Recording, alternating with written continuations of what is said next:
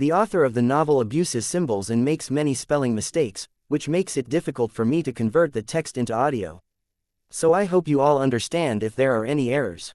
Please like, share, and follow the Cultivation Audiobooks channel to motivate me to create more videos, and don't hesitate to make requests for the novels you want to listen to. Chapter 151. Paparazzi. They spent the rest of the morning watching the noble guests play beach games, then went for a swim before relaxing on the beach with glasses of juice. Or at least Max went for a swim. As it turns out, Nico does not float at all. So, despite being waterproof and able to absorb oxygen from the water, playing in the deeper parts of the lake was not for her without specialized equipment. She did have a lot of fun in the deep water though, walking out to the center of the lake to admire the view out of the station through the transparent panels. All morning long, Max sensed that something was not right, but when he listened to the thoughts of those around him, he didn't find anything strange or threatening. He was beginning to think he was just being paranoid, the way the threat seemed to keep changing directions throughout the morning, but it was too persistent to be nothing at all. After a light lunch of deep-fried fish fingers, specially prepared at Max's request for the kids, the next shift of guards arrived, 6 Gamma-ranked security guards employed by the Chen family. All 4 parents came with them, ready to scold the children until they saw the 2 majors and the general sitting with them. So you did wait for guards, just not the ones we expected. Well played. The head of the new security detail congratulated the 2 while giving the nannies a dirty look for not informing him. They looked utterly unconcerned, and Max got the impression that they were likely as well trained, if not more skilled than the actual security. Did you see anything suspicious this morning? The leader of the incoming guard shift asked Max politely, ignoring the nannies. Nothing. It's been pretty calm here. Max informed him with a smile. It was honestly a very relaxing morning, other than that nagging feeling in the back of his mind. Just the one server with the implanted cornea camera, but maybe that's normal. I don't know much about Camor employee security procedures.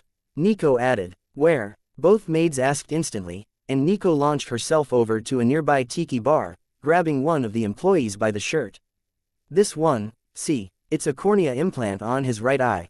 Nico pointed out. How could you even notice that? It's perfectly transparent. The man complained, clearly terrified of the swimsuit-clad mecha pilot. I am a cyborg. Upgraded sensor devices are pretty standard for every full conversion, especially in the military. Nico told him, keeping her face expressionless since she hadn't quite mastered a smirk yet. It was actually her innate talent that found it and identified it as a camera, not some super-secret military-grade upgrade to her eyes, though if she zoomed in and used her thermal overlay she would be able to detect the slight temperature variance between the 2 eyes. But who would examine a simple tiki bar employee that closely? The chances that he would be detected were extremely low. Cameras are strictly prohibited here. We will have to confiscate your recording device. The young lady's maid snarled, barely keeping her quiet servant act together. I am with the Camor Free Bacon, I have rights. This is a violation of the press. The man declared suddenly, looking victorious.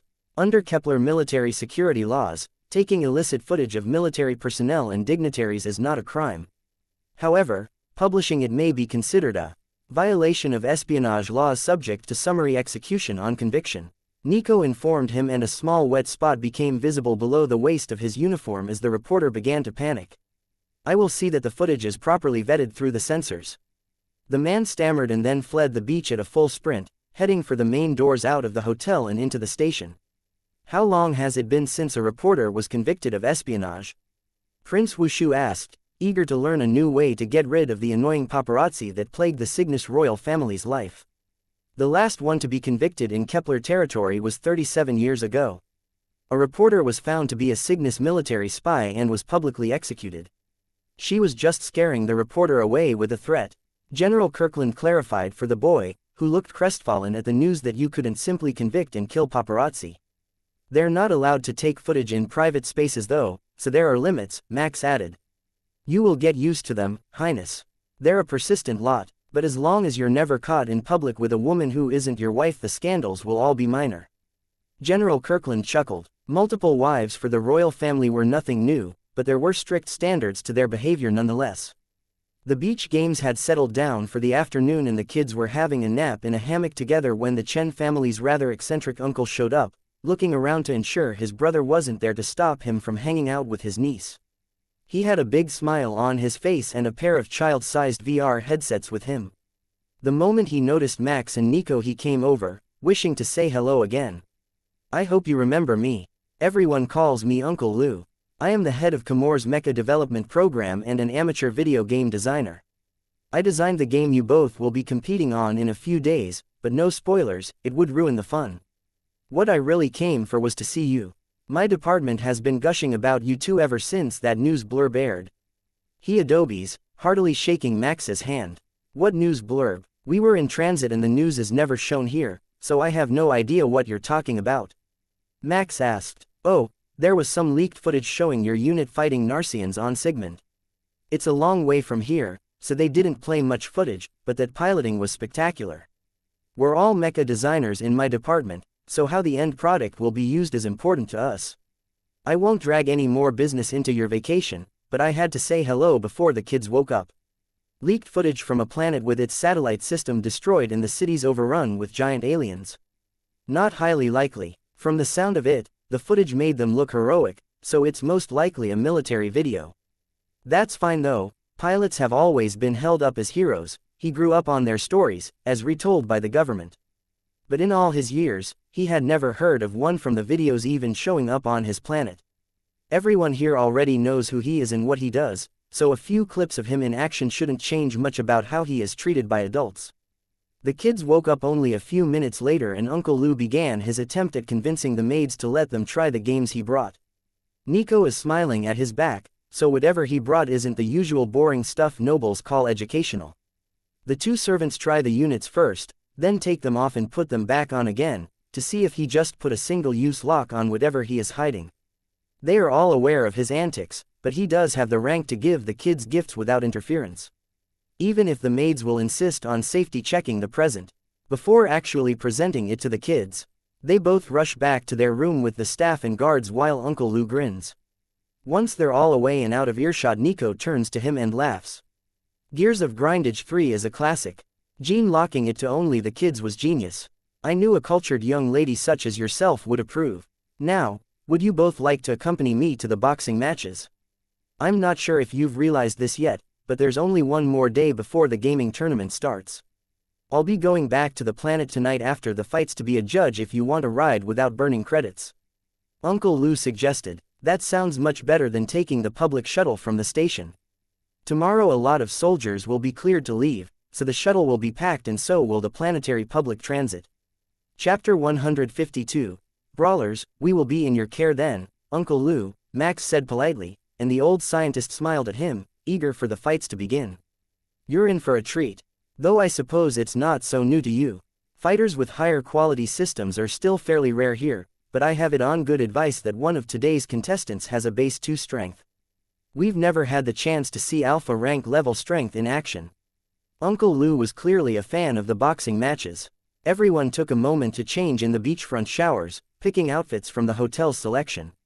Max went for casual jeans with a button-down black shirt rolled to his elbow and comfortable leather boots. Nico went for a kimono in black with gold embroidery. Uncle Lou was a bit more formal, coming out in a business suit instead of his lab coat, looking uncomfortable without his lab coat but excited. "If we exit the hotel and take the conveyor, it will take us there. The venue is on this line. They've got a dress code, but we should all be good. I'm not a Chen for nothing." Uncle Lou laughed, leading them past the startled nobles who didn't expect to see the eccentric scientist in public. Today the conveyor was busy even in the yacht district, as Uncle Lou called the station section around the hotel. When they got to the entertainment district, it was packed, though the bodyguards that followed Uncle Lou around everywhere earned them a little space. When they approached the VIP entrance to the venue holding the fights, there was some commotion in the street, but Max couldn't make it what it was over the shouting. "It looks like we might be delayed." The bodyguard in front sighed, leading them forward as far as he could with the densely packed crowd near the entrance. It was just a bunch of drunken soldiers causing trouble for the staff who would not let them in the VIP entrance. In a few minutes, the military police would be here to break up the fight, so Max checked all the insignia to ensure none were from the units aboard Abraham Kepler. The station was large, with multiple ships docked at every entrance pier, so it was hard to guess units unless the uniform was distinctive. Fortunately, Max didn't see any of their own in this particular mess. Instead, These were infantry from a regional patrol ship. Could you defend yourselves against that? Uncle Lou asked as a soldier threw one of the security guards 10 meters before he hit a wall. You missed the show on the beach this morning. The kids didn't believe it either, but yes, we could take them all at once. Max explained. Then do we have to wait? We're already running behind. Nico smiled and stepped forward, looking delicate and elegant in her black kimono. Officer on deck, she shouted, using her augmented voice box to let all the miscreants hear her. She pulled her wrist device from her clutch and activated the identity hologram, showing her as a major. Max did the same, lighting up the golden battle cannon icon that designated him as the commander of a mecha unit. Piss off, little girl. The closest man snarled, throwing a punch with all the might that a Delta-ranked veteran could manage. The sound of bones splintering as his hand hit her face silenced the crowd, who thought he might have killed the petite officer. But she was standing exactly where he was before he attacked while the soldier held his mangled hand. Feth, she's a combat cyborg. Someone called out, breaking the hesitation, and the crowd scattered. I suggest that you run, Nico told the man who was still in front of her, cradling his injured hand. He didn't need a third reminder and began sprinting back toward the military docks for a medic. Problem solved with minimal violence, Nico said happily, taking a compact from her clutch to check her makeup. She wasn't using foundation, so there was only a small mark left behind by the man's hand and a tiny bit of blood which she touched up with a tissue. After a few seconds of work, her face was flawless again. Perfect. Now, shall we, gentlemen? It would be a shame to miss the opening fights. Her suddenly sweet demeanor threw Uncle Lou off balance, and the older man heard many murmurs in the crowd about how Nico would be watching fights she would have no problem winning. That wasn't the point, though. Even if you could do it yourself, it was still entertainment. The girl at the door checked their tickets and assigned an usher to bring them to their seats. Uncle Lou had them all sitting one row back of ringside, which seemed odd to Max, but it could be related to Uncle Lou's eyesight. The countdown to the first fight had already begun when they were seated, warning everyone to return to their seats. It wasn't a square boxing ring like Max expected. The arena here on Kamor Station was a round, sand-floored pit with padded walls 3 meters high.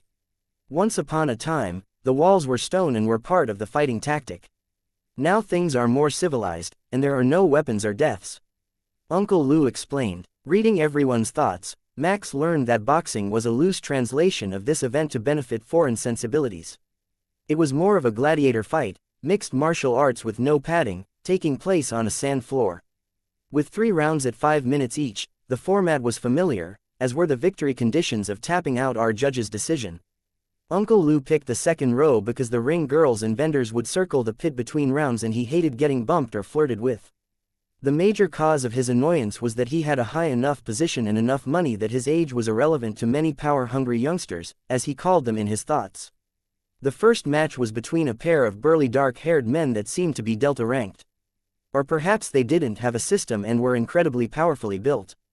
The organizers had done a splendid job of the arrangements, and only one fight of the 8 before the finale had been a lopsided blowout. But, unlike most, their group of 3 chose not to gamble on the matches, just watching and cheering.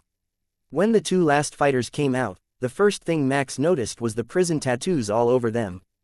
That explained how they had found 2 prize fighters with beta-ranked system compatibility out here on the edge of the empire. They had bailed them out of jail to fight. Who am I to judge? I bailed a bunch of them out to fight to the death on the front lines. Max thought, wondering what the captains were up to right now. If it weren't so crowded, he would have known they were cheering from up in the nosebleed seats above him while Paul and Vincent did their best to try every one of the foods the vendors offered. An additional cage dropped above the ring for the finale since the 3-meter walls were nothing to the 2 fighters, and one of them could easily be thrown into the crowd without it. The bell rang, and the 2 men slammed fists into each other, beginning a brutal brawl with no technique, little finesse, but an incredible amount of entertainment value. They weren't fighting to kill. Instead, they had been paid and freed to put on a show at superhuman speeds. Much like every other form of mass entertainment, the final fight was staged, but fun. Max could see in their thoughts that the winner wasn't determined, only that it should happen in the 3rd and final round or go to a decision. Unethical, but not unexpected. It was a great show, and the flying elbow from the top of the cage ended the fight with 30 seconds left in the final round was a masterful touch. The fight was sure to be on every social media highlight reel for weeks. The trio waited for the crowd to clear out before getting up to head to Uncle Lou's shuttle so they could make it to the gaming tournament. They still had 24 hours, but the scientist wanted to show them around the capital first. It was his hometown, and he was pretty proud of the attractions it held.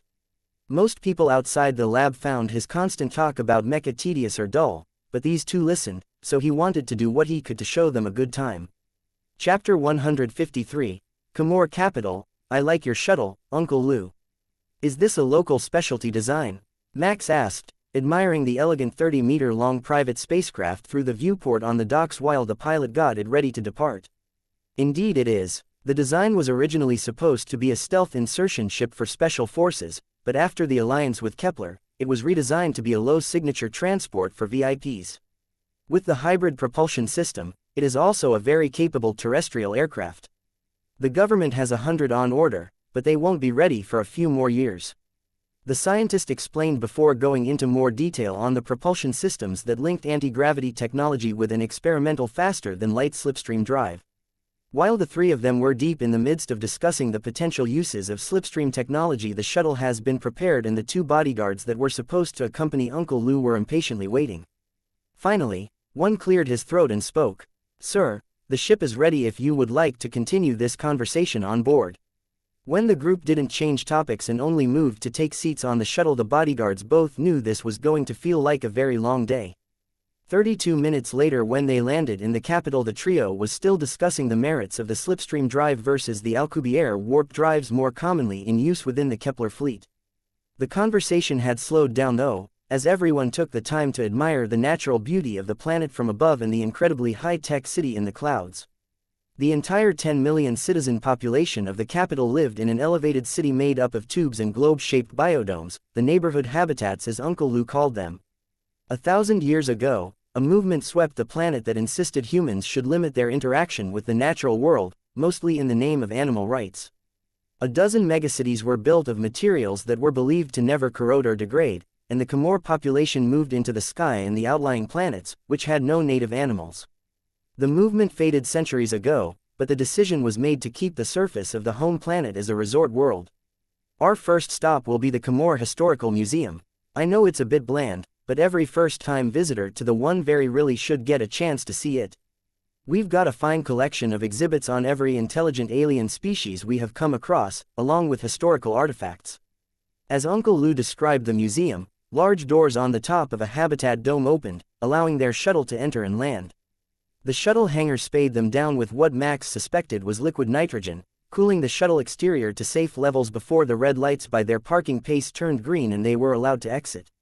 The hangar had the same steampunk theme as the station did, but more industrial and less elegant. This clearly wasn't a commercial airport.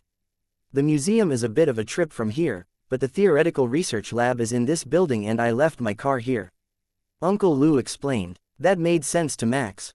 He didn't look like the sort of person who would demand a government vehicle meet them somewhere or the sort of person who would regularly take public transport. The museum is below the level of cloud cover so it can see the ground every day. We will exit the building over to our right and head down.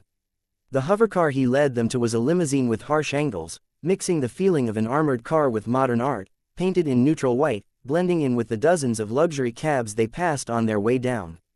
Anti-gravity vehicles were everywhere in the city, due to the wildly varying elevations of the various habitats and the space between structures, making an intricate three-dimensional network of traffic passing between regions of the city at breakneck speeds. We should buy some hoverboards. It will likely make getting around the tournament venue tomorrow easier, and we will want them for sure during our vacation afterward. Nico suggested. Max hadn't thought of it. He can run faster than any hoverboard, but being able to just float along would be nice. Most areas in the commercial districts have a vertical lane for flying pedestrian traffic. A local board will properly limit speed when you are in restricted areas. The flying lanes near the venue are pretty busy though, but so is the ground, since it is a shopping and entertainment dome. Uncle Lou explained. They will still be nice to have for the next few months while we are off. There's a lot of the planet to see, and it's easier to see from the air. Max agreed with Nico's plan. He had a skateboard as a kid, but a hoverboard was way out of his budget. Max briefly wondered if it would be able to do tricks the way his old board did, with his new physique he should be able to pull off some impressive stunts. He might be a little overdressed for it though. Not as much as Nico, but common sense and Nico weren't exactly friends, so she might actually go hoverboarding in a kimono. There is a competition board shop by the museum, can we stop in there first? Nico asked, doing her best imitation of red mechanical puppy eyes for Uncle Lou, which somehow worked on the mecha-obsessed scientist. We can do that, and then walk over. Maybe it will help us blend in and distract the paparazzi. Uncle Lou agreed. Are they a problem here? Max asked, wondering if he had misjudged the man's fame. Uncle Lou shrugged. Normally, no, but all three of us together after you just made the news could bring them out. You know how they can get about foreign news stories. The street in front of the shop was quiet except for a few local youths with band patches all over their leather jackets smoking some local herb. They all had highly modified hoverboards, so Max knew Nico had found the right place for them. What's good, Army? The lone technician working in the shop asked as they walked in, addressing Max first. Extended combat. Leave. You got anything here worth riding? Max asked and the man nodded, the high spikes of his hairstyle bobbing with the motion. If you have the credits, I've got the gear to outrun a sheriff's bike. The man's confidence was inspiring and Max began looking at the assorted parts while Nico started pulling items from the shelf. I will need a longboard and a bigger output gravity plate than you have on the shelves here, Nico told him with a frown. What are you trying to do? Acrobatics with a cyborg. Nico let her hand shift back to a more armored look and the clerk stared at her in shock. Didn't see that coming. I've got some pre-made competitive enduro boards in the back if you've got the credits. Better than anything you will find are billed from the shelves. Don't worry about the cost, I'll put it on the research division's tab. Uncle Lou cut in, not knowing that the unit had recovered a huge amount of valuable data and materials on Belmont even before the rewards they had gotten for the recovered planetary governor and the engagement against Cygnus. Successful Crusader pilots were never short on money unless they had very bad habits. We will make it up to you, Uncle Lou. Nico bowed, not wanting to be impolite by turning him down. His family ruled the planet, surely a few hoverboards wouldn't be beyond his daily spending allowance. Chapter 154. Tourists, you can leave the boards in the car and we will head to the museum on foot. Uncle Lou suggested, calling for the limousine driver to grab their new hoverboards and then wait near the museum for them to come back out. There were a number of shops along the strip between the shop and the museum, all catering to either tourists or the working citizens that lived in the area, so a short walk was the normal tourist thing to do if they were headed to the museum. The city layout was strange to Max, since the street map signs were all three-dimensional, showing the elevators and traffic exits that led between layers of the dome. The skies above him were all holographic since they were on an inside layer, but the dome was designed to send light from the perimeter through the entire level, reducing the need for additional lighting and giving the city a more natural feeling. It felt like the densest of megacities and a nature preserve at the same time, with the way they planted trees and shrubs along the sidewalks. It was beautiful, but everything about it still felt somehow wrong to Max. The feeling was a lot like Nico's fake smile. The feeling that Kimura was trying too hard to make the synthetic feel organic. The tourists around him didn't seem to have noticed though, so Max wondered if he was being overly sensitive about his surroundings, too attuned to danger to appreciate the little things. This block gives me the creeps, Nico whispered and Uncle Lou nodded in agreement. Me too, but not many would notice it. All the plants are modified for better growth in the dome environment, and they don't feel right. The scientist explained. The museum was right in front of them now, and they joined the queue to enter, tapping their wrist devices to check in. For the soldiers and the scientist, this was perfectly natural. They did it at every building and secure area when they were on duty, but many of the civilians were having issues with the concept of a visitor log, including a pink-haired couple who were shouting at the automated gate, trying to get the staff to let them in without identification. That clearly wasn't going to happen, and they were holding up an entire file of visitors, but today that was someone else's problem, so Max just smiled at their idiocy and kept walking. The first exhibit they reached was a complex history of humans on Kimura. The colonists who had settled here sent their ship away and made up an ancestral tale to tell their children, wanting to make a clean break from the old Solaris system and all the high technology they thought was taking over their lives. They had kept many of the technological comforts though, and in under 1,000 years the high-tech society their ancestors had tried to eliminate had made a full comeback and they were preparing to terraform the other planets in the system. However, They didn't have a full history and believed the story of the settlers that they had always been here. In their minds, this was the first step for humanity into space and the initial expansion of the species. The cultural shock when they first met with an independent trader who had picked up their activity and wanted to add them to his trade route was therefore society-altering. Not only did they learn that they weren't alone, they learned that their entire history was false. The system spent a century undergoing an unstable cultural revolution, ending in the movement that reshaped society into the elevated cities and resorts for foreign visitors that it is to this day. The most interesting part to Max was the history of cultures they had interacted with over the centuries. Many of them had been single-planet cultures of non-human species that were now extinct, having fallen to the violent nature of the galaxy's other inhabitants.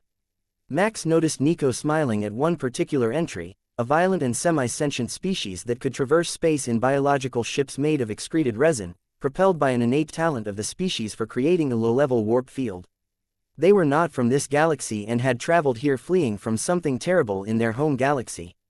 They weren't in the top tier of invasive threats with the insectoid Clem who inhabited the northwestern regions of the galaxy, or the living metal scourge. They were more on par with invasive pests. They had been eliminated by coincidence. The region they were passing through was at war and both sides thought they were weapons made by the enemy. They're almost cute, in a hairless cat sort of way, Max said, looking at the hologram. They weren't airways hairless, they used to be very fluffy, Nico answered. There was a brief image in her mind of a cat-like species with powerful mandible pincers blinking in and out of reality as they moved around a forest. The sight triggered something in Max's memory. He once had one as a pet, and he remembered petting one of the fluffy creatures. That was a new memory, but he still couldn't recall exactly where he came from. The last portions of his past life's memory seemed to have taken severe damage during the transition, but most of them no longer held much importance to Max. This was his life now, and it was a good one. There was no need to dwell on the past. Along here you'll see the recovered species wing of the museum. These are all species native to Comore that were saved from extinction and now roam wild on the planet. Rest assured, all the large predators have tracking collars and are kept away from tourist areas. Uncle Lou informed them proudly, leading Max and Nico away from the sentient species and into the local fauna wing. Most of the animals on Comore were of six-legged designs. For some, the third set of limbs was a pair of wings, but it was rare to see an animal with only two sets of limbs in this section of the museum.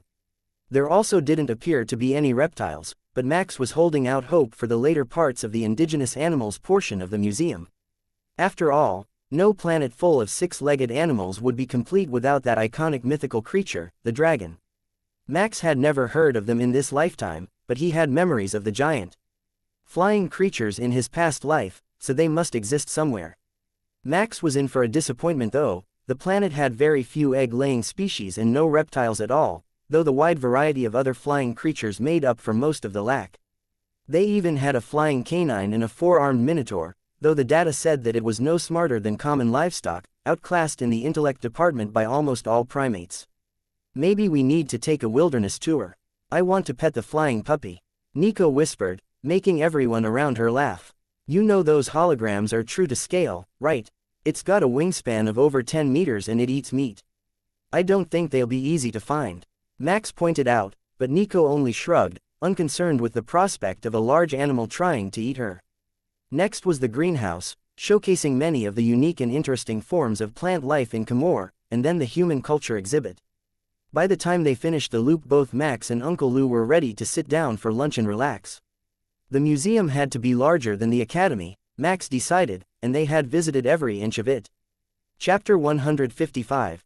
Contestants, since we spent a little longer than intended at the museum, how about we head to the hotel that is hosting the tournament after lunch and get you both checked in? You don't have to do it until tomorrow morning, but I'm sure you'll want to relax as much as possible with 12 very intensive hours of gaming ahead of you tomorrow and a sweet prize on the line. You won't regret winning. The resort for the winners is even more luxurious than the Comore Royal Resort on Comore Station. They have anything and everything you might need or want since they're situated between both the ocean and the mountains with a huge network of trails to reach the resort's private amenities. Uncle Lou explained, calling for the driver to come to pick them up. He had a restaurant in mind, and it wasn't just for Max. The menu at their destination also contained a collection of nutrition concentrates suitable for cyborgs so that even Nico could gain something useful from the meal to go with the flavors. Lu was also a fan of cyborg nutrition supplements. Not because he was converted, but because the high levels of easily processed nutrients allowed him to live on caffeine and cigarettes for days at a time while he was immersed in his work, without suffering nutritional side effects.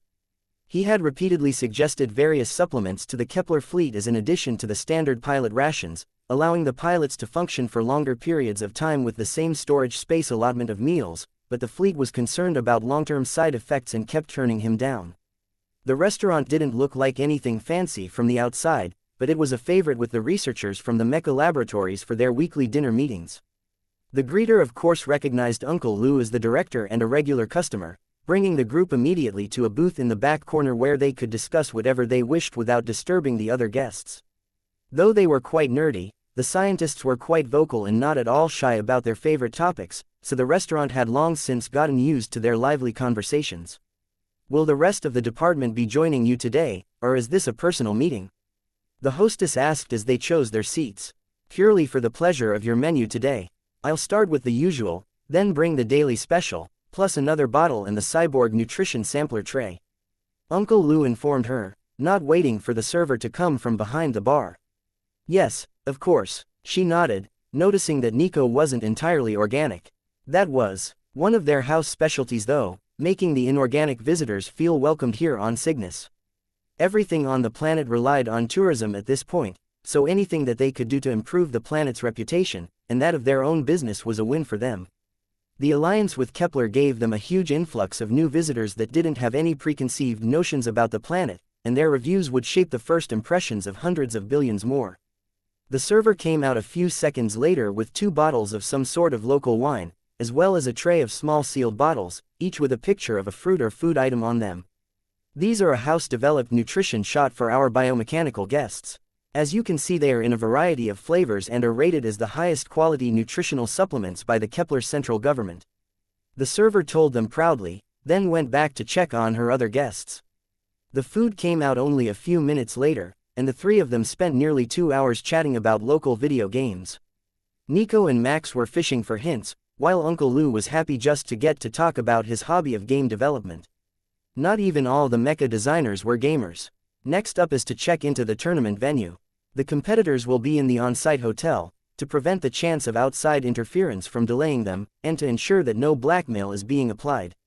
It's not as luxurious as some, but it's right in the arena venue where you all will be competing, Uncle Lu explained. There was a guarded room by the lobby of the hotel clearly marked as the check-in spot for competitors, so both Max and Nico said their goodbyes to Uncle Lu and made an arrangement to see him again the day after the tournament. Win or lose, the old man had a lot of things he still wanted to show them both about the planet. He also wanted them to see his work, but that would have to wait until they were off duty. He hadn't gotten official confirmation of his duty transfer request yet, but he had faith that the Central Command would come through for him, given their recent breakthroughs. First up, Karis Max. Gamer tag of Slumdog Raider. Height, 185 centimeters, weight, 120 kilogram. Body fat index, 4%. Impressive, even for a pilot. Now, we just need to have our attendant check your system bonuses so that the audience can see the difference if any that they make in tomorrow's competition, the inspector announced. Max was a bit uncomfortable with random strangers seeing his bonuses, but surely they wouldn't show too much to the public. That would cause the army to force them to shut down before the game even started. You look concerned. All that the audience will get to see is the total points bonus. The rest of the data has been requested by the Kepler Army itself for its own internal analysis. Every competitor today, except 2 locals, has an active system at B rank or higher, though you 2 are the only ones that volunteered for service. The way the inspector described it made Max laugh. Volunteered isn't quite the way he would describe the recruitment process on Kepler Terminus or most of the worlds in the Kepler Empire. Karis Max compatibility determined, rank of primary attribute STR 2.5x modifier, secondary bonuses Dex 2x, SPD 2x STR, 3 plus 120% Dex, 3 plus 70% SPD, 3 plus 70% innate talent mind reading, additional function unit optimization, additional function multi-point targeting, additional function split fire, additional function perception 1. That's well, I don't know what to say. What sort of evolution did you go through that increased all your base stats by a point? I've heard of powerful alpha-ranked pilots before, but that is insane. The administrator that had the talent for reading others' system status gasped when he read Max's data. That, my friend, is a military secret. But I can tell you that it does come in exceptionally useful in everyday life. Max informed him, working hard to keep a straight face. He couldn't very well tell them that he had somehow forgotten the entire event now, could he? He woke up and was at 2 points, but after the next day's training when he checked again they were all at 3. Max knew for certain that something had happened while he and Nico had been on the Kepler 142 space station, but he had no idea what it was. Next up is the Lady Terith Nico, gamer tag, Blood Goddess. Height 150 centimeters, weight 180 kilogram. No, that can't be right. Oh, sorry miss, it didn't say on the sheet that you had undergone such extensive augmentation. Now, let's see what the system has to say. Terith Nico, compatibility determined, rank a primary attribute, no longer valid. Status growth reliant on functions, secondary attribute, increased growth rate STR, 3 plus 88% dex, 2 plus 46% SPD, 2 plus 90% innate talent technology manipulation, additional function rapid repair, additional function mecha modification 5, additional function drone controller 1. That's an incredible stat line, considering your conversion. State-of-the-art technology for sure. My condolences on your loss though, it has to be hard knowing that you won't be able to increase your stats anymore. The administrator told her, real sympathy in his voice. I still have some hope.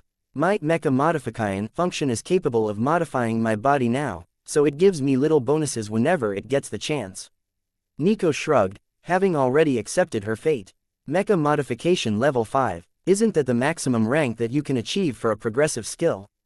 I've never seen anyone with a function level above 3.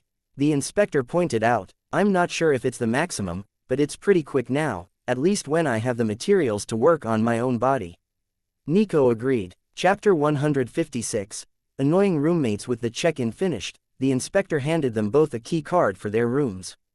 The Arena Hotel was designed for team sports and families, but the army managed to book you both rooms with only one roommate. They had originally asked that you be placed together, but the moral values of the Khmer public would eat us alive if we put a civilian couple in a mixed-gender room, so we had to split you up. There were no more rooms available, the whole arena is booked full of contestants. No worries, meeting new people is good. Even though the army doesn't separate the sexes, I'm sure that most planets still do it that way with their civilians. Nico answered with her creepy fake smile. All contestants have been given identity cards with just their gamer tag on them, so feel free to address each other that way. Blood Goddess, you are in a room with Lily Pata, and Slumdog Raider is with Lord Pocky Pock. Max shook his head at all the overly dramatic names. He had thought that they would at least be using proper names outside the game, but it seemed that for the immersion, and for the sake of their privacy from intruding fans, they would all be using their handles all the time tomorrow. You two are the last ones to check in, so please, feel free to peruse the amenities of the hotel after you are settled into your rooms. They didn't have much. Uncle Lou had kept their hoverboards in the car to return to them tomorrow, and they didn't bring any clothes. They would both have to buy at least one change for the tournament tomorrow unless they were going to go like this. Max knew full well that the gaming tournaments were as much a cosplay event as anything else, and everyone dressed up, so a simple shirt and jeans wouldn't do. It would only serve to turn the fans against him and make the army look bad.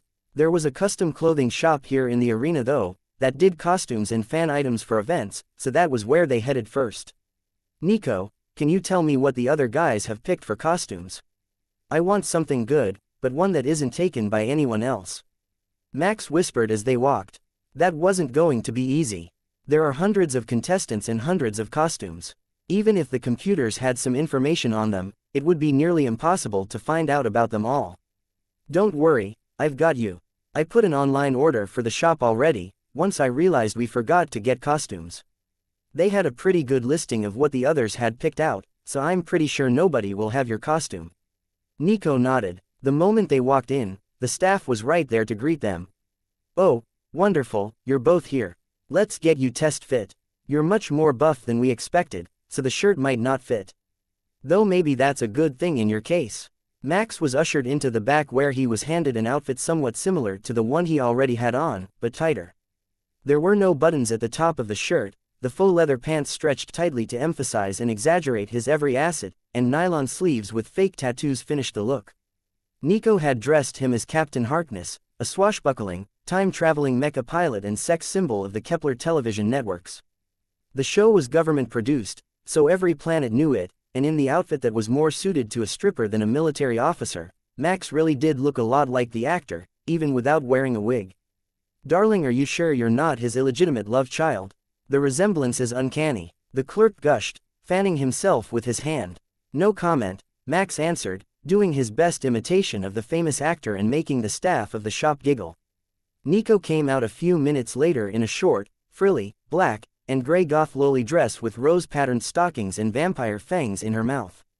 The character was Rosetta, the female antagonist from an adult-only age-restricted anime series that began to air during their travel to the Comore system last week. There were 2 episodes out now, but with the character's small stature and the risque costume, it was unlikely to have been chosen by any of the other gamers. Nico had also confirmed the outfits of all the other female gamers, and the petite males as well, making sure that she wouldn't accidentally duplicate anyone. For a man, that would be embarrassing; for her, it would be rage-inducing. "Perfect. Where did you find the fangs though? Those don't look like the ones we keep in stock," the clerk asked, ringing up their purchase. "Augmented teeth, I can adjust their shape," Nico clarified, turning the short fangs that gently nibbled her lower lip into full-length vampire fangs. The vampires were an actual species, though they didn't share a border with the Kepler Empire, being much further east in the galaxy, while Kepler occupied a large swath of the south-central region. They weren't undead and didn't burn in the sun, but they did have hollow fangs and preferred to drain their meals of blood before eating. Combined with the silvery white color of their natural pigmentation, they looked enough like the old human legend to make many people believe that they had visited human worlds at some point in the distant past. The 2 quickly changed back into their more normal clothes and split apart to head to their rooms on opposite sides of the hotel. Max knocked and entered his hotel room, finding his roommate in the middle of a live stream. "Hi guys, it's me, Lord Pocky Pock. Don't forget to subscribe for updates, and smash that like button." The gamer was practically shouting at his camera setup while fluffing the hair of the outlandish rainbow wig he was wearing for today's show. He had stuff absolutely everywhere. On both beds, on the floor, on the walls, filling the bathtub, and even outside on the balcony. Max didn't even own the amount of stuff that this guy brought with him for a one-day tournament.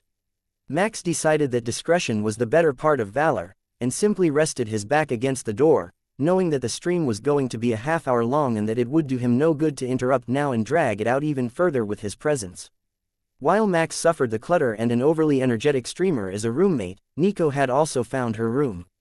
She didn't enter though, since her augmented hearing could pick up what was going on inside. It seemed that her roommate had invited a local fleck dealer over to get high and assist her during her only lewd stream. This was the gamer who Nico was originally most concerned about duplicating her costume, but lately, Lillipata had been on a forced feeding fetish kick and had put on over 100 kilos, making the character a poor match. Nico went to the lounge on her floor, finding that there were others there escaping from their roommates already, and picked a seat. "Which one did you get?" a man in his late 20s asked, watching something on a data tablet and eating popcorn. "Lillipata," Nico informed him in a dry tone, and the man chuckled. "Yeah, I don't think we need to worry about that one. I saw the contraband alarm go off when she brought that guy to her room. I think the cops were waiting for you to arrive to see if you were in on it." The man informed her. His name tag read, Steve Polychronopoulos, which made Nico smile at the reference. It was good to see that some people hadn't forgotten the classics. "Blood Goddess, nice, I thought you retired from gaming. They don't let fakes use existing names here, so you can be sure that if you see a famous tag, it's authentic," Steve assured her just as the sound of rushing boots thumped down the hallway. "Hands on your heads," the officer orders as the sound of a splintering door echoes through the hallway and orders are barked. Nico simply complied, waiting to watch the show. Incoherent female shouting comes from the destroyed room as over a dozen officers enter, and then the sound of gunfire starts. It ends abruptly a few seconds later, and the officers drag a large naked man out, gun still gripped in his hand even in death. "We need a medic, ASAP." The officers in the room call and more police rush in with bags in their hands. If they're calling for a medic, whoever is in there is most likely going to survive. Treating most gunshots that weren't instantly fatal is a simple matter these days with Kepler medical technology. "I need you both to identify yourselves." The officer with his gun trained on Nico and the man beside her declared, motioning with his gun for them to bring it up on their wrist devices. The other gamers in the lounge looked freaked out, kneeling with their hands on their heads, but the police weren't paying much attention to them, having had the floor under surveillance since the alarm was set off. I'm Stephen Pembroke, sir. Assistant Art Curator at the KSP 108 Modern Art Academy. The man says nervously, bringing up his credentials. You're clear, the officer confirms, letting him close the hologram. And you? He points the gun at Nico's smiling face as he asks. Major Tereth Nico, pilot of the Crusader-class Tereth's Rage and executive officer of the stalwart Special Tactics Unit attached to the 43rd Armored Regiment from Kepler 111, Nico answered using the sultry and gentle voice setting on her audio processor. Holy crap, you really are her. You're a fething legend, Steve exclaimed, getting to his feet in an attempt to shake her hand before being forced back to his knees by the police. You're clear. My apologies, Major, it's just protocol, you understand. The officer told Nico with a polite nod, much more courteous than he was with the others in the room. Of course, Nico nodded, and the others in the room looked a little awestruck at having an actual Crusader-class mecha pilot in their midst at a gaming tournament, and not as a judge. The streamer known as Lily Pata was alive and annoyingly loud as she was dragged away by the police on charges of drug possession, consorting with a felon, and assaulting an officer. But that left Nico with a totaled hotel room in a completely full hotel. Looks like I'm sleeping in the lounge. Nico sighed, starting a new video on the holographic player while the other contestants stared at her in shock. She wouldn't be the only one sleeping here tonight. Going by the number of people here, the personal habits of famous gamers weren't always even up to the standard of tolerable by their peers. Chapter 157. Pro gamer move. Max's roommate proved to be somewhat tolerable once the stream was over. The mess in the room was apparently part of his aesthetic, and he cleaned it all up in a few minutes once the stream was over, politely introducing himself and then going to bed so he was ready for the morning's early start. Refreshed and ready to face the day, Max started hearing rumors the moment he entered the hotel restaurant. The word in the hotel was that the Blood Goddess had her roommate executed last night because she didn't want to share a room with her. While Max wouldn't put that past his best friend, he was pretty sure it was an exaggeration at the very least. No, she was in the lobby with us watching a movie while her roommate was streaming. Then the cops came bursting through and pointed guns at us all and dragged her away. She's not dead, she's in prison. Another contestant tried to clarify the situation, but most of the crowd was taking it as a rumor as well. Max could see in her thoughts what had happened, and the second woman was telling the truth, so he relaxed, getting a good meal in before returning to his room to change and get ready for the event. The tight costume fit him better than he was willing to admit, and Max was attracting entirely too much attention as he walked through the halls toward the venue. Captain Harkness, can we get a photo? A bunch of spectators with cameras called, using the name of the character he was playing. Max stopped and gave them a series of poses, which drew even more people over. All over the arena, the same thing was happening, as the contestants did publicity shoots before the tournament. A few refused and were soundly denounced by the crowd for not playing the part, but most of them were having a lot of fun with it.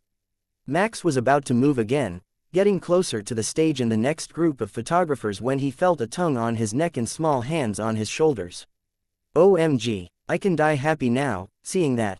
One of the men in the crowd gushed, and Max realized that it was Nico posing with him the instant before he was going to toss whoever it was across the room. Nico was definitely having fun today, hanging off Max in all sorts of suggestive poses and playing up her character's erotic vampire persona. They separated again after a few minutes, taking separate photos again, and Max knew that somehow today was going to come back to haunt him. He could only imagine what Ari would say about seeing him in skin-tight pants and having his neck licked by Nico, whose dress showed off her panties every time it moved more than a little. Nico was flitting from gamer to gamer, taunting and teasing them as she went, making much better progress towards the stage than Max was. Looking through her thoughts, he realized what the trick was, and found a female gamer in the crowd to pose with, moving him past a crowd of onlookers with cameras without insulting anyone. The character he was playing was a flirty hunk, so Max did his best imitation, making the crowd laugh and cheer. Soon enough, he had made it to the stage where the group photo would be taken and escape the mob. There were only about a dozen of the hundreds of competitors here so far, so he had a while to wait, posing for a few more photos until the organizers called for the others to hurry to the stage for the group photos. Welcome everyone to the Khmor Game Development Agency's newest product launch. As you're well aware, it will take the form of a blind tournament. Every competitor here has been verified, and none are aware of what today's game will be. The agency developers have been particularly cautious not to allow any leaks of this project, just for this moment. We introduce you all to Predatory Instinct, our pride and joy. It is a fully immersive virtual reality fantasy game with no NPC or quest content. All gains in the game are made through player versus player combat. On every successful kill, you will gain a percentage of your opponent's battle power and points, which can be used to buy items to upgrade your character. The more difficult the kill, the greater the reward. Every player will start with the option to take a selection of equipment with them, making the start of the game easier at the cost of decreased rewards for kills, due to their higher power level. But it might pay off in the long run to get that head start, right gamers? The strategy is all yours, and only yours. The room devolved into insane screaming and cheering after the announcement, and the photos were taken before the players were led to a group of Khmor's most advanced new VR pods. Max saw that he had a collection of options: warrior, cleric, knight, squire, princess, rogue, mage, witch, sorcerer, barbarian, street rat, and an entire second page of options. Each had its own bonuses and progression paths with different skills and class-specific equipable items. They also all had different starting skills, except Street Rat, which didn't have one at all, nor would it ever gain any. It was the pure hardcore mode, with no ability to have heavy armor, magic, or advanced weapons. It wasn't even a proper rogue, as it didn't get any stealth skills. Given that VR games are usually best when you play based on your own skills, and Max had increased mental processing speed, he decided to go with the mage class. The faster you could mentally recite the spell chant, the faster the ability would activate. That gave Max a great advantage over others and should offset the lack of heavy armor in the late game while giving him an edge in the beginning. With his selection made, and his character set to a nondescript avatar, he was ready to begin the tournament. There was a timer counting down at the top of his vision, showing that the game would begin in 5 minutes and run for 12 straight hours, with the accumulated power at the end being the deciding factor of the top 10 players who would get the resort vacation package. Max used his innate talent to check the decisions of the players near him in the pods, finding a fairly wide variety of tactics. Then he found Nico. She had picked Street Rat and had declined absolutely every optional bonus she could purchase. She only bought a crappy poison dagger from the starting store. She would get the most possible points per kill, but that assumed she was actually able to kill anyone. With low bonus stats and no gear. Knowing her, it was going to be a bloodbath in the starting zone. She wasn't trying to be subtle either. She had made her character look like a street urchin version of her cosplay, complete with the fangs and tattered black dress. Max could only imagine the response the crowd was having to the characters that everyone had picked. Some of them were truly flamboyant, suiting the personalities of the players building them, while others were signature looks, or deliberately bland, like Max's own avatar. Chapter 158. Tournament begins. The moment the game started, Max found himself randomly spawned on a roof, looking down over an open city square. It looked like everyone had started in the same general area, and he could see at least a quarter of the competitors from where he was standing. A sense of danger came from behind him and Max twisted to the side, kicking the legs out from under his attacker and then breaking their neck, a standard Kep Maga attack combination taught in every military academy, but it caught his opponent off guard. First kill of the match goes to Slumdog Raider. The announcement startled everyone, making them think he spawned behind someone and ambushed them the moment they spawned in. Kill by Blood Goddess, kill by Blood Goddess, kill by Blood Goddess. As Max suspected, Nico and her knife were on a rampage in the starting zone, so he hopped down from the roof and cast his magic arrow into the head of another player. His targeting abilities activated the moment he started casting the spell, making it incredibly easy to get a critical hit on the other players while he recited the spell as fast as he could. Kill by Slumdog Raider, kill by Slumdog Raider, kill by Lord Pocky Pock, kill by Slumdog Raider. Things were looking up for Max now, and he was racking up the points in a hurry, gaining a head start on the others that would soon let him buy a more powerful spell. But there were no targets other than players, and they had scattered now, realizing the danger of the starting formation. In the auditorium, each seat had the option to pick an individual player's feed to follow, along with the kill cam and highlight reel that played on smaller screens. Those who paid the extra for the booth seats had virtual reality headsets for themselves, getting to watch from the same perspective as the players, or adding many additional screens so they didn't miss any of their favorite players' actions. 30 seconds after being killed, the first batch of assassinated players respawned at random somewhere near the starting zone, cursing their bad luck and noting with some relief that the game wouldn't bring you below your starting values and that you didn't lose gear when you died. Currently, Max and Nico were the main topics of interest for the spectators in the arena. Max's rapid casting abilities were beyond anything that the observers could understand. When most of the casting classes wanted to use a spell, they activated the tooltip and then spoke the complex keyword.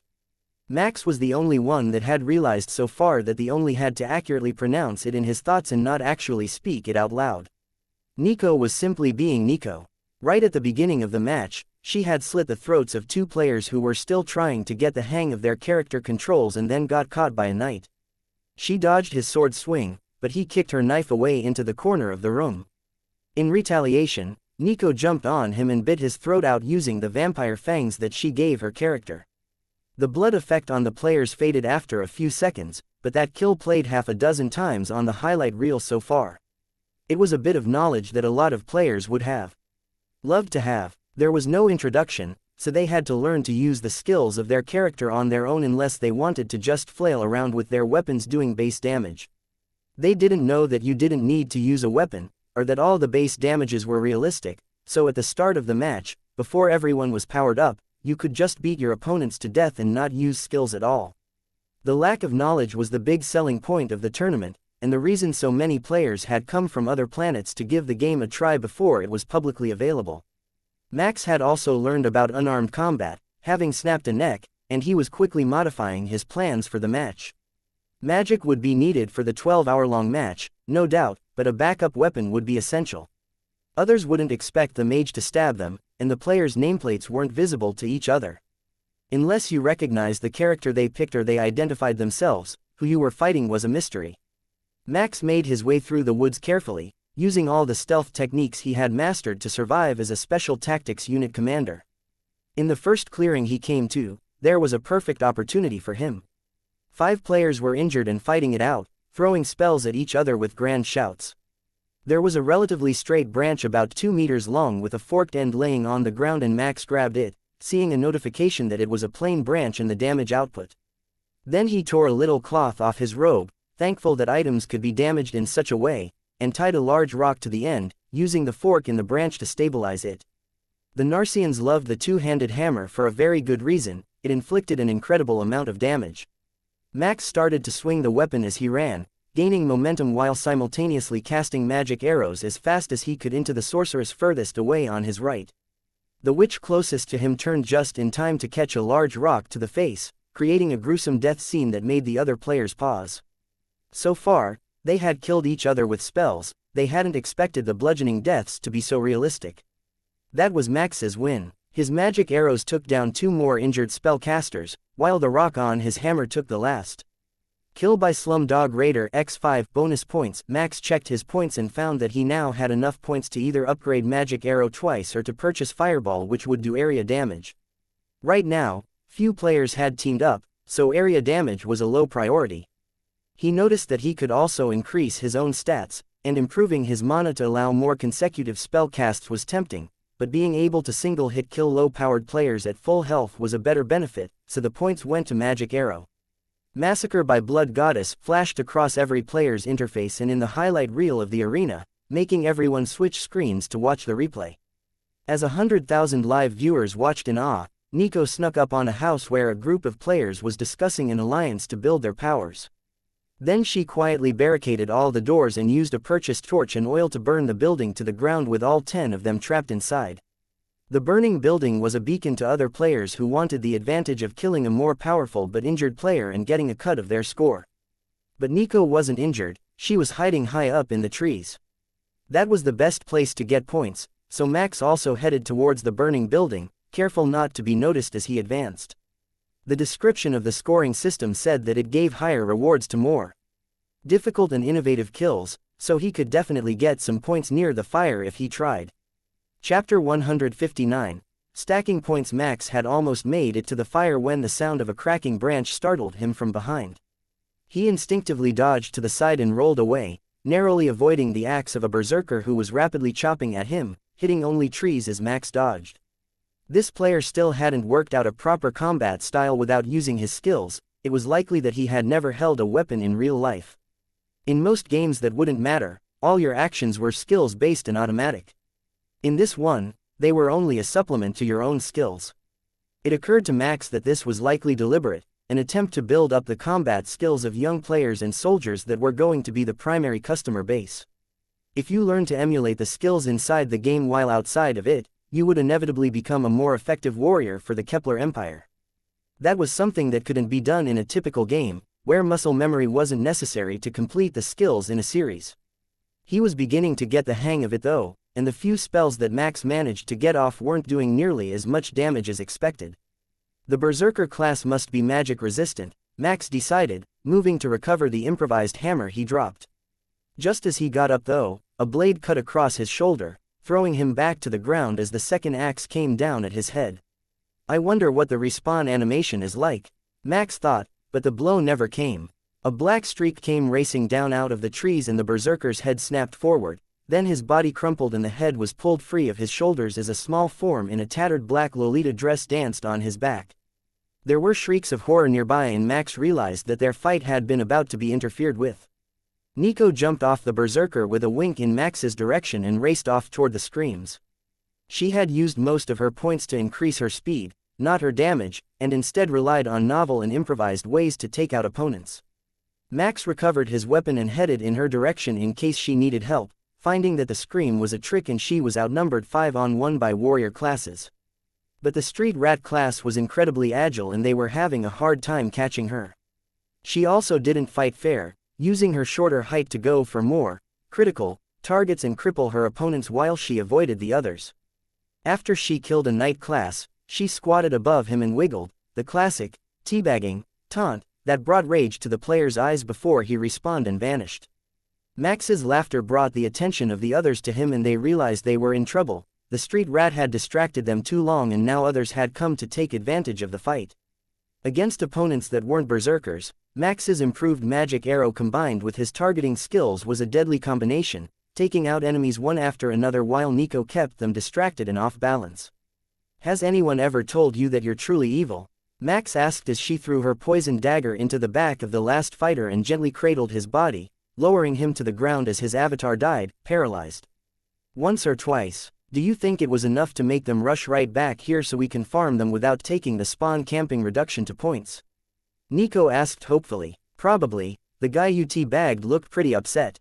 Max agreed. Perfect. Come this way, I found a good spot for you to hide and ambush anyone who comes our way. She instructed. Wait, how did you know it was me? Your character is pretty distinctive, but mine was meant to be neutral. Max asked. I saw you fighting the big berserker and knew right away, it's in your technique. If you didn't recognize me you would have known it was me after only a few seconds I'm sure. She has a point, there really is no way he could have mistaken her fighting style for anyone else. Nico led him to a small rock pillar left from a broken statue, overlooking open grassland, with a border of trees at the foot of the hill. If he lay down flat on it, nobody would know he was up here. In the distance was the starting area, but they were looking at it from a different angle than the one he first left it from. The plan was that Nico would head to the starting area and taunt targets out, while Max could help finish them and kill anyone who tried to sneak up on her. For now, it was working very well. She had lured a dozen people out who wanted to get the last blow on one of the current point leaders. This early in the fight the differences were small, but later in the game, your player would get a halo and wings to show their increased power level, both a warning and a target for the enemy. The visual effects helped even the playing field and would prevent things like he was doing now as they got closer to the end of the game. One of the players was definitely one that Nico had taunted because he was going wild trying to attack her as she backed up into Max's casting range and laughed. The game area was large, but not enough that you wouldn't be able to find enemies. Even if you tried to hide you would quickly be found. On the first day you might hide for a long time, but after the game was released the various maps would quickly be memorized by the hardcore gamers. The moment they were in range, Max prepared to put spells into the back of the heads of the ones who had circled Nico and were facing away from him. He let the first one loose and Nico made a sudden turn, pulling his target to the ground with her. The spell flew wide and hit the enraged fighter in the face, causing him to respawn instantly. Nico finished the caster that she had taken to the ground and used the body's last few seconds to shield her from a barrage of incoming spells. The slower ones to cast still hit her, but none hit anywhere critical, and her avatar survived to run into the woods and hide, while Max picked them off from above. In the judges' box in the arena, the developers sighed at this development. Letting the two majors work together was a mistake. The average gamer doesn't stand a chance, even at the same power level. They will adapt and gain more useful skills soon. The street rat is the hard mode character. She will start falling behind unless she can find more people to work with her. Another said confidently, but Uncle Lou shook his head to disagree. Even without skill activations, she won't have a problem with them if she keeps increasing her character's stats like that. You forget that they're both alpha ranked. This standard movement rate is practically a crawl to them. She's over 3 times faster in real life. Without training, I'm not sure that the warriors will have a chance. The mages will have to use area magic to take her out so she doesn't dodge. But with her partner there to take out the more powerful mages, they won't be able to attack her. The developer nodded as he realized the strategy they were using. The gamers were sure to find a workaround for it in an hour or two, but for now, it was unassailable. Chapter 160. Cleaning house. They weren't the only ones with the idea, just the best at it. Many other pairs had formed, and some full fighting parties, with tanks, casters, and a healer. Since they didn't know the way the game's scaling was balanced yet, letting rotating members get the last hit for the points seemed to be a good way to get everyone powered up. Many of them had forgotten that the announcer told them that the game rewarded innovation and difficulty more highly, so the gains they were getting by just taking the last hit on a disabled opponent weren't nearly as high as they would get in a hard fight. The two-person teams were doing better since the fights were more even, but the solo players were getting quite a bit when they could overcome a pair. Nico and Max working together were making up for the lack of bonus in the pure volume of kills. Every few seconds, one name or the other would light up the screen after they abandoned the edge of the forest to go hunting. They had just taken down a group of 5 when suddenly Max felt an incredible pain in his back and realized that he had taken a fatal wound from a distance without noticing. He whistled to let Nico know he was in trouble, and suddenly a blade was flying at his face. "You have been killed by Blood Goddess." Of course, she wouldn't let anyone else get the points for his kill. The developers burst into laughter at this tactic. There were no teams, so there was no friendly fire damage mitigation. You had to trust your allies if you were going to work together. 30 seconds later when he respawned, Max saw Nico in the distance, running towards the starting zone. He jogged over to her and rejoined the battle as the reduced points debuff to make it worthless to spawn kill slowly wore off. 15 seconds after a respawn was the protection you got. You still took full damage, but the enemy would only get 1 single point from killing you, instead of hundreds or thousands. At the 2-hour mark, both Max and Nico had halos above their head, showing how far ahead of the others they were. Max had mastered Magic Arrow, the fastest and easiest spell to cast in the game. He had also learned an arcane blast area damage spell that was fairly quick to cast. Nico had finally given in and upgraded her dagger to a sword that did a large amount of cold damage on hit with a chance to freeze. Neither of them had bought any armor, focusing on their damage output instead. With the advantages gained by more rapid killing, the armor was a waste of points. Most of the players had realized that fairly quickly, and the developers were making notes for a Day 0 balancing patch to make the armor more worth taking. The only ones who really went into defense were the barbarians and clerics, who both had magic damage reduction skills. By the 6th hour, players were getting exhausted, and Max cleared a group out of a cave where they were waiting to ambush others. It was too obvious of a spot, it had been used many times before. "Let's take a break and get some rest. Mental exhaustion in a 12-hour game is going to get a lot of players," Max suggested. "Good thinking. I'll cover the door, you hide behind the wall for now." Nico agreed, curling up in a back corner where her filthy, formerly black rags would let her blend in with the wall of the cave. For over an hour, they rested. Not quite asleep, but recovering the mental fortitude to go again. It also gave others the chance to catch up, and the halos for mid-level power started to appear all over the battlefield. "Let's see how many of those halos we can take away," Max whispered, checking the leaderboard and seeing that their advantage was almost gone after an hour in the cave. When they started hunting again, the arena suddenly got very lively again. Like the players, the spectators had also been intensely excited for hours on end and had started to wear out. One after another, Max and Nico wiped out the players with halos until faint wings started to form on their backs, and they realized they were the prime targets for everyone on the battlefield. Even if it was 10-on-1, they were so far ahead of the lowest ranked players that a single kill of them would move the lucky player over halfway up the ranks and give them access to all the skills they had been craving but couldn't get the points to access. With the two of them dominating first and second places, the real battle was taking place between third and fifth place. It was a delicate balance, both to eliminate powerful enemies and gain enough points to get upgrades to their power, and to avoid the top two so they didn't get massacred. The audience didn't know the background of any of the competitors, so their assumption was that these were simply the most elite among the gamers and they were working together to suppress the competition. While that wasn't entirely wrong, they both had a distinct advantage in the form of advanced combat training on their side that allowed them to fight effectively without using skills. The people who looked down on the street rat class at the start were starting to warm up to it as more than a gimmick. If you didn't have the ability to buy skills, you could pump up your stats instead and rely on more skilled movement and combat abilities to overcome the enemies. Max's rate of casting was beyond most of their comprehension though, even though they could clearly see the spell text progression pop up as he cast. It did give hope to a few fast-rapping streamers that they could find a niche in this game with the casting classes, using their unique skill to cast spells faster than their opponents. The data network linked entire sectors of the galaxy together, but only within a solar system would the latency be low enough to actually play games like this, meaning that they wouldn't have to regularly face such monsters as they were seeing today. They could play against locals and stream it with a good chance of success. The 1 hour remaining alarm sounded and the ranks were all but decided. Those at the top had gotten so far from those at the bottom that even their best attack abilities would do very little to harm the leaders. There were still a few more fighting to get into the top 10, but both Max and Nico had emerged as the undisputed victors, and even if they simply stopped for the last hour, nobody could overcome them. So, that is almost exactly what they did. They sat down on a bench in the spawning area and gave strategy tips to the lower ranked players who wished to hear them.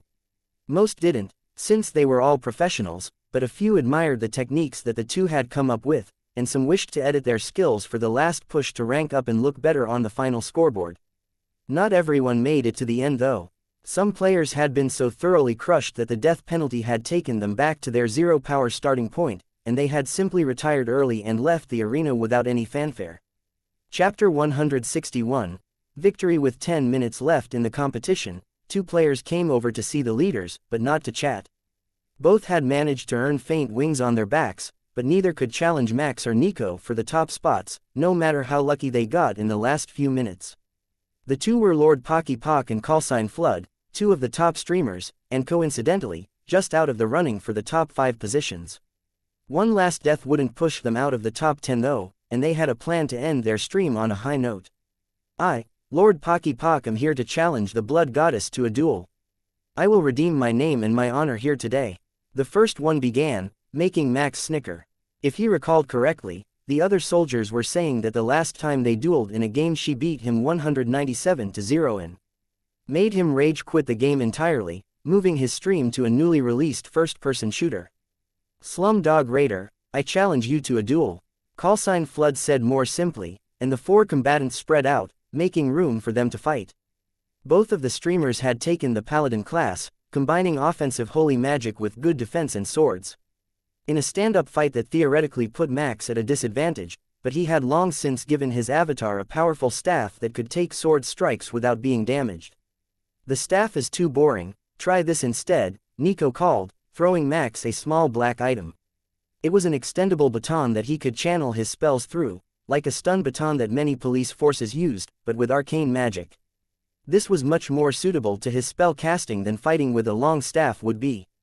Max flicked his wrist, extending the baton while his light blue butterfly wings flickered in the breeze. His opponent wasn't one for waiting though, he was a warrior class, and being at range put him at the disadvantage. Plus, his ratings had been dipping over the last quarter and he needed something to draw in more viewers. An epic paladin on mage duel would be just the thing to get him situated as one of the top streamers in the new game. He quickly activated Blade Flurry, a paladin skill designed to break through the defenses of a mage-type class, but Max was ready for the basic opener, parrying all the strikes with his baton.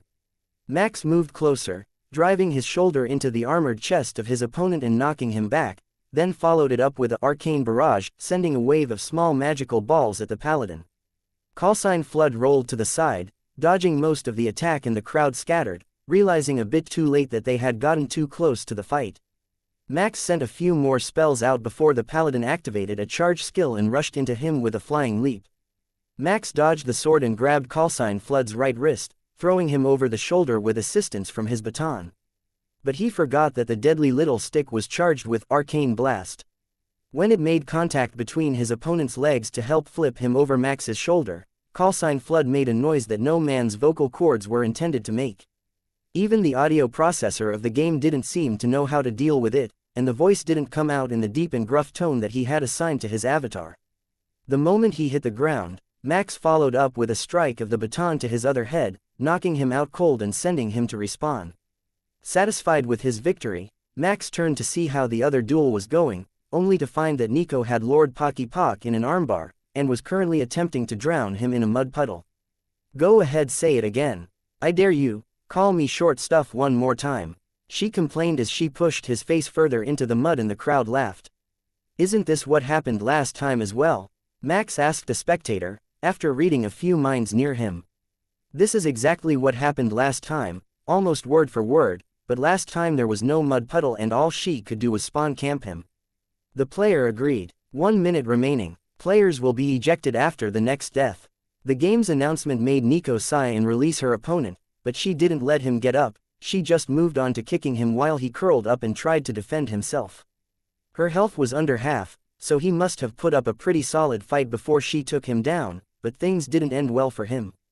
There was no self-harm mechanism in the game, so he was at her mercy until the timer went off, unless he gave up his spot and exited the game early, forfeiting the match. The others were just starting to feel sorry for him when Nico relented and helped him to his feet, 1 second before the end of the match when they all were returned to the game lobby to log out. I would say that was a shocking twist there at the end, but as all the viewers who watch the streams already know, that was exactly what we should have expected to happen. The announcer is saying as Max logs out, seeing the replay of Nico smashing her opponent's face in the mud on the large screen above them. "Now that we're done, I will remind you all that this is not the only way to play. Other than time deathmatch, there are points battles, zombie horde mode, and even single-player battles against pre-recorded combatants. At no cost, you can record your finest performances in the system registry, and players from all over the galaxy can challenge a reproduction of yourself at that point, with monthly prizes being awarded to the top recordings," the announcer declares, making the crowd roar in joy. After 12 long hours, they were mostly as exhausted as the players, except for an intelligent few who snuck in a nap during the dull hours between the 6th and 9th hour of gameplay.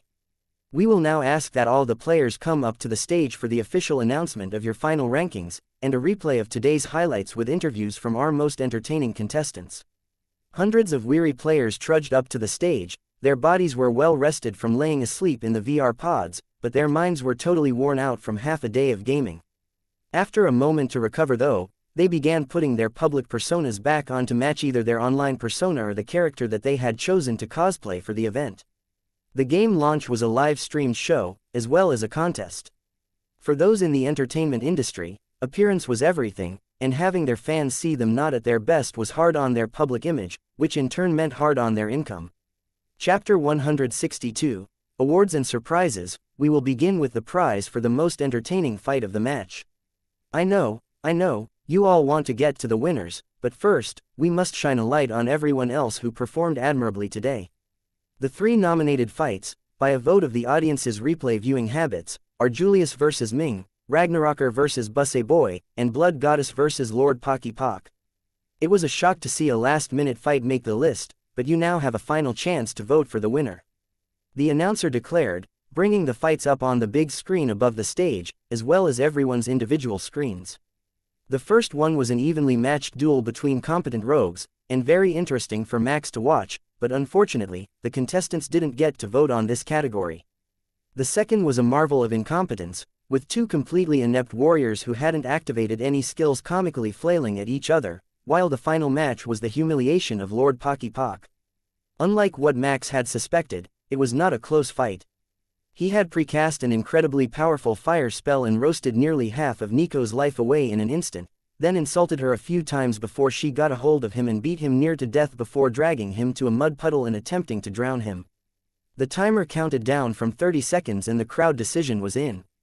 Ragnaroker and Busse Boy had won the most entertaining fight of the night. With how the fight actually went, it was a dubious honor, but the crowd loved it. Next up will be the fan choice for the favorite individual kill. The announcer declared, and dozens of popular kills filled the screens of the audience's monitors.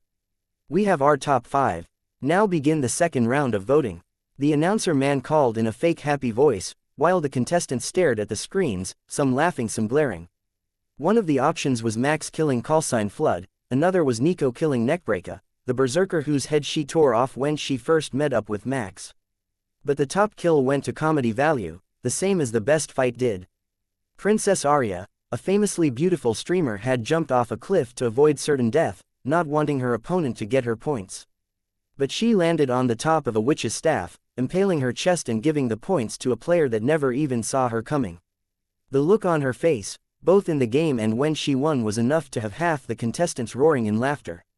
With the major categories finished, we have one final category left. This one is a split category, for best and worst sportsmanship. Both the audience and the contestants will have a chance to vote on this one since they will have had very different experiences. Max thought long and hard, coming up with one player who went out of his way to duel to 50% with others at the start, so they could learn to use their skills, and another who harassed the female players until they hounded him right out of the game. The players' votes were all over the map, but the Groper came up second on their list of worst sportsmanship. The top vote, Blood Goddess, taunting them to their deaths, enraged well over half the players into voting her for their most despised opponent. Best sportsmanship, as voted by the players, went to Callsign Flood, who had helped a lot of players out and even gave away his out-of-date weapons, not realizing that he could trade them back to the shop for credits. That went a long way to helping his online reputation, and his decision to full-time stream the new game. From the audience side, the Groper won worst sportsmanship in a landslide, while Max's efforts to train the lower-ranked players put him narrowly over Callsign Flood's early efforts to gear them up. And now for the rankings, and the winners of today's top prize, the resort vacation for 2 to Comores top all-inclusive resort. In 10th place, we have Ming, who has earned the narrow victory trophy, as the final winner of our top prize. The announcer made his way through the victors, stopping to say a little something about each of them, and plugging the streams of those who gamed professionally, which was everyone except the 5th place Lokasha, who wasn't a gamer, but an adult entertainer. Her online site got much more attention from the audience than the others for some unknown reason though. And now for our runner-up, Slumdog Raider. Though he tied for the lead in points, his one solitary death put him in 2nd place on the leaderboard. He is not an online persona, in fact, we know very little about him that isn't classified. But put your hands together for the player who came in only a single kill from ultimate victory. The mystery got the crowd charged up, and Max waved at the crowd happily, watching as they realized from his appearance that he was a soldier and had likely altered his previous online handle for the tournament due to security reasons. And our winner, the one and only Blood Goddess, who suddenly went offline 2 years ago, but made a huge comeback today. Do you have anything to say to your loyal fans? Any word of a return? The announcer asked. While I won't be making a return to the gaming circuit in the immediate future, I can assure you all that my future endeavors will still make your live streams, even if you don't realize that it is me. It has been a pleasure to be here today, and experience this wonderful new virtual reality game. If I had to suggest one thing, though, whoever set the taste profiles for players has no taste buds. The audience cheered and stomped on the ground until the arena shook in celebration of her win, while the developers laughed themselves to tears at the thought that someone actually bid enough players that they could do a taste test sample of them. But this was why open betas were more valuable than the ultra-secretive development model that this game used. They brought in players that thought of things that a single group wouldn't have ever tried. Since there was an option to make your player have fangs, they should have foreseen it, but very little thought was put into the taste of objects in the game. It was just another item to add to the emergency last-minute updates to be completed before the game officially launched that weekend. They had done well though, the list was short, and the confidence that they could get it all done on time and not need to rush out a patch only days after release to fix known errors was high. As they made plans to update the game, the announcer gathered the top 10 winners to give interviews and do an infomercial for the resort that they would be staying at. They would be doing ongoing videos with the winners during their stay, as part of the tournament conditions to advertise the resort. Most wanted to do them in their streaming persona, but Nico and Max had other ideas. Once they arrived at the resort, they would be soldiers on leave again, and both thought it would be good for troop morale all over the Empire to see that they had been able to compete here and win during their standard leave. War drained every aspect of body and soul, so seeing the light of hope for a fantastic vacation would motivate the troops. Chapter 163. Onwards to the beach. Every winner had the option to bring a +1 with them on vacation if they wished. The rooms had a king-sized bed, and the resort was willing to cover the extra 10 people as part of the prize they had provided. Most of the winners had plans to immediately begin a fan lottery, to bring someone who could be here within the next 3 days along on their vacation of a lifetime. That's how long they had before they had to go to the resort. It wasn't much, but for most of them, it wouldn't be an issue. There was one exception: the 10th place player, Ming, had brought her mom with her to Kamor, not expecting to win. Her mom was also a regular feature on her stream, after walking into the room where she was streaming early in her career to call her for dinner and becoming an instant hit. Who should we bring? Maybe put it up as a prize for the unit? Max asked Nico, not sure what they should do with the 2 extra places. Well, it's the top luxury resort on the planet. I'm not sure that any of them could actually behave well enough to not get kicked out the first day. Nico laughed. You have a point. Max agreed, right before his wrist device started going insane. The stream that they thought was aired live was actually on a 13-hour time delay, and it had just started airing on the station in the Abraham Kepler. Nobody expected their response for a long time now, since nobody else knew that the stream wasn't live, but they were sending out congratulations and messages of goodwill already. Since they don't know that we won yet, why don't we play a game with them? They clearly recognized us during the fashion show, so let's have them bet on the final outcome, and the closest to top score can have the extra spots. Nico suggested. That was an excellent idea. They had 2 rooms, and giving one to the unit would give Max a good excuse to share a room with Nico for the week-long stay at the resort. Pure genius. Nico sent out the message as a unit-wide alert, making it flash on everyone's wrist devices. The member of the Special Tactics unit who guesses closest to your commanding officer's final score will receive a special prize after the tournament. Don't forget to place your bet. We will give you until 5 minutes after the match starts, and the prize will make it worth your time. That way she didn't violate the non-disclosure clauses of their contract, and they could give away the prize without upsetting anyone or being accused of favoritism. They were about 10 minutes into the stream now, so the soldiers had been given a vague idea of the way the game was scored, but were still watching the fashion show entry and had not yet seen the first few kills to have a proper idea of what the kill rate would be during the match. Once the game started, the bets started rolling in steadily, both to Nico's inbox and written in a group chat so that nobody could try to falsify or send multiple bets. So far none of them were even close to how things had actually gone for Max. They were greatly underestimating his virtual reality gaming powers, and the effect of his efforts working with Nico later. But they also only got to see the highlight reel.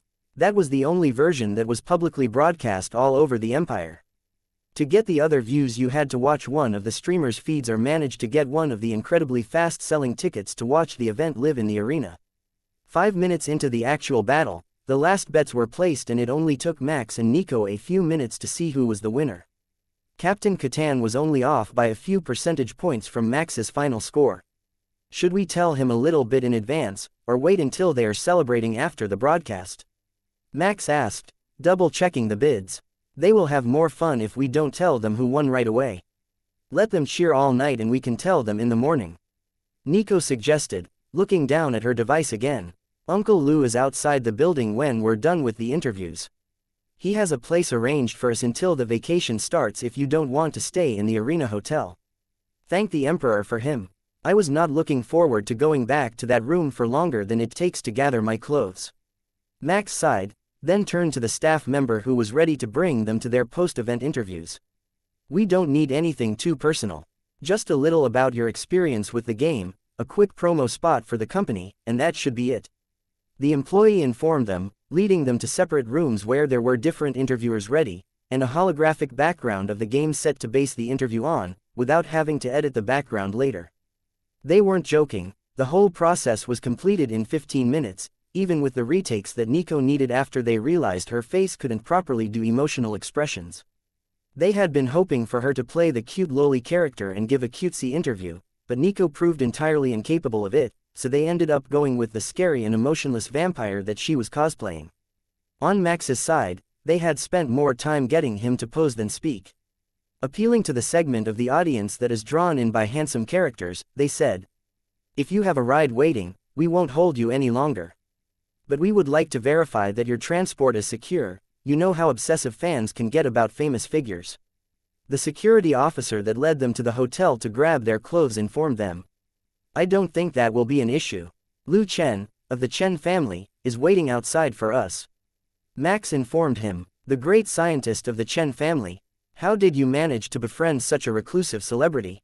The guard asked, startled. "We ran into him at the engagement announcement between the Chen family and the Cygnus royal family." Max shrugged and the big man just shook his head. "Famous people really do live in a different world," he muttered, making Nico laugh. "I suppose that phrase is a bit too true, isn't it? Since you're actually from other worlds," the guard said, realizing the double meaning behind his phrasing. Comore still has its own celebrities though.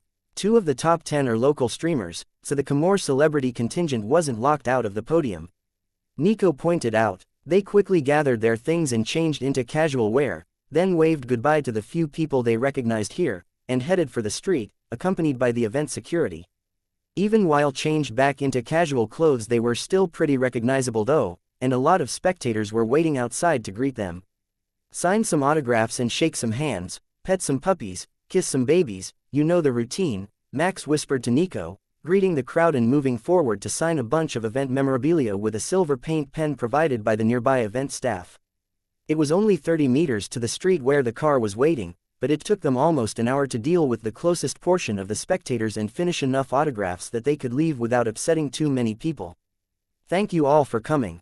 We have signed posters from the winners for everyone who wants one. Only 5 credits with proof of event entry," the staffers called out, bringing out tables full of posters hastily printed with the winners' images and the game's official logo on them. That was enough to let Max and Nico escape into the limo, where Uncle Lou was smirking at all the attention they were getting. "You're just getting more and more famous. It's like you're destined to end up in the spotlight no matter where you go." The old scientist laughed, then motioned for his driver to leave, headed for his own villa in the city.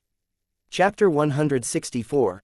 Propaganda. Precisely what he meant by them becoming famous became apparent the moment that they made it to Uncle Lou's condo and were greeted by his housekeepers, who both stared at Max and Nico in awe.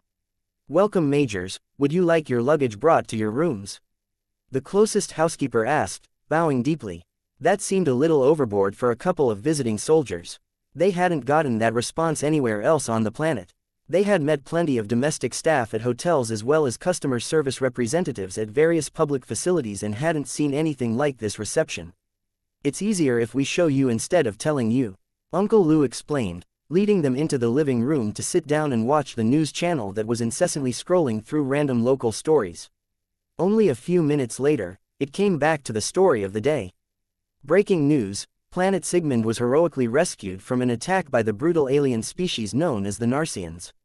The heroes of the Noctum Mechanized Regiment, spearheaded by the Phalanx-class Mecha, Carpe Noctum, and the stalwart Special Tactics Force managed to overwhelm and isolate the invading aliens in time for reinforcements from across the Empire to rally and sweep the surviving aliens from the surface of the agricultural planet.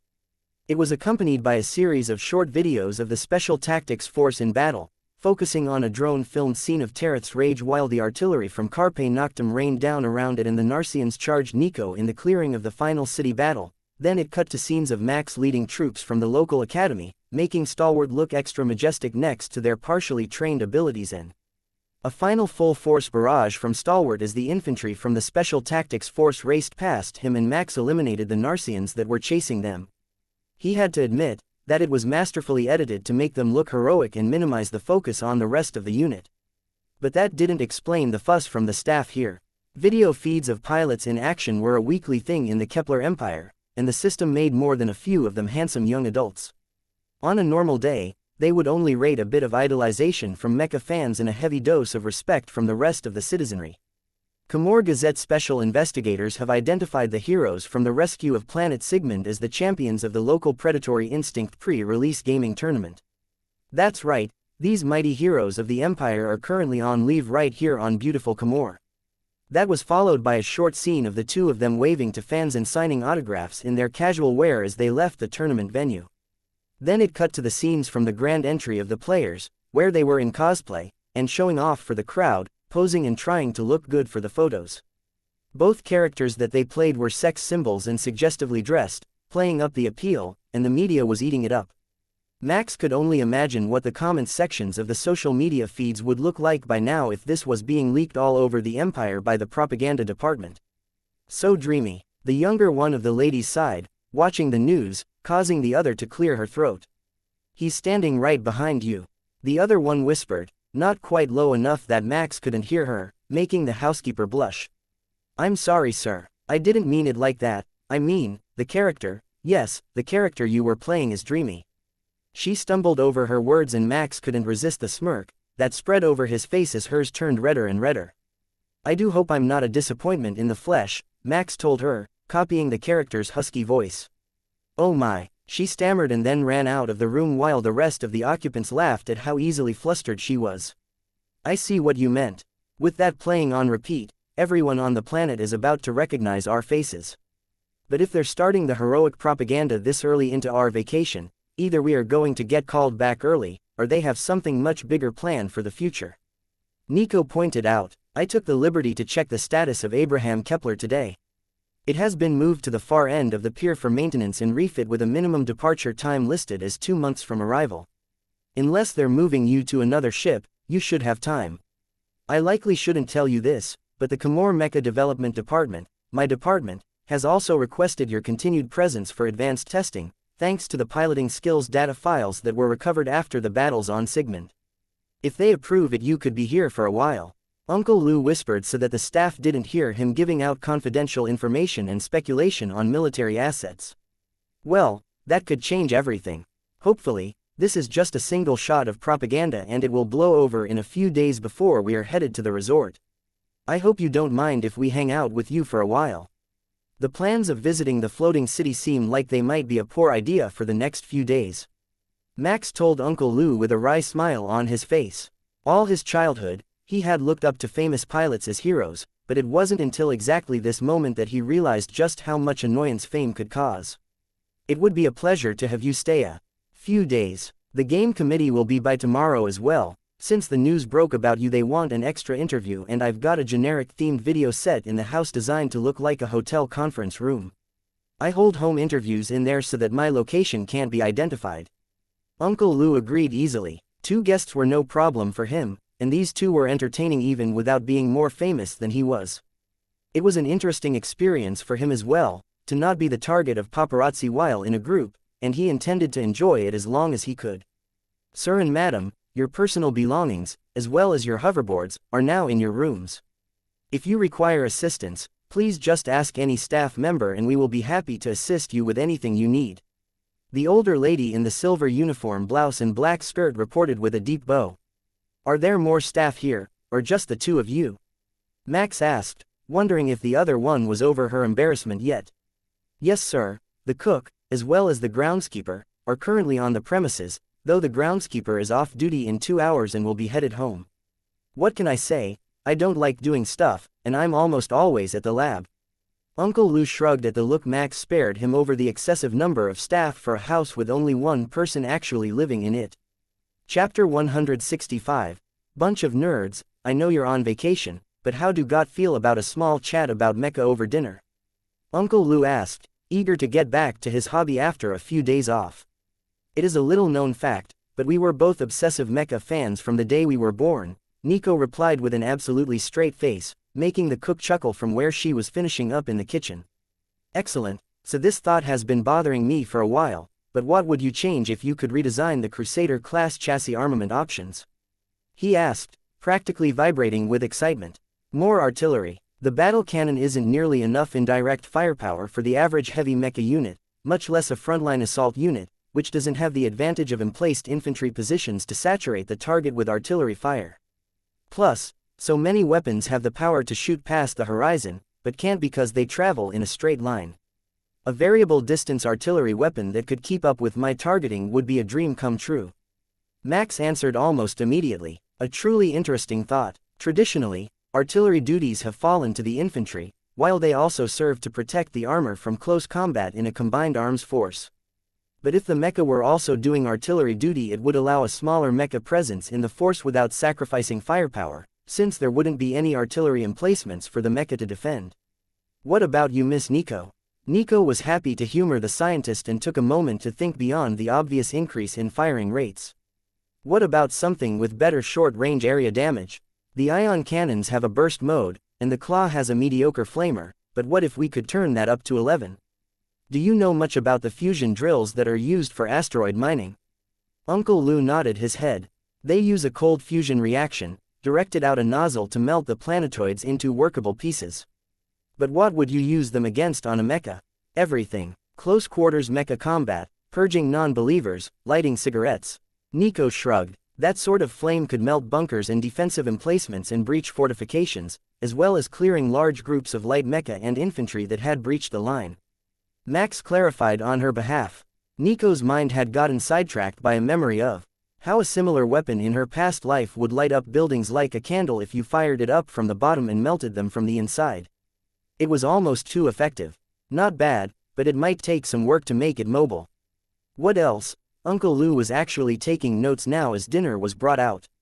If you made the railgun fire razor-thin discs, it would be much more fun. Like a supersonic frisbee. Or maybe you could make a heavier pulse laser. The speed is a great advantage over ion projectiles, and a rapid burst should be possible with staged capacitors.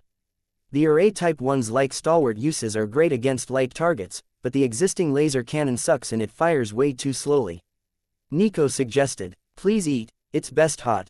The chef interrupted them, ignoring the implications of their friendly chat. It was better not to think or know about what went on in the design labs. What about a disruptor-style weapon? The ones that break molecular bonds. Nico added, and both men stopped to look at her. I am like 90% sure that doesn't exist. Uncle Lou informed her. Of course it does. The Scourge used them to breach ship hulls, so there must be data on them. Nobody would be expecting it, so I'll bet most armors aren't designed to defend against that sort of weapon. It would be a great hidden trick.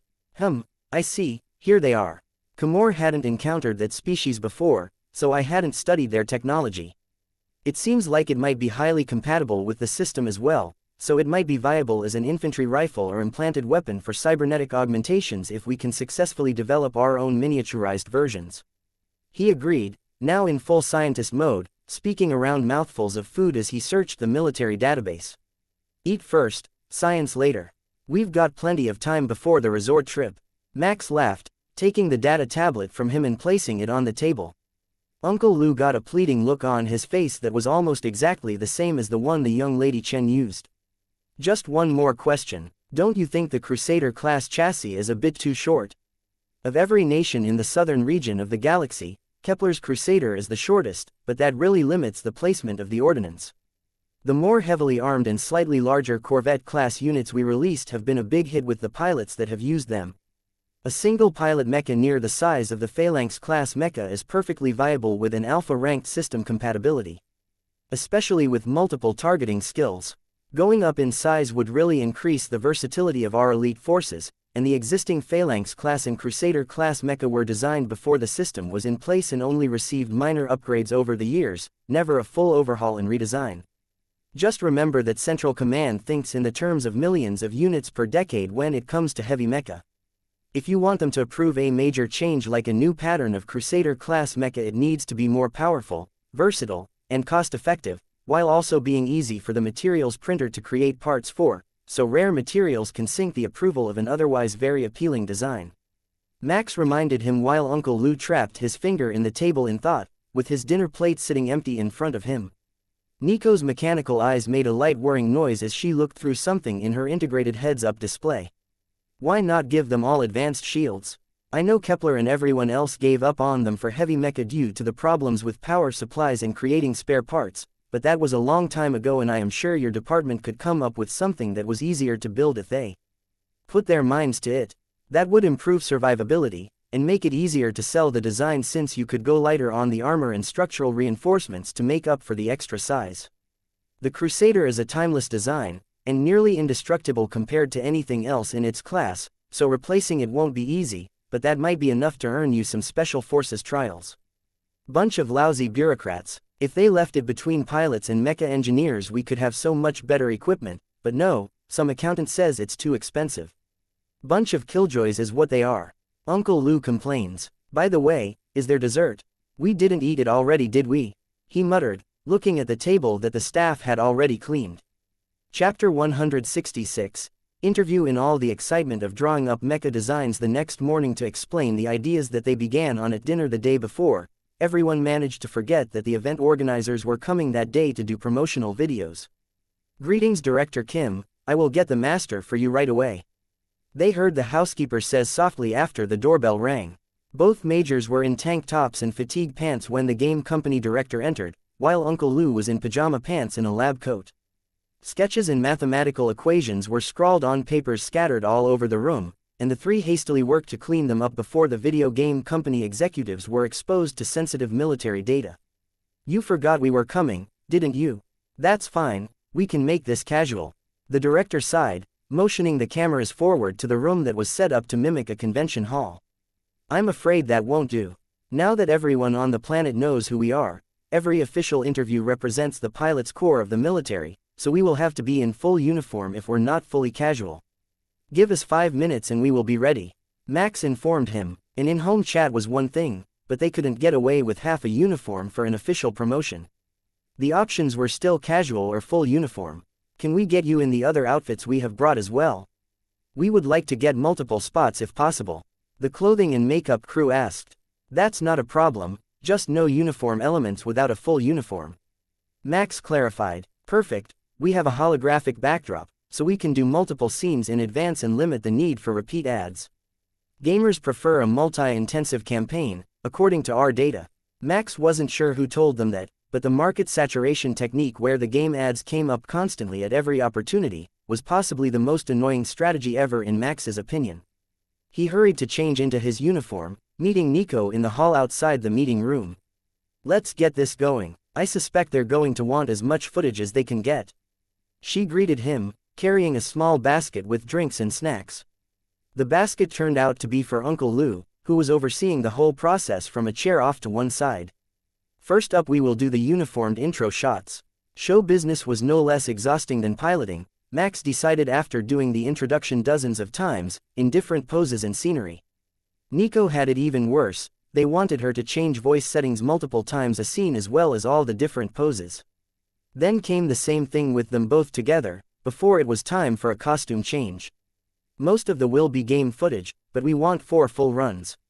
We're done with the uniforms, then we will do formal since you are both nobles and high society prefers their own for endorsements. After that will be a short beach wear shoot in the artificial resort scenery and one more in casual wear. The director decided. Formal wear went smoothly, and they had brought a matching suit and ball gown for him and Nico. The beach wear scene was where things went all wrong.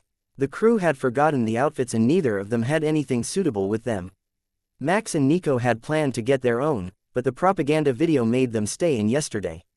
We will order a selection to be delivered. Do you have casual wear? We brought some, but we didn't know your style. The director explained. We have a little, but it might be too casual for and if you know what I mean, Max informed him. As soon as he said that, the assistants rolled forward a coat rack with a wide variety of clothing on it. There was enough here to do a full fashion show, and the director was worried it wasn't enough for them to find an outfit they liked.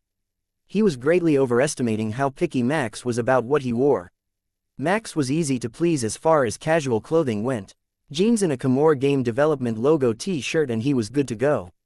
Nico was a bit pickier, grabbing items off her rack and then going for his. They stepped behind the curtains hung in the corner of the room to change, finishing up quickly to get the scene over with. Nico came out and Max couldn't help but wonder what sort of crowd she hung out with before joining the academy. He had met one friend of hers, who was an egotistical slacker, but she never really thought about the past. She had one of the black men's logo shirts on, tied at the back to show off her figure. It ended most of the way down a gray and white plaid pleated skirt, paired with fishnet stockings and leather boots. She had given herself black lipstick that highlighted how pale she had made her artificial skin and tied her hair back in a ponytail. She looked over her body over more time, adjusted her bust up one more cup size, and nodded in satisfaction. The two younger camera operators whistled as she walked out, and even the female assistant nodded in appreciation. Every big jock needs a small goth girlfriend, and this is as close as I could get, Nico informed them happily. Alright, let's get to work. We will air this one first, they're perfect together, the director announced, bringing out a new script for them to follow for the casual scenes. Before they were done with the casual wear scenes, the beach wear had arrived. A delivery van brought a variety of shorts, polo shirts, and short-sleeved button-down shirts with tropical flower patterns. Nico had swimsuits with various covers waiting for her, and she was done before Max even picked his first outfit. He had no idea what others wore for a whole day at the beach if it wasn't swimwear. He had been thinking of boots to keep the sand out, but this time it was all sandals and soft shoes. Start with this, Nico said, handing him a flowery shirt and knee-length swim shorts with a pair of soft shoes Max didn't recognize. He changed quickly and came out, but Nico only laughed and then undid all the buttons on his shirt, showing off his torso. She was wearing a red bikini top with a bright-colored wrap skirt and sandals, so she was showing just as much skin, convincing Max that she knew something about beach wear that he didn't. Wouldn't this just lead to sunburn? At the beach, you wear just enough to be decent, she informed him. That made sense. On the station everyone just stayed in swimsuits. When they finished, the advertising group told them that all the clothes were prepared for them, so they could keep them. They wouldn't fit anyone else quite right, since it was all custom tailored. That solved their shopping issue. They now had a full wardrobe of civilian clothing for their vacation. The only question was what they were doing to do with all this when it was time to go back. On duty, a major was given plenty of storage allotment, but not this much, and it could be a year or more before they wore most of it again. Max decided that was a problem for later. For today he was mentally exhausted and just wanted to sink into the couch and wait for food to appear. Unfortunately, it was only the middle of the afternoon. They had made good time on their scenes, not often having to redo them, so dinner would be a while. Chapter 167. Pet the puppy. With all the footage that they could possibly need for their the event organizers didn't need to bother Max and Nico again before they reached the resort. The others weren't so lucky. The rest of the top 10 had to do their spots both individually and sometimes together on the next day, and they had been at it for almost 15 hours before the filming was done. Uncle Lou had gotten both Nico and Max an orbital transfer cube to use as luggage for the rest of their upcoming vacation. They fit perfectly in the lockers on a lander, and a major was allowed room for two of them plus their duffel on a combat mission, and more if they were transferring for a non-combat duty. That triggered the thinning out of the donated clothing until they each had one cube worth to go with their duffel of personal effects that had been transferred from Abraham Kepler. The luggage didn't come with official orders, but all of their personal effects were now in their possession, except what had been left inside their mecha. That amounted to a bit of bedding and a few photos, but they were safe right where they were. Nobody would tamper with a pilot's cockpit. The luggage transfer was rather concerning to Max, giving him the impression that the ship might be down for longer than expected, or that the level of casualties meant that the 43rd Armored was going to get reorganized. Unlike his mecha, Abraham Kepler wasn't a relic of a ship. It was only 3 tours from its commission date, or a little over 30 years old. It had taken quite a bit of damage since he arrived though, so it was possible they found hidden structural damage that would require a more extensive refit. "We are all packed and ready to go," Max called to Uncle Lou, who had promised them a lift to the resort so they didn't have to fly commercial. 2 bags each. How very military efficient of you.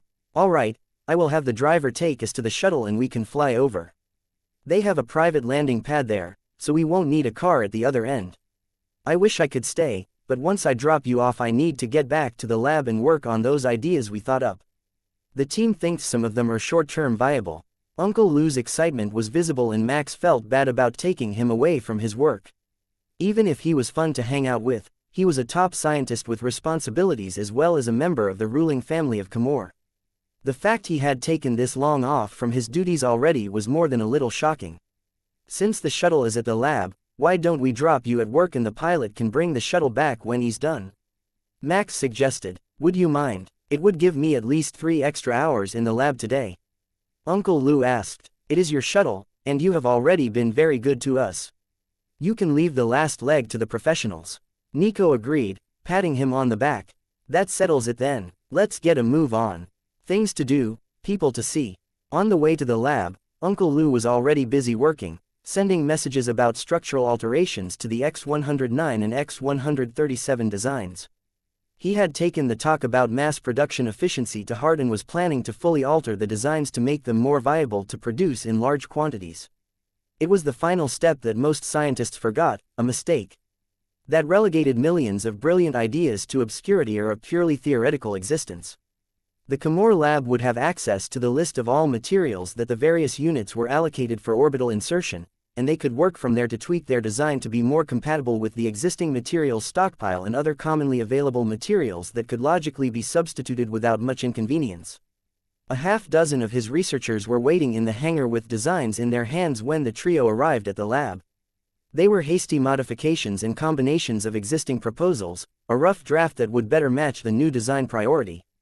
Everyone was so invested in their work that only a few words were exchanged before the whole group disappeared through the security doors to the lab.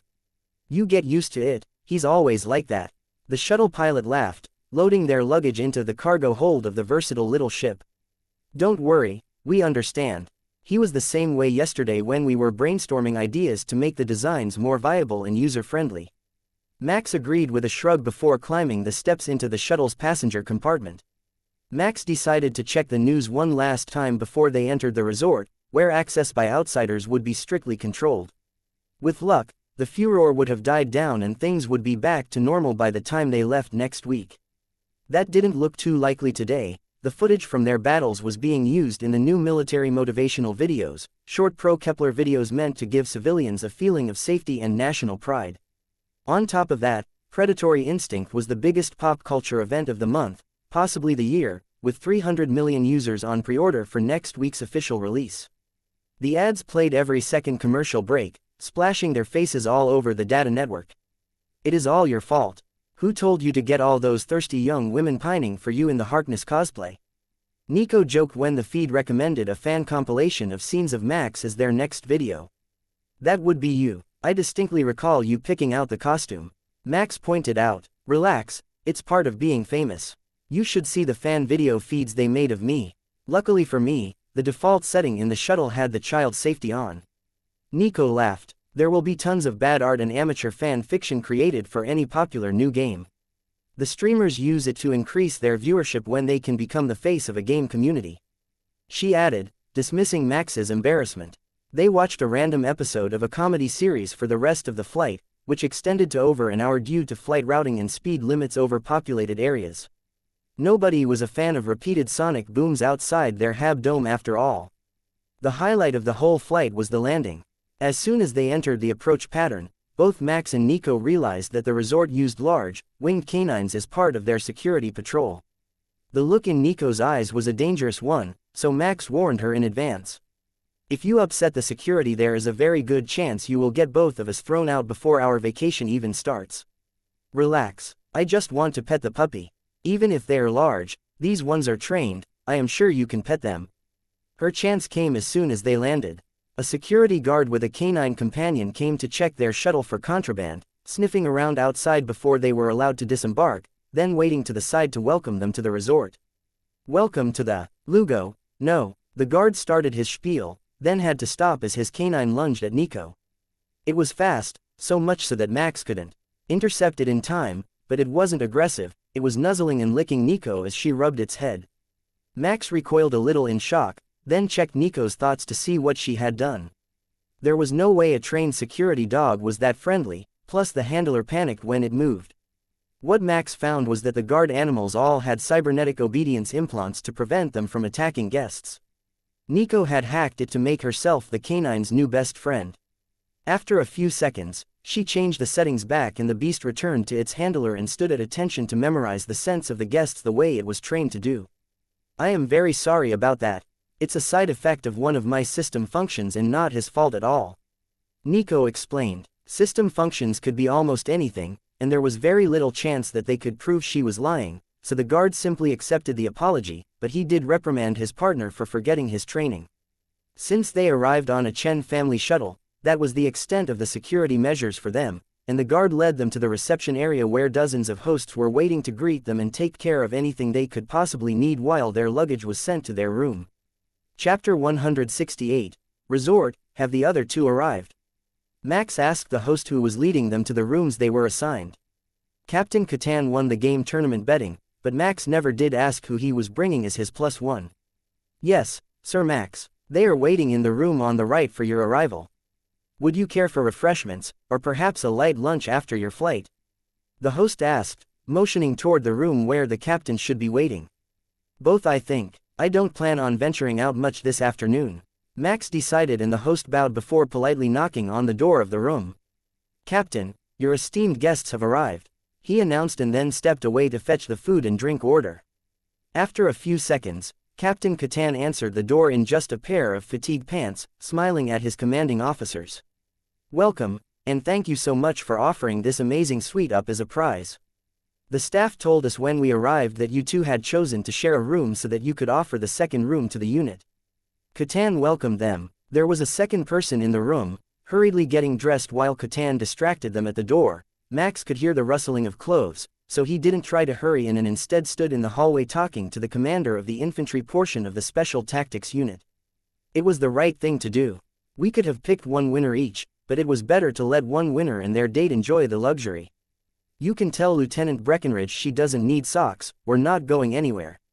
Nico informed Catan, using a formal and polite tone that was slightly different than what her voice box usually generated. Max took a second to look into her thoughts and got a shock so major that he almost forgot the reason they were here, standing in the hallway of a resort planet's most expensive and famous resort. Nico had been using her system functions to modify her cyborg body into something entirely new. It somewhat reminded him of the Scavengers, being a nanotechnology-filled living metal body. But she wasn't going for their consumption-optimized form. Nico was making herself nearly human again, but out of metallic alloys and with very, very different physiology. From what he could learn from her thoughts, the system agreed that it would work, and eventually become compatible enough with humanity that her body could assimilate human genetic material to create a second generation of self-propagating superhumans. How exactly that would work wasn't clear, but the AI of the system was rarely wrong when it gave information with that level of certainty. Max could see that she had been feeding the AI data from her past life though, so perhaps some of that information on genetic manipulation was helpful. He had been so engrossed in her thoughts that Max almost missed the others going inside. Breckenridge had thrown on a pair of pink tights and a cream-colored sweater dress, and the mismatch of colors made Max chuckle. It clearly wasn't what she had planned to wear, and it was much too warm for the tropical setting, so there must be marks or love bites that she was trying to hide. Welcome to Camor. It looks like you're already enjoying your stay. Nico laughed and Breckenridge smacked her, then winced and cradled her hand. Non-Newtonian shell. The harder you hit it, the harder it gets. I am still working on having it maintain flexibility under impact, Nico explained, turning the lieutenant's wince into a glare. You've gotten it so close to looking like real skin that I forgot, Breckenridge complained, then sighed. Some things happened, you know. But we have been seeing each other every day this week, she explained while Catan wrapped an arm around her waist. Did taking her to the pit flip a switch in her head? Max wondered but avoided intruding on her thoughts. He was pretty sure he was happier not knowing about her sex life, but she was well known in the unit for being a bit of a prude and perhaps a bit too attached to her brother under the auspices of having him as her lifelong rival. As a mecha and an infantry officer, they weren't in each other's direct chain of command, so the upper brass wouldn't have any issues with their relationship. Plus, they looked happy together. Very happy. There are drinks and snacks coming. Have you had a chance to visit the floating cities yet? Max's question seemed to catch them off guard and the couple just shook their head. Accommodations were expensive and hard to find, so we stayed at the station until this morning. Even if you spent 2 months there it would hardly be enough to fully explore that place. Catan shrugged. He had a point. Max hadn't had to look for a hotel room on Camor yet, all of his arrangements had been taken care of by others. What about you two? Other than the gaming tournament, where did you disappear to? I saw you dressed in your formal best when you left the unit. Catan asked. There was a wedding announcement that we were invited to by an old friend, then we spent a few days with a local scientist that we met there and explored the city as much as we could. Nico glossed over the finer details since the full story was pretty unbelievable. Speaking of which, the first of the wedding parties was going to start in a few days, and Max had received his invitation directly from Lord General Kirkland, complete with a personal note from the young couple asking him to attend. Nico likely got the same thing, since the wedding couple was a big fan of her, and she had some status as a distant member of the groom's extended family by Cygnus standards. Room service knocked at the door and then brought in a collection of pastries, finger sandwiches, and fruit along with an assortment of wines and liquors, placing them on a folding table that the staff brought with them. "You must have really splurged, Commander," Breckenridge said in awe, making Max laugh.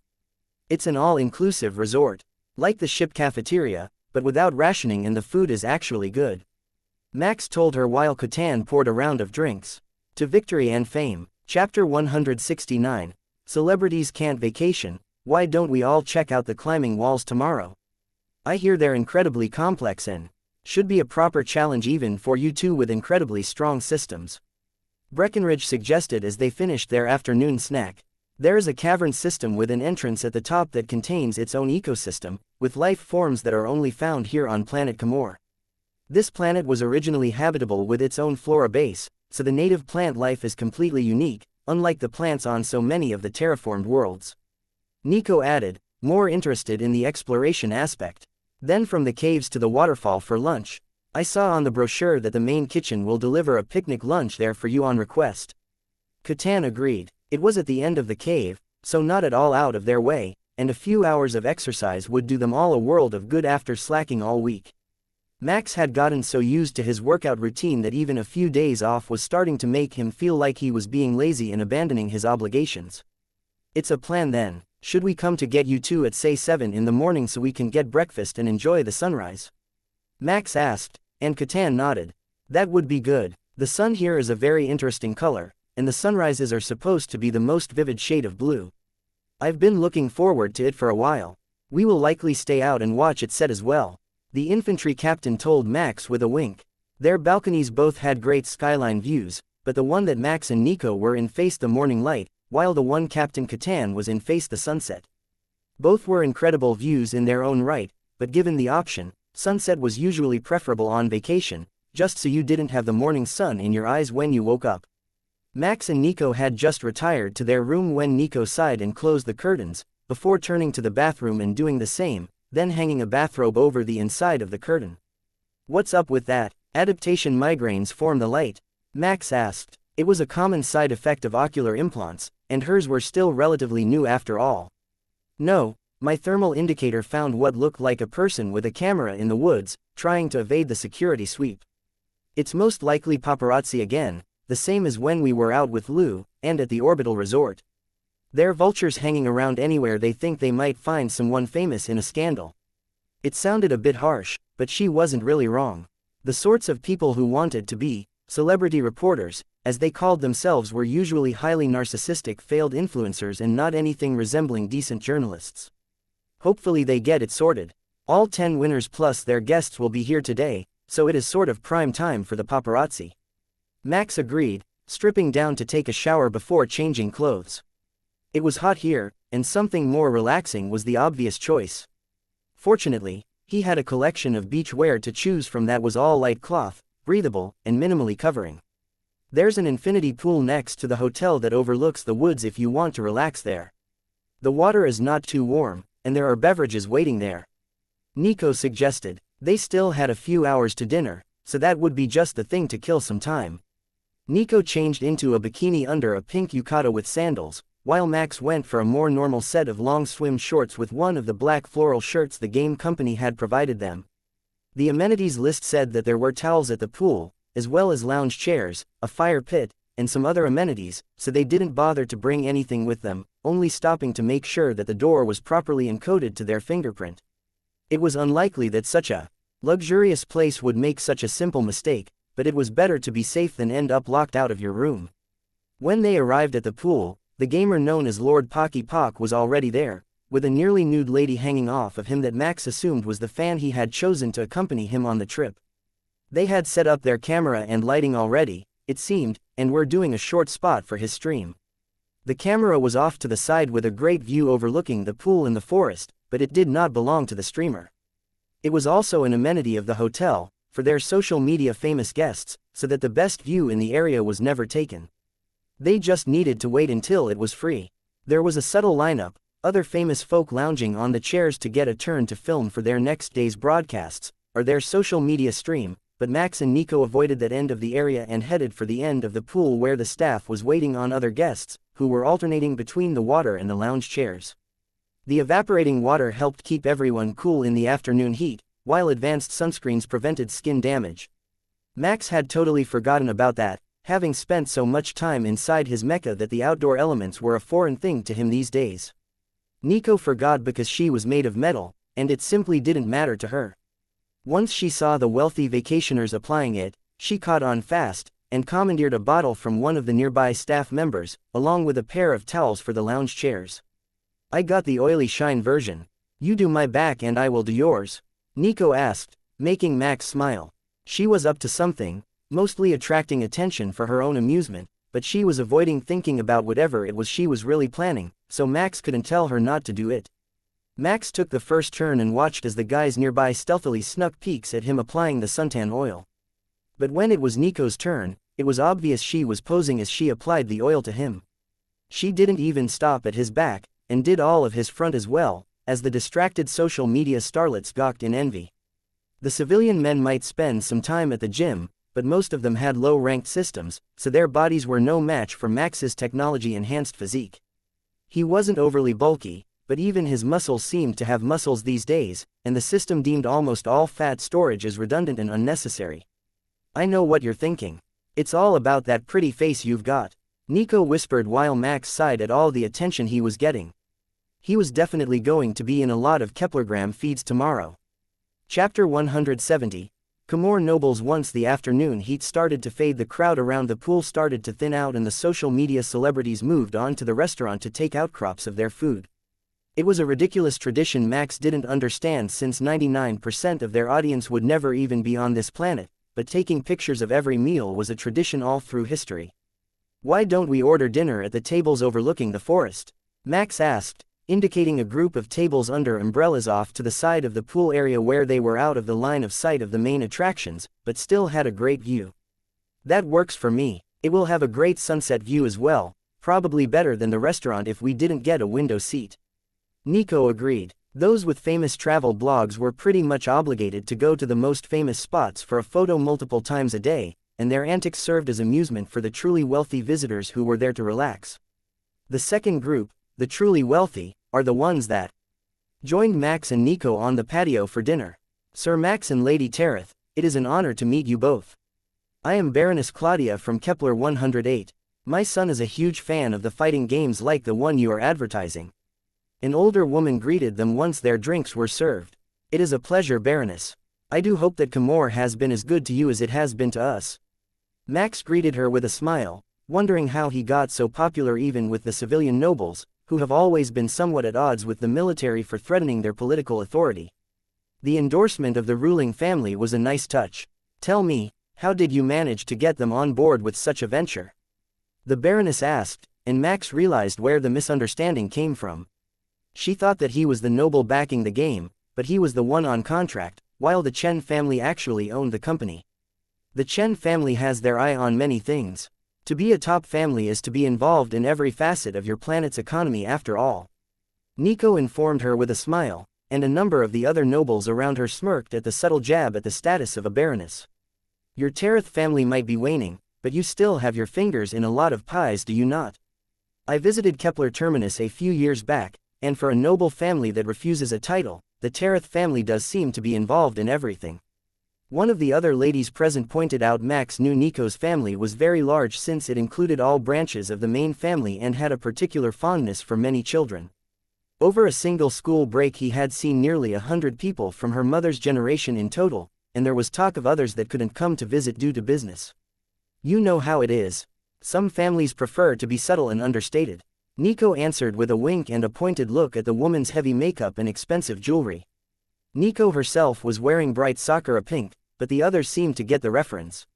One of the better-dressed men finally stepped in to avoid a catfight. "Greetings, Sir Max, Imperial Lady Tereth.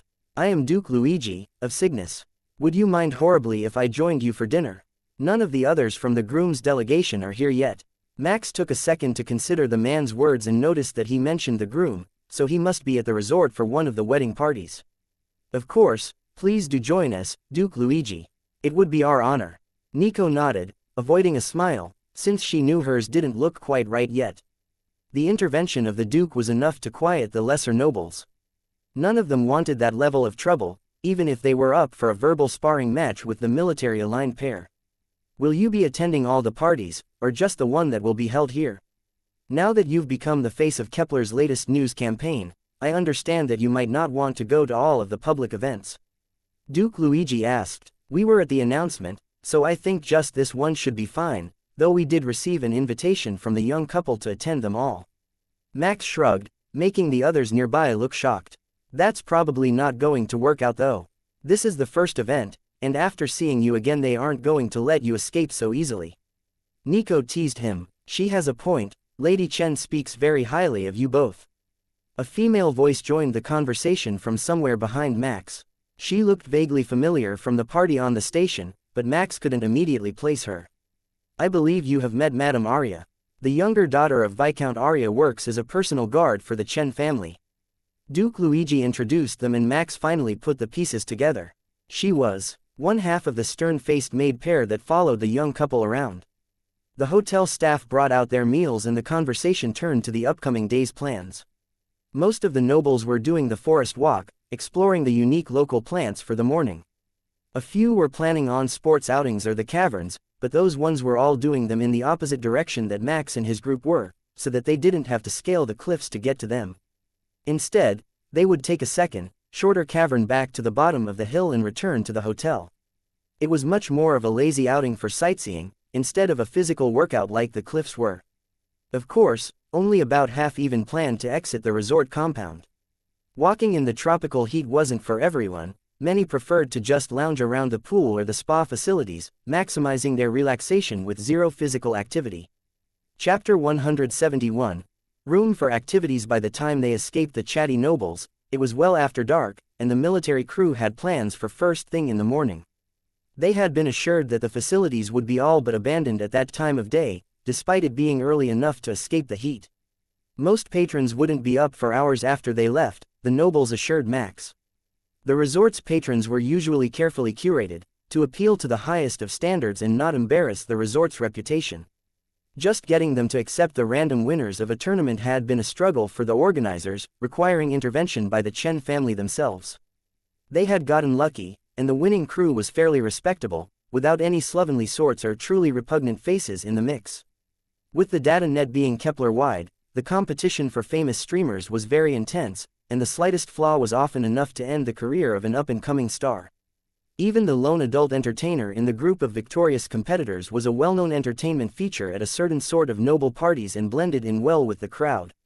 She was a bit upset that they prohibited her from filming adult scenes in recognizable areas of the hotel, but Max suspected that she might still find a few friendly faces in the recreation areas. When they arrived back at the room, the first thing they both did was strip down and go for a shower, removing the scent of pool water from their skin and replacing it with the gently scented body washes that the hotel provided. Once they were both clean, Max looked at the bed in silent trepidation. The temperature control in the room was incredible, but he slept better if he had some outside ventilation. The problem was that opening a door would make it too hot in the room to comfortably sleep. Hey Nico, you can alter your shell temperature, right? Max asked, getting a brilliant idea. Of course, it's a standard feature of all military cyborg conversions, Nico answered, not understanding where he was going with this. So, if you dropped your outer temperature down to a pleasant 18 degrees Celsius, you would be perfectly soft and cool to sleep on, right? Max's suggestion made Nico smirk. I knew you secretly loved to cuddle. I will set my shell temperature and you tell me how it works out for you. Max woke up the next morning holding a cool and refreshing pillow in his arms. But it was really heavy. For a moment he thought it was some sort of weighted blanket gimmick sleep aid, but then his brain fully engaged and he realized that the weight was because it was Nico that he was wrapped around. Her body held the perfect temperature all night, keeping it pleasantly cool under the comforter, even with the door open, letting the warm night air into the room. We should do this every night. I don't think I've slept that well ever to be honest. Max sighed, shifting to release Nico from his grasp. They had 30 minutes before they had planned to be at breakfast, so he reluctantly got out of bed and went looking through his clothes for something appropriate. That led him to another missing point of information from his youth. Max had even less idea what you wore to go rock climbing and wilderness hiking than he did about what constituted beach wear. But that was what the materials printer was for. One Camor Resort custom rock adventure outing set printing, the machine chirped happily, creating him a pair of stretchy shorts, a light blue shirt that hugged his body, and a pair of strange shoes with stiff toes and low-cut socks. If the resort said that was what you wore to go to the rock wall, that was what Max was going to wear. Surely they wouldn't steer him wrong. What are you dressed as today? Pro climber cosplay. Nico chuckled when she saw him getting dressed. It's what the materials printer said was correct. Max pointed out in his defense. And it wasn't wrong, but you forgot to choose casual as an option. You look like you're headed to some professional competition, not a casual day trip with your friends. Fine then, smartass, what would you pick? Max asked. First, pick normal shoes for the walk. I will pack the climbing ones in a backpack with snacks and drinks. Next, those shorts are very nice, but in an admire your package sort of way. Put on these light pants with the big pockets from the casual wear shoot. There are probably going to be bugs in the woods early in the morning. Nico suggested, not following her own advice at all. She wore sensible walking shoes, but with capri-cut exercise tights and a loose shirt over a sports bra. Max was just about to chastise her for it when he realized that it didn't matter what she wore, she was immune to insects' bites from anything that wasn't large enough to be fatal to humans. Plus, she looked really good in that, and it would be a shame to ask her to change. Max was certain that hanging out with Nico all the time was going to ruin him for women later in life. Humans had imperfections, marks, plus various odors and wrinkles, but a cyborg's body was absolutely flawless, like a retouched photo or a doll. She seemed to know it too, but it was hard to tell because Nico had never been body shy. We should hit the gym later too. A little walk isn't much of a workout, and the procedures manual says I'm supposed to keep up my routine so that I more fully integrate with my cybernetics. Nico suggested, taking Max's hand to lead him out of the room. I'm sure they have something for us. A resort this fancy surely gets its share of fitness buffs. Max agreed, looking forward to a workout himself. He could likely draw Catan and Breckenridge in as well. The whole unit was used to training daily, so a trip to the gym after a week off might be welcome. The couple was already in line for the restaurant when Max and Nico arrived. They were indeed much earlier than the usual time for guests, and the overnight table settings were being changed for a more colorful morning setting, which led to a 10-minute delay before the early rising breakfast diners could be seated. They kept to a fairly light breakfast, and a packed lunch. The hotel offered a porter to go with them to carry their bags or an arranged lunch at one of the stops, but the group was more interested in wandering about than keeping any sort of schedule. Chapter 172, Fitness buffs. The hike out to the cliff face wasn't as long as Max was expecting, only 5 kilometers. By the standards of those without systems, it might be a long trip, but it was an easy jog for the 4 soldiers, and they made it in under 15 minutes without breaking a sweat. The staff working the safety ropes around the climbing hill were somewhat surprised to see them so early, but they weren't the only outdoor enthusiasts at the resort, so the equipment had already been checked for the day and was ready to go when they arrived. There were 4 basic lines up the cliff, plus one hiking path that made a long loop to the top, and a secondary short cave system that led out near the base of the cliff. 2 were of moderate difficulty, one could almost be walked up by those with decent agility, and the last had multiple overhangs and nearly smooth sections. All 4 sets of eyes went to the 4th route at the same time, and Max sighed. I hate to do this, but I'm pulling rank. I'm the senior officer, so I'm going first. That made the others laugh, as well as brought a smile to the faces of the staff. Nobody likes to wait in line, but if they are all military, they will at least have a system worked out to decide these things. I will take the route beside it. A lot of those handholds look fragile, and I don't want to damage the cliff face. Nico decided though she was not much heavier than many of the overweight climbers that attempted the route and were essentially hauled to the top by their harness so that they could say they completed it. The 3rd route was up a small box crevasse, an easy route for Nico, whose legs never got tired of holding her body weight at awkward angles. Looking down at Captain Catan's face as he reached the top of the cliff, Max realized that he had made a tactical error. He should have been the gentleman and let the ladies go up first. Though, the view from up here wasn't that bad either. Nico didn't take long to reach the top, thanks to a body that didn't get tired or sweat under stress while trying to hold onto small ridges in the cliff face, but Lieutenant Breckenridge took nearly 30 minutes to reach the peak of the route. The resort had expected this though, and most of their climbers took over an hour since the planet was mostly visited by civilians, so they had set up a shower station at the top, with spring water pumped to a barrel for a natural cold shower, perfect for washing away the sweat of a long climb. Once they were thoroughly refreshed, Max led the group into the caverns. They were formed from water runoff through the limestone, giving the caverns a smooth surface with stalactites that had grown into full-height pillars in many spots. The crystallized minerals made for a rainbow of colors, but the most incredible part of the entire experience were the plants. Flowers bloomed in every possible color combination, and a variety of shining scales flashed through the air as the small fish that served as their pollinators jumped between the petals, pulling down pollen to serve as their food source. I have never even heard of something like this before. Breckenridge sighed, watching the fish flash through the air. I believe they only exist here, on Camor. From the records that could be compiled, the original settlers found the 1 in a million worlds jackpot here. A planet with existing life that was suitable for human habitation. They only had to modify it a little to grow crops that they could eat, and most of the planet was left intact. Max explained while Catan spent more time looking at Breckenridge than the caverns. As they got further underground and away from the light, the cavern changed, turning from flowers to luminescent fungus. The glow served the same purpose as the brightly colored flowers, attracting the jumping fish to spread their spores around the cave. They could see that there were warning signs of safe spots if a sudden rain came through, so the cavern must flood to some degree. Helping the plant life spread through the entire system, but there was no call for rain in the forecast over the next few days. Though 2 kilometers was enormous for a cave system, and they were moving at a relative crawl so they could truly appreciate the scenery, the trip was over much too soon for Max's liking. He was tempted to suggest they go back and use the exit that led to the base of the cliff face, but Nico had seen another attraction on the chart that he had somehow missed. The security training kennels were not far from this exit, set into the woods where they wouldn't detract from the natural beauty of the resort. It was rare for the others to see her that worked up about anything, so there were no objections as she led them down a side trail away from civilization, stopping only when the security guards ordered them to. Guests, this is an unsecured area, please return to the main resort attractions. A man with a half-grown flying wolf beside him asked politely. 10 minutes with the puppy and I won't give you any more trouble. Nico counter-offered, making the guard sigh. We get your sort a few times a year. Not afraid of anything, not even wolves 3 times your size. But fortunately, we have just the thing. A few of the failed candidates were too friendly and have become mostly domesticated.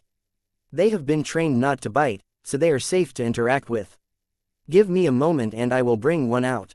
The guard informed them. Nico looked a bit disappointed that it wouldn't be a guard dog or a wild wolf, but Breckenridge was quickly building up to a full frenzy after seeing the pup in training. They had searched the plane when it landed, but the passengers couldn't see them, and the commercial flights went through a more intensive technological screening than the private craft did. A golden-winged wolf with a big happy smile on its face and a long blue tongue hanging out bounded up to them a few minutes later, nuzzling against Nico and leaving a huge slobber trail up the side of Catan's face. I see why this one was not suited to be a guard dog. Max laughed as the other 3 played with the pup. I've got a ball if you want to play fetch with it. Just be sure to dodge the return, because he likes to tackle people. The handler chuckled, handing Max a bright red oblong ball that drew the wolf's instant attention. By the time they were done playing they had definitely missed lunch, and the snacks they had packed were long gone, but the guards were kind enough to offer them a lift back to the resort. No need, exercise is good for these lumps. We're all from the same special tactics unit, and we've already been on vacation for a week. A proper workout is in order. Max dismissed the guard's concern and looked back to the resort, now some 10 kilometers in the distance. Last one back to the hotel wears their partner's choice of outfit to dinner. Max joked, then took off at a run. He and Breckenridge should have this, Max was certain. As long as the Corvette-class pilot didn't get tired, she should be able to beat Catan in a foot race with relative ease. Chapter 173. Fancy dress dinner. At dinner, a casually dressed Breckenridge led Catan in a full tuxedo, while Max, in jeans and a polo shirt, led Nico in a ballgown to the main dining hall, where they had reserved a window seat for the evening. They passed a number of nobles who gave them amused looks, understanding right away that the outfits were a result of a bet. It was a fancy resort, but a ball gown and a tuxedo for dinner were a bit much. They had just gotten seated when a small boy's voice chirped from across the restaurant. "Lord General, look, the Mecha lady is so pretty today." Imperial Prince Wuxia was at a table in the far corner with a group of Cygnus nobles, including the Duke who had sat with Max and Nico yesterday at dinner. The boy was waving furiously and standing in his seat, trying to get their attention.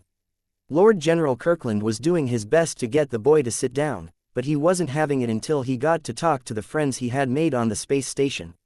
"I will be back in a moment. I'll settle him for dinner, but I suspect we will be busy all evening," Nico joked. With an elegant swish of her dress, Nico rose to her feet and seemed to glide her way across the floor-length skirt of her gown barely making a ripple as she moved. Max was sure it was a trick of her leg movement, but it made her look somewhat like a fairy, floating across the room. "Lady Tareth, it is a pleasure to see you again," Lord General Kirkland greeted her, as Nico grabbed the young prince into her arms and gave him a spin. "The pleasure is all mine. I'm guessing that you have arrived early for tomorrow's wedding celebrations, so I won't keep you too long. I just had to come over and say hello to the lovely young groom here and ask where his blushing bride was hiding," she told the general, who gave her a smile in return. "She has been somewhat delayed. She locked herself in her Uncle Lou's lab today so she could play with the Mecha trainers, and it took over an hour for security to get her out. She should be here soon. The staff was told to bring her straight to dinner when she arrived, and then she is grounded for the rest of the night," Prince Wuxia whispered to Nico, not wanting the tables around them to know. The memory made everyone around the table laugh. A little girl locked Chen family security out of a secure lab? Not likely, but the chances that Uncle Lou refused to answer the door until they were finished playing? That was very likely, if not the only logical answer. Bring her to say hello after the meal if you have a chance. If not, we will see you both tomorrow at the celebration. Nico replied with a nod and a curtsy before returning to her table. That was enough to settle the young prince down for a little while so he would eat, and a round of the dinner special was brought to Max's table along with a bottle of wine and a small vial of something Max didn't recognize. Energy supplements, for the cybernetically enhanced. A new development of the Chen family from right here on Camor. The server informed them with pride. "Oh, those things. Uncle Lou was a big fan and had them try them out already, assuming these were the same ones and he didn't feed them experimental drugs the last time." "Thank you, that is greatly appreciated," Nico responded, managing a proper smile this time. Max knew that her system was altering her body, but the speed that she was adapting to facial expressions was incredible. Many cyborgs take over a year to produce expressions that convey an actual emotion and don't just look artificial. Some never manage to do it at all. Even those who get organic augmentations will normally struggle with their new appendages and facial features for a few months. It's not a design issue, at least not that Max knows of. It's that the brain doesn't recognize it as the original body part and therefore has no muscle memory for it and has to learn to use the perfectly functional appendage all over again. The same thing often happens to people like Dave, if they can get the money for reconstructive surgery that will let them walk again. That was something that Max was eagerly waiting to do. The veteran had raised him better than his own parents had, and now that Max had military credits, they could be transferred to Dave's veteran account for the surgery. The problem was going to be convincing the military medical system that he was a high enough priority to be granted access to the advanced medical procedures. Max could try to go through the civilian system, but that was a mess on Kepler Terminus. Over half of the population were veterans or government workers, and most of those who weren't were slum dwellers with no system and low-paying jobs. That meant that places like the Gray Market Clinic where Max was born made up most of the private system, and they didn't have clearance for the sort of gene therapy needed to undo the damage from the chemical weapon attack and heal Dave's body. It was a hard lesson to learn as a child in this life. Just because something existed, didn't mean that everyone would be given access to it. Your contribution to society determines society's contribution to you. But Max was getting sidetracked, and only just managed to pull himself back to the real world in time to keep track of the conversation. That hadn't happened to him in a while, and usually only happened when he was about to regain memories or was thinking of something that was forcibly repressed. Could he actually know something about gene therapy? He didn't recall it existing in his last life, and he certainly wasn't a doctor. He would have to try again later and see if there were other thoughts that triggered the experience. The young lady Chen never did make it to dinner. An argument with her watcher led to her having dinner in her room, and only the promise of getting to see everyone at breakfast averted a full-blown meltdown. It was a bit of a disappointment. The kids were an amusing pair, but everyone had a long day today and was ready to get some sleep early in the evening to prepare for tomorrow's festivities. Chapter 174. High Society Streaming. Young Lady Chen had begun sending messages even before the sun came up the next morning, bemoaning her confinement and making sure she wouldn't be having breakfast alone. There was no fear of that. With all the guests for her party here, she wouldn't get a calm moment all day unless she went to hide in her room. Catan and Breckenridge had been warned about the day's event and planned to stay away from the popular areas for the day. Neither was a big fan of crowds, especially crowds of the filthy rich and their groupies. Instead, they had ordered room service and then planned to go to the Grav Ball Arena for the morning. "Should we do matching outfits?" Nico asked, holding up a dark gray button-down shirt from Max's luggage. "Might as well. You know they are going to make us take photos again, possibly even more than usual, since this is a public venue. If you thought the nobles were obnoxious, wait until the streamers and influencers get a chance to be seen with the ruling family." Max grumbled. Nico chose a black kimono with a gray sash, and Max wondered where these outfits kept coming from. It was possible she was custom ordering them every morning, but that seemed excessive even for her. She really did seem fond of the local fashion though. Max looked into her thoughts to see what she was planning to do for the more formal afternoon outfit, but she was busy contemplating how many more places this outfit had to hide weapons than a regular dress. She had a point. The regular ball gown had no good hiding spots. This style had layers that folded at the front and a wide sash to tuck things in. Being a full conversion cyborg, using a metal detector on her was pointless, so she only had to hide them from a pat down. Not that she would actually need a weapon against anyone here, but it seemed to relax her. The hallway was packed with guests this morning when they left their room to go for breakfast. The Lord General was saving them a seat at the young couple's request, so they didn't have to worry about finding somewhere to sit, but the restaurant was packed and there was a rather long line to get in. The word that the highest nobles on the planet were present in the restaurant had spread, and everyone who wanted to curry favor had rushed down. "Names for the list, please." The host greeted Max when he got to the door. "Sir Max and Lady Tereth, with the group of the Lord General Kirkland," Max told him politely, and the host gestured inside. "This way, sir. Your companions have already arrived." Dozens of jealous eyes glared at them as they were escorted inside immediately, headed for a private room in the back. The large table would seat 30 when full, but only a dozen had arrived so far. The room felt rather empty with so few people, but shockingly, the Lord General actually had a date this morning, a frigid-looking older woman who had brought her own attendant, a younger man who was standing against the wall waiting to be called on. The two maids who were assigned to the young couple were against the far wall, watching everyone who entered, while the couple themselves were fidgeting in their seats waiting for everyone to arrive. "The majors are here, come sit and tell us a story." Prince Wushu called happily when he noticed Max enter. "I know just the one for you. It's the story of a brave hero named Roger, a first-year academy student who held a plasma cannon emplacement against 1,000 giant Narcians until reinforcements could arrive." Max began, and a lot of the nobles looked uncomfortable. But Max knew his audience well, and the lengthy and highly embellished story of a young cadet who took a line mecha out for the first time and became a hero was a huge hit. "I heard one of the officers talking about the ghost of Sigmund Uranium Swamp. Do you know that one?" Prince Wushu asked, making Max laugh and Nico turn away to hide her face. "That one isn't a breakfast story. Ghost stories are supposed to be saved for late nights, not early mornings."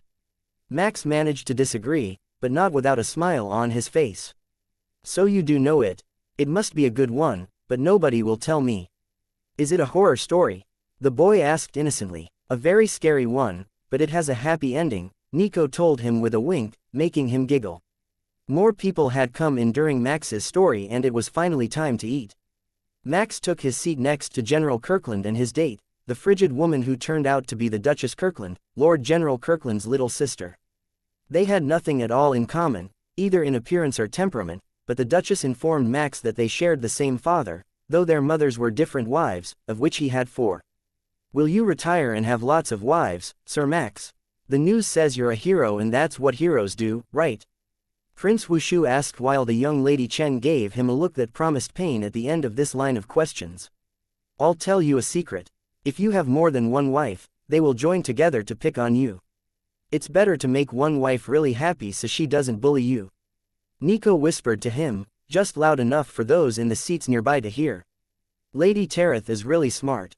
I don't want to be bullied. He nodded, taking her advice as gospel truth, while the nobles hid their amusement. Breakfast was brought out, and the itinerary of the day's events was reviewed. It was mostly just 2 events, a garden party, and an evening masquerade ball. Both could accommodate the entire population of the hotel, and the staff was prepared for exactly that since everyone loved a good party here. Uncle Lu can't come to the garden party, but he wants to see you both later. Young Lady Chen whispered as they prepared to leave the private room. It must be Mecha related. She did get grounded for being late because she was in his lab.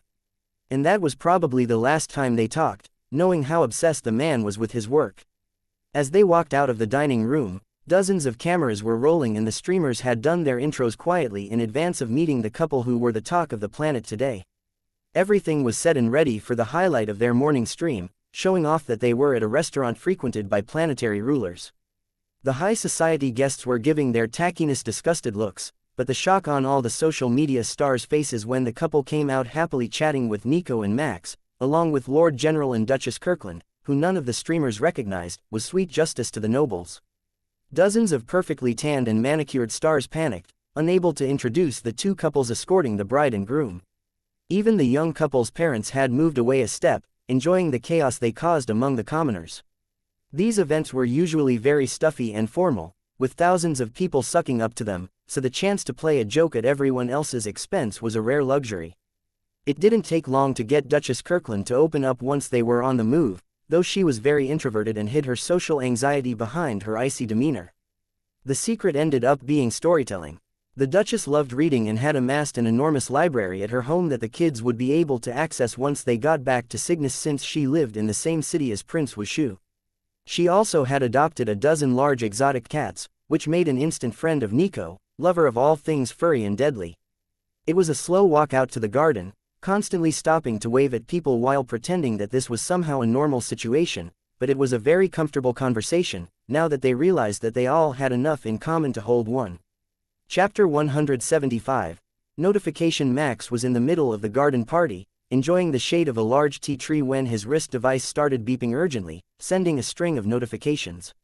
As unit commander, he was notified separately of every transfer, and his entire special tactics unit had just been reassigned.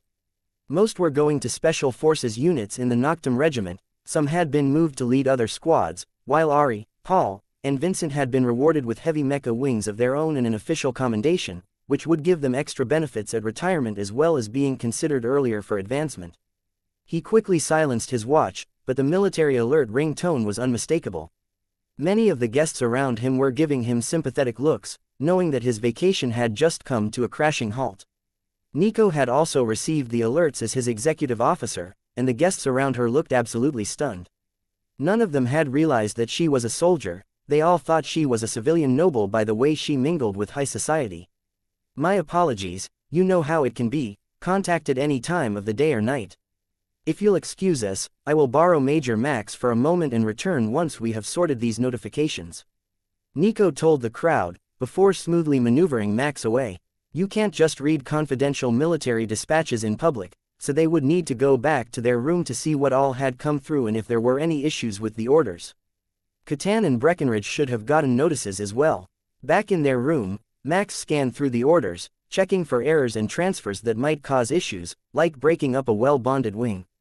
Some of that was inevitable since some of the pilots are going to light mecha units for command experience, but it is better if obvious errors are caught. Now and not after the pilots are at a new unit. You know what I don't see in any of these orders? Nico asked as Max worked. A demotion, Max answered, noticing everyone had been promoted or given a commendation and nobody that had a leadership position had lost it in the transfer. That too, but what I meant was our names. There is no order for either of us in this group of orders. Nico pointed out, making Max double-check the messages. So what are we? A unit of 2. I hope this doesn't mean we have to train a whole new special tactics unit. Max sighed. Nico gave a noncommittal shrug. I don't know yet, but the other 2 have 72 hours to return to the station, and we don't have any orders yet. If we don't have any orders, we might as well head back down to the party before the kids miss us. They will want to know all about what the message was though, so be prepared for 20 questions. Max suggested. You're forgetting one thing. The garden party is about to end, and then it is a masquerade ball. Give it an hour to shower and change and we should be right on time for the evening festivities. The hotel is going to be bringing up outfits for everyone attending so that the clothing isn't an immediate giveaway of everyone's identity. Not that it would matter for the two of them. Not many Kepler women were as short as Nico, and not many civilian men were as broad-shouldered and blonde as Max, thanks to the military grabbing everyone with half-decent system compatibility. There were sure to be more blonde men, some of them bleached blonde, but Max wasn't an easy person to miss in a crowd. He was just about to get into the shower when a sudden and frantic pounding on the door startled him. They had everything that they could need. Who would be so excited at this time of day? The answer was, of course, Catan and Breckenridge. They had both been transferred to the same Special Forces unit, with Captain Catan getting a promotion to Major in command of the infantry section of the force. Majors, thank goodness we caught you. We will have to leave tomorrow if we are going to get back to the Comore station on time using commercial flights, and I was worried that we would miss you at the ball this evening. Since we're shipping out, we decided to come along and celebrate for one last night. Captain, or rather Major Catan greeted them the moment Nico opened the door. It was good to see that you both got a great posting within the Noctum Regiment. Not only do you get to keep your status as special operators, but you will also be around a lot of people you already know. Nico answered, and Breckenridge nodded. About a quarter of the unit's mecha and almost all the infantry ended up with us. From the look of it, the Special Forces unit is much larger than our Special Operations unit was, with a full 100-pilot wing of Corvette-class mecha. They're standard patterns though, and it will be a sad day to transfer out of the Comore pattern. The seats are so much more comfortable. The lieutenant laughed, thinking back to her time in a line mecha, which was not only sparsely decorated but also cramped. There is still hope. Abraham Kepler is in for a refit and restocking here on Comore, and they don't make standard pattern Corvettes here. You might still get to keep your baby. Max reminded her. We can only hope. Those upgraded mecha were a godsend for my men as well. Catan agreed, then turned to his two former commanding officers. So, where did you both end up? In the Politburo doing propaganda videos and hanging out with political officers all day long. The infantryman joked. No orders for us yet. Everyone in the unit was transferred, so there is a possibility that while you lot are making up for lost command assets, we will be training a whole new unit from scratch. Max sighed, not looking forward to it. Be positive, it would still be better than being stuck with politicians all day. Breckenridge smiled, then looked at her watch and panicked. Sorry, I have to go, there's only an hour to get ready for the masquerade ball and I haven't even showered or shaved yet. She called as she ran across the hall and into her own room again. Best of luck to you in the future. I hope we can see you in the morning before we fly out, but if we don't, be safe and do the Emperor proud. With his farewells said, Catan headed back into the room as well to get ready for the evening's festivities. Chapter 176. Masquerade for the evening festivities. Max was given a black pinstripe suit with a light gray vest and tie and a black shirt. Paired with a golden metallic mask that covered his upper face, he was ready to go. When he finished dressing, Max heard a laugh from the washroom where Nico was doing her makeup and getting ready. While Max expected it to be a short burst of amusement, the laughing just continued, making him more and more curious about what they might have assigned Nico as an outfit that would bring this level of amusement. She came out a few minutes later in a light blue princess dress, with a matching feathered mask and a white gossamer shawl. Without the mask, it was an exact replica of the dress worn by a famous children's movie character. Nico gave him a twirl as she entered the room and giggled. I think they made a mistake, but I am totally wearing this outfit. Max smiled at her enthusiasm, watching her twirl around the room. Given who it is in honor of, the theme might be prince and princess. Well then, we should get going. I'm sure that a certain little princess is eagerly waiting for her guests to come and tell her war stories. The hotel's halls were filled with men in matching suits and a wide variety of princesses as Max made his way to the patio where the ball was being held. Fairy lights were hung in every hallway on the main floor, and the walls had holograms of a stone castle activated over them to add to the ambiance. The whole patio has been transformed into a replica of the Kepler Imperial Palace, a grand stone edifice said to have been carved from an entire mountain thousands of years ago. It had been rebuilt and renovated numerous times since then, and the true origins were lost to time, but the annual address from the railing of the patio overlooking the gardens, the patio that this event was designed to mimic, was a well-known sight to all Kepler citizens. A rather stiff and uncomfortable-looking muscular prince caught Nico's attention, and she began to drag Max across the courtyard to where Catan was standing by the wall, overwhelmed by the opulence of his surroundings. He had been able to deal with his nerves around such luxury when it was just a grand place full of wealthy people, but the royal theme was too much for him to take in all at once. A waltz was playing from hidden speakers while the crowd mingled and laughed, so Max danced his way to the infantry officer with Nico in his arms, making the best of the situation to have a bit of fun. Catan recognized them in an instant, being such a distinctive pair, and the sight brought Breckenridge back with a small plate of snacks in her hand.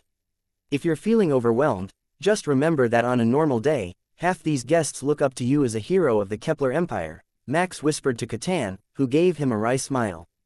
I don't feel much like a hero, he answered, shaking his head. That's how you know it's true. Max shrugged, thinking of everything they had been through together. Cameras were strictly forbidden at this event so that everyone could just unwind and relax, without fear of ending up on a video stream or in the news, and the crowd was taking full advantage of that fact. By the time it got dark and the fireworks that were to be a highlight of the evening began, most of the crowd was plenty drunk, the dancing had become much more lively and the young couple was clearly exhausted. But the fireworks were amazing. Though this was only one of a half-dozen events and it was organized for a lesser member of the royal family, this was a Cygnus royal wedding celebration after all, and no expense was spared. The entire region of the planet was closed to air traffic for the show, which was sent in multiple layers, both close to the ground for the sound effects and high into the atmosphere to be seen from hundreds of kilometers away. The spectacular show would take over most of the local news cycle the next day, while the broadcasters wished the daughter of the Chen family a happy future in Cygnus. Max was just about to head to his room and order a late meal to help absorb some of the wine he had gone through tonight when a familiar head of disheveled gray hair came jogging his way. Good evening, Uncle Lou. Sorry that I didn't get a chance to speak to you tonight, your family seemed a bit protective. Max greeted the old scientist. You would think I planned to abduct my own great niece the way they kept her guarded. I only managed to sneak her my parting gift 10 minutes ago. But I actually came over looking for you today. I have a document to give you and Major Nico, eyes only sort of thing. Uncle Lou informed him. I thought this might be coming. The rest of my unit got their orders this afternoon, Max told him, gesturing inside the hotel. Shall we? Uncle Lou shook his head. Not yet. I ordered meat pies for the alcohol, and we're not done dancing yet. You can take the business messages in the morning.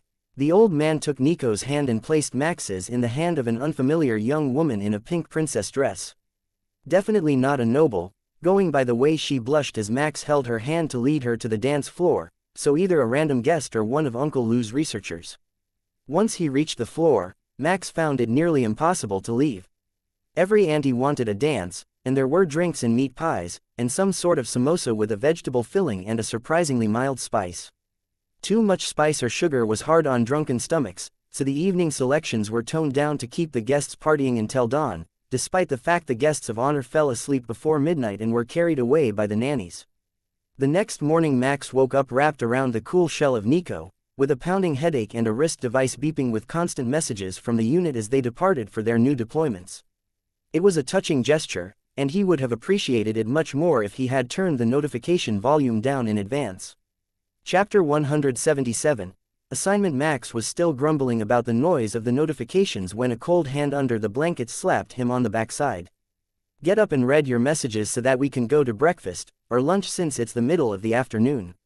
We transfer out tonight, Nico informed him, confirming Max's fear that they were being sent back to work early. There were 2 messages waiting for him, other than the ones from the unit. One was the notice that Abraham Kepler's warp drive had a fault that required structural overhaul and would be in dry dock until further notice, with the units formerly aboard it being transferred to the Perseverance Eternal. The second was the eyes-only message from Uncle Lou.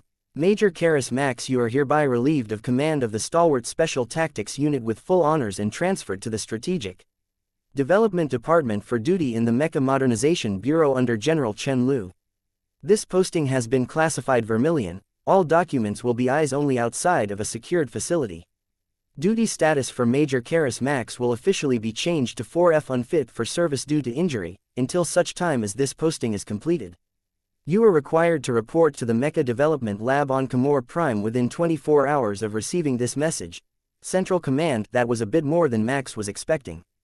First, Uncle Lou isn't just an eccentric scientist designing oddball mecha for the Kamorian conglomerate, he is the general in charge of modernizing the entire Kepler mechanized force. Second, the project is so classified that the department doesn't officially exist and all the members are listed as retired from duty. Third, this resort planet is actually the single most important strategic asset in the entire empire, and not a single soul knows it, outside of the lab. No wonder the old man can't go anywhere without guards and the security team couldn't get into his lab to get Lady Chen out. Vermilion access was a subcategory of top secret, an unofficial level of classified where all documents would delete after being accessed and used biometric encryption. Both the device and the intended user needed to match to decrypt them, and if anything went wrong, they simply scrambled the message and then self-destructed with a malicious virus. It was a level of security not even used for major military operations, but Max would be living under it 24/7 for the foreseeable future. Nico was right, he needed a full stomach to digest this news. And a drink, he definitely needed another drink. Uncle Lou, or General Chen Lu as Max now knew him to be, was waiting on the patio by the infinity pool when Nico led Max out to eat.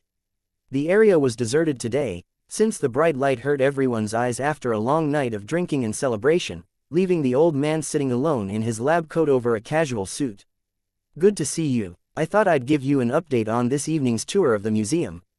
The dress code is casual, with no need for uniforms or fancy clothes. I'll have your belongings sent to your apartment, so no need to worry about anything. I'm sure you'll love the place, it's an outer unit, so it looks out of the dome directly from your window. Uncle Lou's casual conversation did an excellent job of hiding the true nature of their conversation, but Max did wonder where exactly he would be living. Thank you for your consideration. I'm sure the museum will be an incredible experience. I've heard all about it, Nico answered, taking a seat beside Uncle Lou and signaling to the waitress to bring them drinks in the brunch special. She used the single-handed sign language common among the deaf, but the staff seemed to know it well, and the order was ready before the waitress even got to the kitchen to place the order. I wasn't expecting to be hanging around quite this long, but I'm sure it won't be a terrible experience to remain here on Kamor for a while, Max added, smiling at Uncle Lou. You will see, it is not bad at all.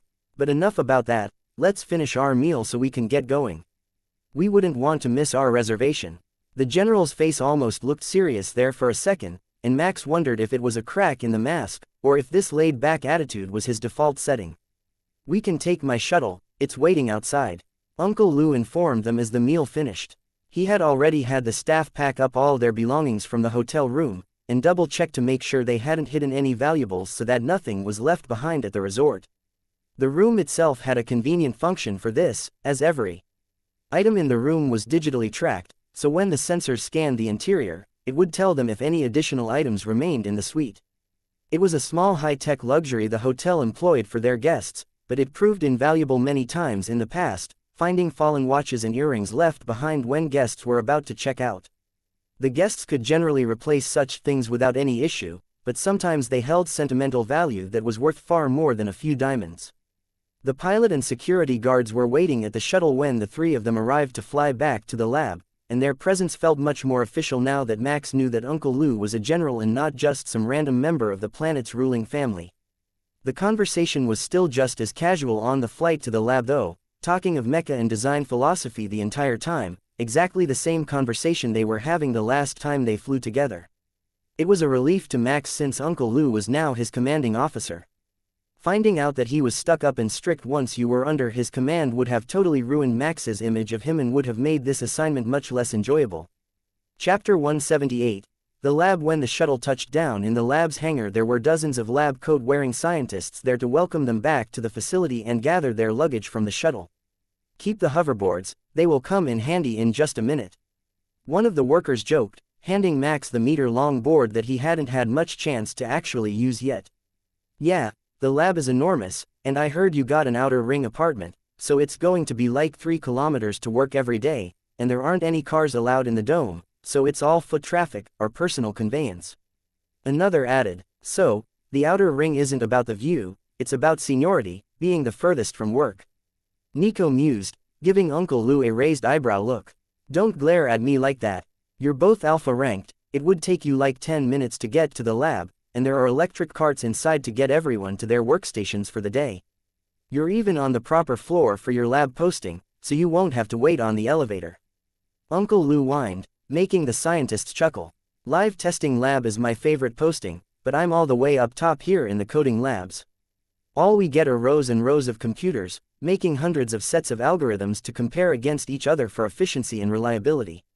The first scientist, a tall ginger-haired woman, complained. Even though a set of code looked like it worked, it might be too long to work smoothly, contain a hidden error, or have an unexpected interaction with another bit of code. There were over 1,000 moving parts plus the digitally controlled weapon systems to design and code, so the job was one of the most important, but also one of the most monotonous. The weapons coders had it the worst. With plasma-based weapons they needed to precisely control the containment field, the rate of charge, heat dissipation, energy frequency and temperature stability, rate of discharge, and the aim. Then, if that wasn't enough work for them, every bit of that had to work together and remain functional and stable during a variety of states of damage, with the ability to bypass certain damaged areas or the weapon would be deemed too unreliable for use. In short, they were blamed for absolutely everything that went wrong, unless they could prove that it was a flaw in the physical design. The first stop is the coding lab. You won't need to be here much, since you are in the practical testing lab, but they will likely come to see you on a regular basis. After your analysis, Uncle Lou informed them, leading the group into the lab and grabbing a hoverboard of his own, while most of the others jogged to keep up. Once inside the lab, Max could access a map of the facility and found that not only the lab, but the living quarters were part of the military facility. It wasn't just in this dome, it was this dome. The lab took up the entire city-sized ball sitting high in the sky above Kamor on a long tower of some unknown alloy that Max would have to explore later. The level of strength and flexibility was impressive, even if the HAB domes had gravity generators to reduce the stress on the towers. The coding labs take up 5 floors, and they're all identical, so there is no good reason to see them all. Uncle Lou began, but Nico cut him off. Wouldn't it make sense to make every section a slightly different color scheme, so that you could identify the locations more easily? Nico asked, looking at the sterile off-white walls of the cubicle-filled floor. I did consider it, but that would imply that I intend to regularly visit these floors, and I don't want to get their hopes up. If I need a coder, they come to my office, where there is better coffee. Uncle Lou shrugged, making the scientists laugh and nod their heads. The coffee was one of the perks of being called to the general's office. He always had a fresh pot on when there was a meeting and only the finest of blends. Next up is the structural lab. It is only 3 floors, but 3 large ones, given the need for extra height. This section is working on the new mobile suits. They're almost as large as a line mecha, but the pilot stands in them with their feet ending just before the knees and their arms tucked in beside their torso. From early testing, we think that this should increase mobility and natural responses by pilots with lower-ranked systems. Nico wandered away from the group, flying over the stations on the hoverboard until she got to a board with experimental designs on it. The whole group stopped to see what she was up to as the small cyborg pulled a marker from a nearby whiteboard and began sketching a new design on an empty space. It looked like a basic exoskeleton, with armored boots and weapon arms, but it had wings on the back and an exposed pilot instead of the usual full shell. I like it, very sexy, or not, depending on who is flying it. But wouldn't they just die the moment they get shot at? The nearest designer asked. Not if we give it a proper shield generator. I see you were planning to use the small-scale cold fusion generators on the mobile suits, so you can port the rear design straight over, then add the wings and the weapon arms. Here is a simple shield generator designed to add to it. It only needs 1/10 of a cubic meter, so I'm sure you can fit it somewhere. My system function modified it from a design for the Crusader-class mecha. If you need a practical example of the design, there is a prototype in Stalwart. Nico explained, and the whole section of the lab flew into chaos. So that's how you walked away from so many battles without major damage. The status information we were given for your mecha didn't show a shielding system. Uncle Lou informed Max. It was there, but inactive when I was assigned the unit. Nico has an incredible knack for repairing damaged mecha components, so she got it up and running again before we even made it to our first engagement. It has taken a serious amount of abuse, and still, I was taking a fair bit of damage. Max agreed. Are you done causing chaos in the design team or do you still need a minute? General Lu called over to Nico, who was deep in discussion with the designers. One more minute, I just have to do this first, Nico called back, then scribbled on the board again, modifying the design to lose the wings, but gain precision control arms, in addition to the stronger main arms, plus a pair of welding and multi-tool attachments that could be wrenches, sockets, or even shears. There we go, the Construction Exosuit Mark I, anti-gravity hover functionality with all the standard mechanical tools used by the repair bay technicians built in. The designers looked dubious, but Nico forwarded them another file and their looks turned to odd reverence. Even Uncle Lou looked impressed, scanning through the design. Get a team on this. Someone from a low-priority design. Those mobile suits are supposed to be headed to testing soon, so you can't switch off them yet.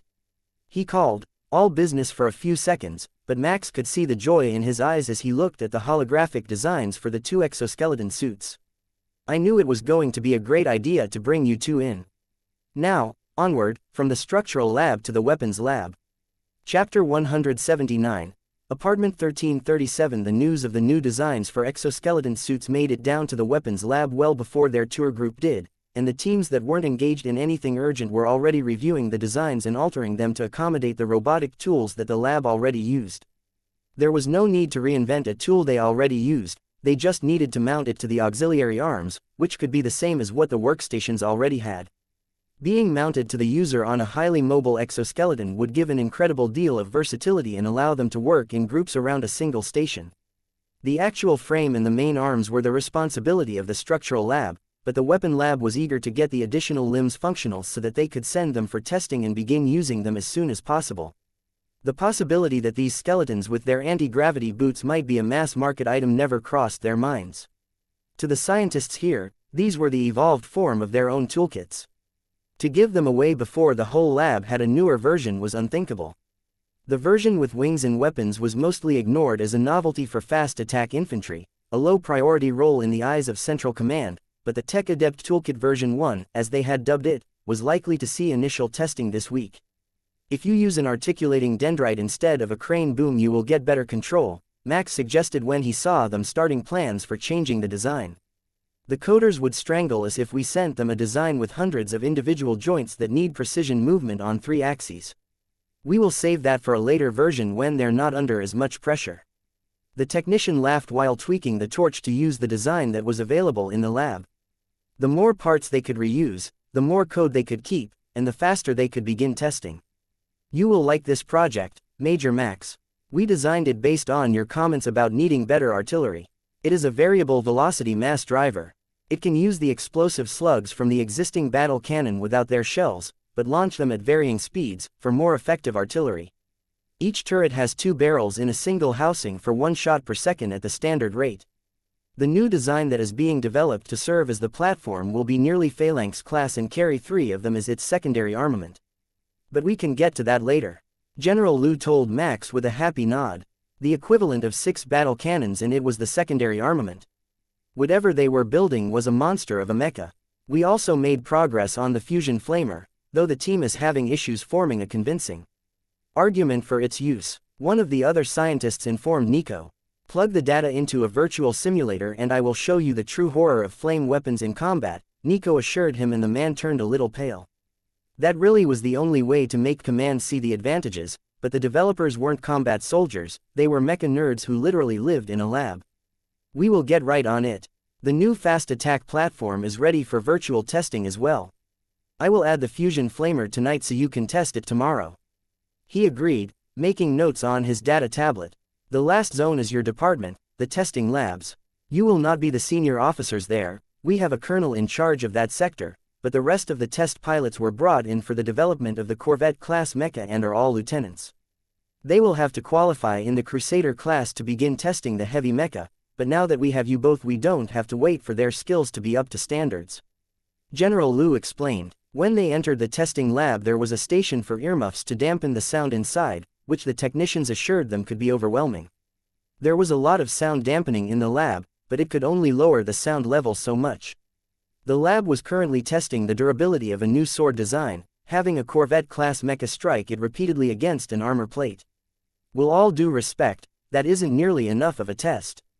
It might be the standardized test, but it doesn't cover the sort of abuse that melee blades will take in combat. Even sparring does more damage than that. Max pointed out, you two big shots think that you can put a sword through more abuse than that? A voice asked from behind a blast shield. Sir, yes sir, Nico responded with a malicious-looking smile while staring at the Khmer-patterned corvettes waiting in the ready area. That weapon is our newest design. If you can break it, I will give you each one of my vacation days. The voice responded, sounding smug. Deal. Do you have a second one, or is one enough? Nico asked. There is just one, but we have other designs available. General Liu told her and sent a signal from his wrist device for the test pilot to return to the staging area where they were waiting. Max, grab a sword and shield. Practical demonstrations are best, Nico called, heading for the test mecha. The lab assistants were happy to show him to an idle machine and get him equipped, while Nico jumped up into the cockpit of the Corvette and took a casual combat stance with the prototype blade in both hands. Once Max was ready and in position, Nico launched a blindingly fast attack at his left shoulder. Max's vision filled with targeting information and he shifted slightly to the right while raising his shield and striking the incoming blade with his sword. The two blades collided just after the tip of Nico's sword hit his shield and the prototype shattered cleanly in half.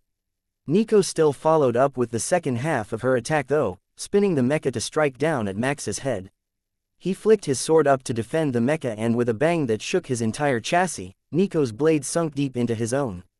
She released the hilt of the trapped wagon and stepped back, exiting the cockpit of the Khmer-patterned test Corvette. The design changes to lighten the weapon introduced a resonant frequency within the range of a collision with common armor alloys. The blade is strong and sharp, but the feedback from a second collision at the right moment will shatter it, something that the standard test wouldn't discover. Nico explained as a frustrated researcher came out from behind the protective wall. How did you two make the mecha move that fast? Without training, he asked, upset at the loss of vacation days, the lab's premium betting currency. It's pretty normal for pilots at our level, but we have trained on Corvette-class mecha before and the controls are the same. Max explained. Alpha-rank pilots are between 3 and 6 times as fast as the baseline. They can cap out the control speed limits of the Corvette-class mecha. Uncle Lou laughed at the disbelieving look on the researchers' faces. I think we need to rethink the motive systems for the new mecha already.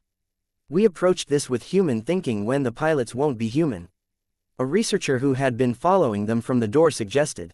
Under the premise that an alpha-ranked system isn't unreasonably overpowered, but that the mecha is too slow.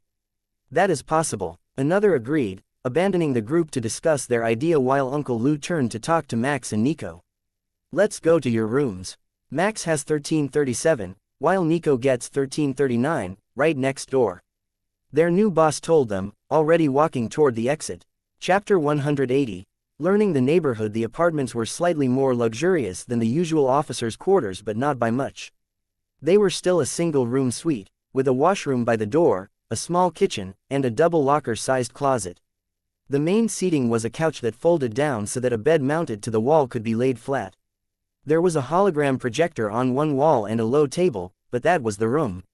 Nobody really spends time in their room. There are common areas just down the hall, movie theaters one floor up, and a large gym nearby. There is a lot more to see. The lab is basically a city, with over 10,000 residents, so I will let you find the rest on your own. There is a map available if you want.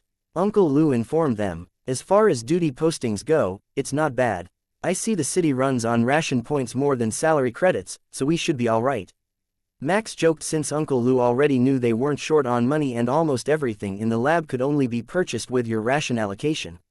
It was much like being on board an interstellar ship, but with a wider variety of amenities. This section of the city was normally for non-commissioned officers, the most senior enlisted men, but it was very close to the testing lab, so it was chosen for the 2 new pilots. Housing was deducted from their city ration, so this choice of apartments actually left them with more disposable income than the other majors, who were staying on the upper floors. As a long-term posting, and not a traveling one, the scientists lived well in the lab, though they were cut off from family except during their vacation days due to security measures. Even then, a good third of the staff wasn't from Khmer originally, so they might as well be traveling, since inviting their families to come to the planet was out of the question. Even with all the amenities and the city-like atmosphere, military rank still determined your level of luxury to a large extent. The mess halls were marked as restaurants with varying menus, but the fancier ones could only be accessed by senior officers without spending ration points. Aboard Abraham Kepler, the good ones were simply unavailable to enlisted men.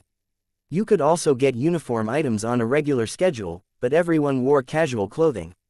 The idea behind the policy was that if they did have an infiltration attempt, the lab could be played off as a civilian facility and the leaks discredited. To Max, the view out the window more than made up for the smaller room. They were above the cloud level looking down on the planet. That meant every day here was a sunny day, and only the view below them changed with the weather. It truly was a marvel of engineering. And it would have been a waste to push for a premium suite, gaining him a larger space, but moving him to an inner ring of the dome and much higher up, above the center line where you couldn't easily look down without the other levels getting in the way. Max spent the next hour getting everything set up in his room, hanging his small collection of photos on the wall by his couch, and organizing his closet with the assortment of civilian clothing he had been gifted. It was a strange feeling putting away his uniform and knowing he probably wouldn't be wearing it for months. The pilot suit should at least still see regular use though if he was going to be testing Mecha, which was a relief. Max was just beginning to get bored enough to consider turning on the news net when Nico sent him a message asking if he wanted to go explore the entertainment district. She had found a games room that was popular with the other test pilots, and it had 3D billiards. "Give me 20 minutes to shower and change. I'll come to get you," Max responded after a moment's thought. "Don't forget you're bored, it's a bit of a trip."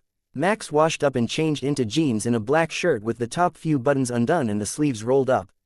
Out of habit, he put on his regulation boots before grabbing his hoverboard and going next door to get Nico. Max wasn't sure what to call her style, but it looked familiar for some reason. Nico had tucked tight red leather pants into black knee-high platform boots and topped them with a black military-issue tank top. Her hair was in a single braid with a silver ornament at the end that he recognized as the focusing ring from a laser rifle. "Has anyone mentioned how strange your fashion sense is?"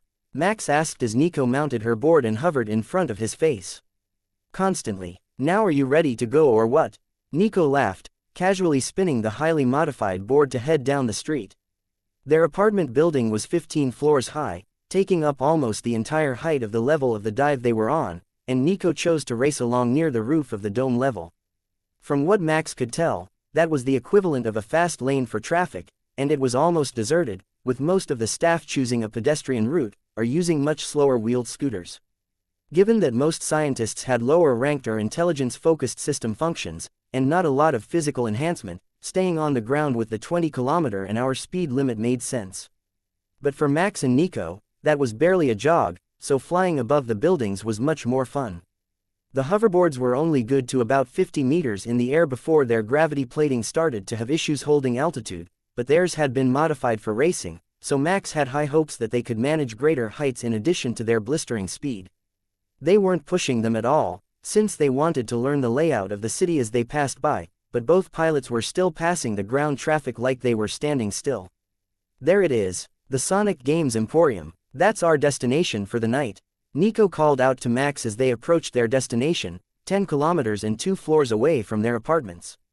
It was on the lowest level of the lieutenant's sector of the testing department neighborhood, making it a great mingling spot for all the pilots, but the arrival of Nico and Max on modified hoverboards still drew a lot of attention.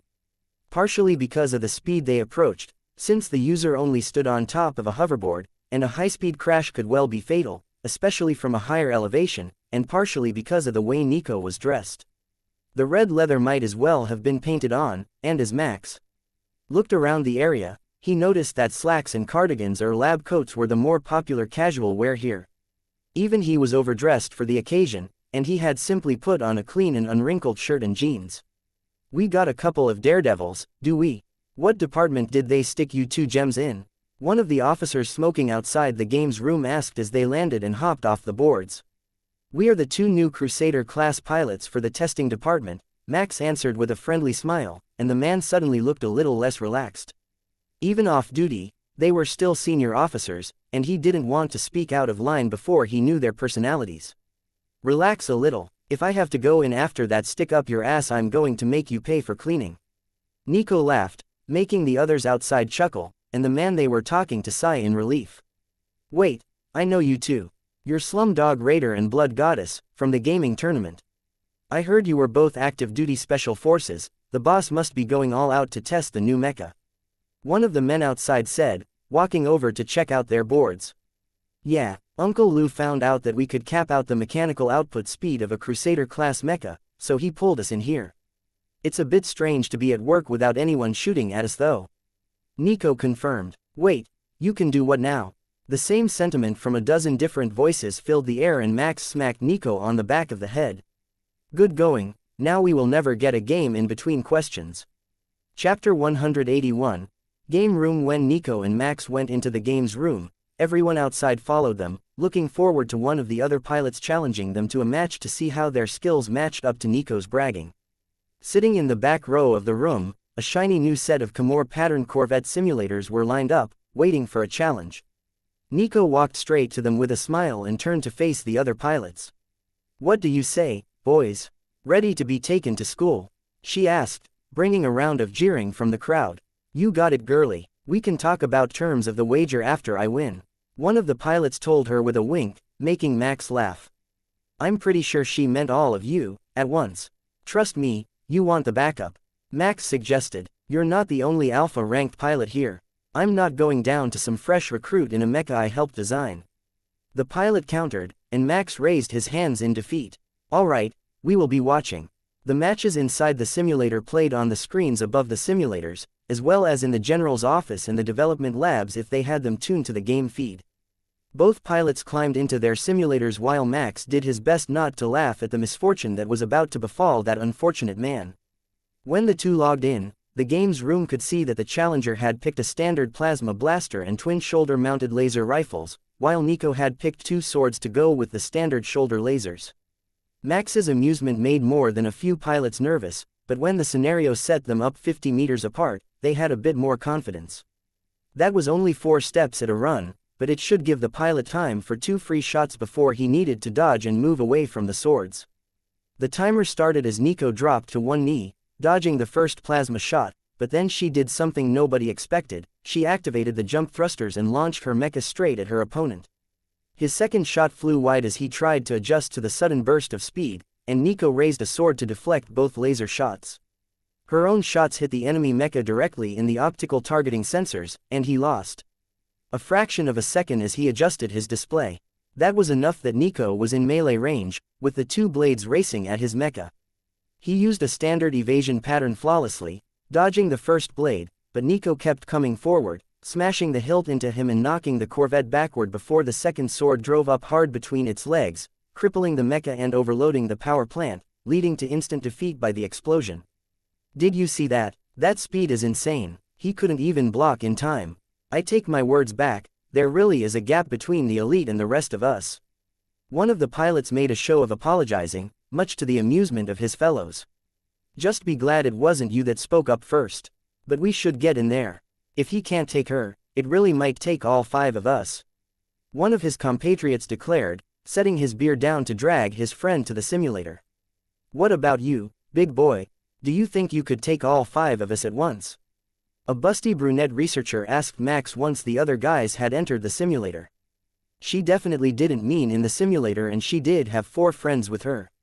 I'm not sure about that. My sword work isn't quite up to that standard. Max declined, but it only made her smile larger. Good answer. I think we will be good friends, new guy. I am Lieutenant Karp of the Weapons Development Division, Night Shift Team 3. I missed all the commotion when you came in today, but I'm looking forward to the exoskeleton you two introduced. Those mechanic nerds are a joyless bunch, only thinking of tools and mecha, but that flying exosuit. That's pure genius. Not only would it add capability equivalent to a light mecha without all the transport bulk, but it would be a huge morale boost to the infantry if it was done correctly. Max thought about that for a second, and she was right, but he still felt like he was missing something. You don't need to understand now, but you will as soon as we get one up and running for test purposes. The day shift already altered the diagram to use most of the parts directly from the mobile suit, so we might even have an alpha design ready when you get to work in the morning. I do hate to flirt and run, but my shift starts in 30 minutes. With that, she blew Max a kiss and sauntered out with her cohort of female researchers, the swinging hips catching the attention of half the customers in the games room. The Kepler military was pretty relaxed about relations between soldiers, as long as there were no unintended consequences or non-consensual actions, but that level of blatant advance was something Max never thought he would see again after leaving the streetwalkers of the downside in his past and joining the academy. It was tempting though, even if it might kill him. 5 beauties at once were enough that he wouldn't just dismiss the possibility. He still had his entire deployment ahead of him to change his mind, after all. All 5 men had lined up against Nico, who had switched to a plasma shotgun and a sword in her hands. The design of the shotgun was a new one, a lighter version of the ones Max had mounted to Stalwart, designed to be handheld for the Corvette. The match started with another thruster rush, but Nico wasn't going for the melee attack. She was just getting close enough for the shotgun to blast the rear armor of a pilot caught off guard, disabling his mecha and letting her use it as a shield to block incoming fire. His cursing could be clearly heard in the games room as he was ejected and forced to watch his mecha torn apart by his allies. Nico was faster moving than any of her opponents, and they couldn't get distance from her to create a proper attack pattern, so it was more like 4 1v1 fights than a proper 4-on-1. A second pilot went down to her sword and a third to her shotgun before the final 2 managed to team up and finally land a hit on her mecha.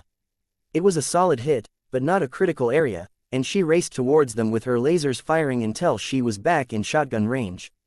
Where did she learn that? Those shotguns are brand new, but she knows exactly how the pattern will spread.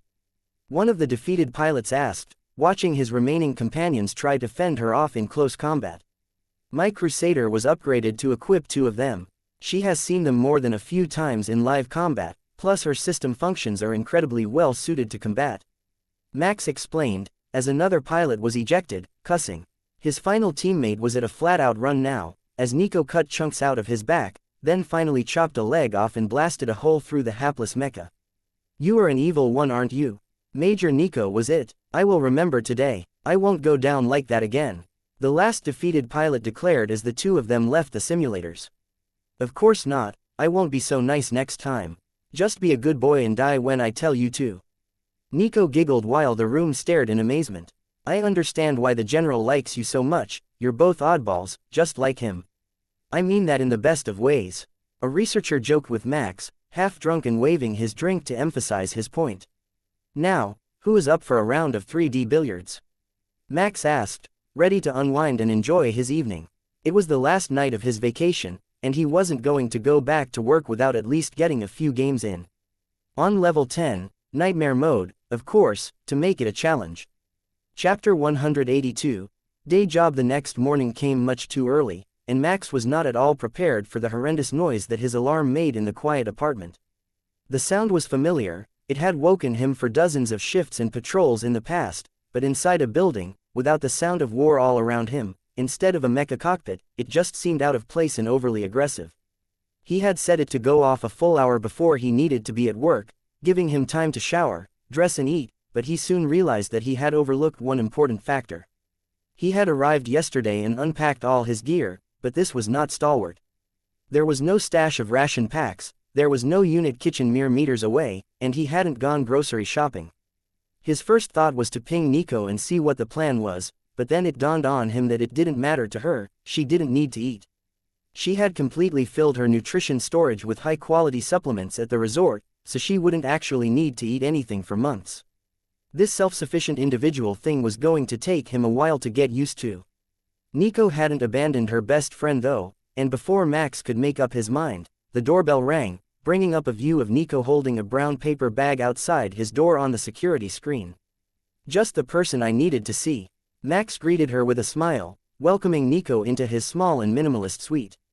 Hers should be exactly the same at this point since neither had much in the way of belongings, so there was no need for a grand tour. I knew we forgot to go grocery shopping, and the security cameras showed a huge lineup at the fast food places between here and work, so I went ahead and grabbed you something to eat from the next floor down. She explained, handing him the bag. The smell of grease and spice met his nose the moment he opened the bag, and Max wondered just what she had gotten him to eat. Most of the selections here were fairly bland foods, but whatever this was had definitely been spiced within inches of lethality. I didn't get a chance to sample them, but there's a breakfast burrito and a collection of their specialty samosas in the bag, Nico explained, turning to leave so they would get to work on time. With hoverboards, the trip was an easy one. They were on the same floor as the entrance to the testing lab, so they only had to fly toward the center of the HAB dome over the top of the buildings. With most of the traffic being at ground level, it was under 5 minutes before they were in line to have their identification checked and enter the labs. Pilots really are a whole different breed. Aren't you afraid of something happening and falling from the board flying that high? One of the researchers behind them in line asked as they waited their turn. At my level, it's not a big deal. Unless I was doing acrobatics or something, I would just land on my feet. Both the 50% and 100% total bonus reformations increased my physical durability. Max explained. The researcher nodded, and then turned toward Nico, before realizing she was a cyborg and shrugging off his concerns. Even if she fell from the top of the level at a hoverboard's maximum speed, the worst she would do was make herself dizzy and ruin her clothes. First day is it. Report to the colonel's office, 4th door on your left after entry. You will get your kit after the meeting. The security guard informed both Max and Nico in the same intrigued tone. They didn't get a lot of new people here, and never visitors, so new members of the testing team were the highlight of his day. Even though he knew almost all the people who would be entering on this shift by name, he still had to check their identification and verify it against their biometric data before they could enter the lab. The whole facility was secure, but the lab took it to a whole new level, double-checking everything, with every single entry. The colonel turned out to be a strict-faced and very short woman with hair turned to half-gray by the rigors of decades in the military. She was in full-dress uniform, and the collection of certification and service badges showed that she used to be, or possibly still was, an intelligence officer with Central Command. Not a field agent, but highly skilled in data analysis and pattern recognition. Welcome to the Camor Research and Development Lab Majors. I am Colonel Noor and I will be your direct supervisor here in the testing lab. Your assigned locker numbers are available on your wrist devices, and contain everything you will need. Although the lab coats are fashionable, you will not be needing them. There are pilot suits assigned to you. They are also a test product, so they should be worn any time that you are inside a mecha, for data collection purposes. Today, we have the prototypes of the exoskeleton suits that were introduced yesterday up for their first round of tests. I hear that you two suggested them, so you will be the first to test them. Bay 29 will be expecting your arrival in 30 minutes. If there are no other questions, you are dismissed. Both Nico and Max saluted politely and left the colonel's office to go get their gear from the lockers. The locker room for the testing staff was much more impressive than Max had expected, having not only rainfall showers with ultrasonic scrubbers but also an automated medical bay and android-staffed massage stations. That was a lot of luxury for somewhere to put your work clothes on inside a lab. The room was currently filled with staff getting into their uniforms for the day, as every set of clothing was provided, and according to the directions on the inside of the lockers, no outside items were to be brought further into the lab. Max quickly switched to the pilot suit, noting that it was much more form-fitting than the old one, which was loose until it inflated to add pressure, preventing blood pooling during rapid maneuvering. Now this is a pilot suit. My ass looks fantastic. Nico laughed, zipping up the neoprene suit and strapping on the outer harness which held the armor plates and pockets for necessary equipment. No lie detected, Major. Though I do wish the individual cut could be a bit more flattering to the package. Do you think we could suggest a bit of built-in armor pad it out a little? One of the male test pilots laughed, flexing in front of the mirror in his own suit. The dubious looks that many were giving the suits let Max know that these were a new design, but they were extremely comfortable once they were on. Much like the high-tech base layer to the standard uniform, they controlled temperature and humidity perfectly, with the only downside being that the form-fitting suits did leave you feeling a bit naked like you were piloting in your underwear. What bay did you get today? They randomize it through everything you're qualified on so that the data isn't biased by the testers. The pilot who was complaining about the lack of package emphasis asked Max as he finished deciphering the webbing harness and getting dressed.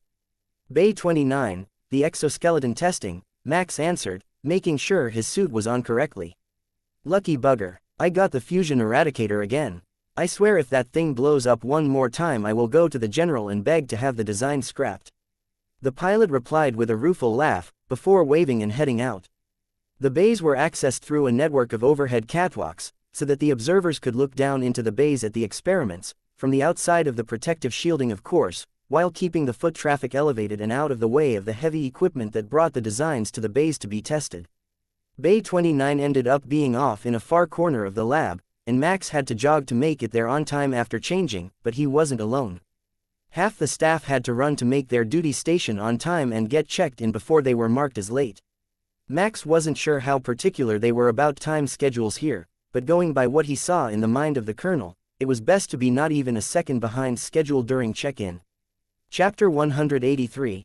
Testing. They arrived at the bay with a few minutes to spare and found that the entire area had been meticulously set up by the previous shift, in preparation for them to arrive. There were 2 exoskeleton suits laid out on the tables, each with a different array of mechanical equipment on them. One looked to be the standard Mecha mechanic suit, as Max had expected, but the second appeared to contain a variety of medical tools, like syringes and bone saws. "Sweet, one of us gets to play Mad Doctor," Nico joked, looking over the second suit, while the researchers scuttled about the room. "Just wait in the chairs off to the side while we finish our data analysis to make sure they are safe to power up. There is coffee if you need it, as well as food," a young woman with a clipboard told them, indicating a spot in the corner of the area. Max still had the smell of spice on his breath, and one of the researchers who walked by smirked at him. "First day is it? I didn't think there was anyone here I didn't recognize. For future reference, the lab brings 2 meals a shift to us, so nobody eats breakfast outside if they work in the testing lab. The lines for the restaurants you saw this morning are the design and programming teams, or the night shift grabbing something on the way home. That's valuable information to have. We were kind of dropped in without much detail, other than a time to report for duty." Max thanked her, making the researcher blush. That wasn't an expected reaction, so Max looked at her a little more closely than just the essential details and noticed that she was barely old enough to have finished the academy, and was local to Camor, without a system. Max already knew that those who weren't used to the physical changes that the system brought tended to be overwhelmed by those who had undergone them. It was said that Kepler had the most beautiful people, but that was almost all down to the system's interference. After the initial rapid growth, it deemed acne, skin blemishes, and excess weight as unnecessary, so it discarded them all. Even if Max ate 10,000 calories a day, his body would simply stop absorbing them after it had reached the upper limits of what it had deemed optimal energy storage. It also increased the energy density of body fat during his and many other pilots' upgrades, so that it didn't compromise their form. He would have to get used to the looks eventually, and the crude gestures that Nico was making, suggesting that Max should ask the youthful researcher about a little extracurricular fun after their shift. The researcher in question didn't notice her suggestion, but a few of the others did and gave the girl an envious glance. Max ignored them and turned an annoyed glare on Nico, who was playing innocent, pouring out a dozen cups of coffee for the staff of Bay 29. Nico was an amazing executive officer and an even better friend, but her ideas of what constituted normal and moral behavior simply weren't compatible with Max's sense of how things should be done. He wondered if it was something to do with his past life, since he felt such a strong sense of morality and justice lingering in those memories, but Nico did seem even more open and forward than the rest of the people around him, though not always by much. "Who takes coffee-flavored coffee and who needs stuff in it?" Nico asked once the cups were full, making the researchers laugh. "See, this is why you need veterans in the lab. Remember when the other pilots started?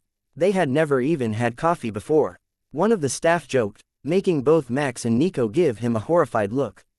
"Who has never drank coffee? And how does that even happen?" Max asked, genuinely curious. "They sent them to us straight from the Academy's Special Forces training.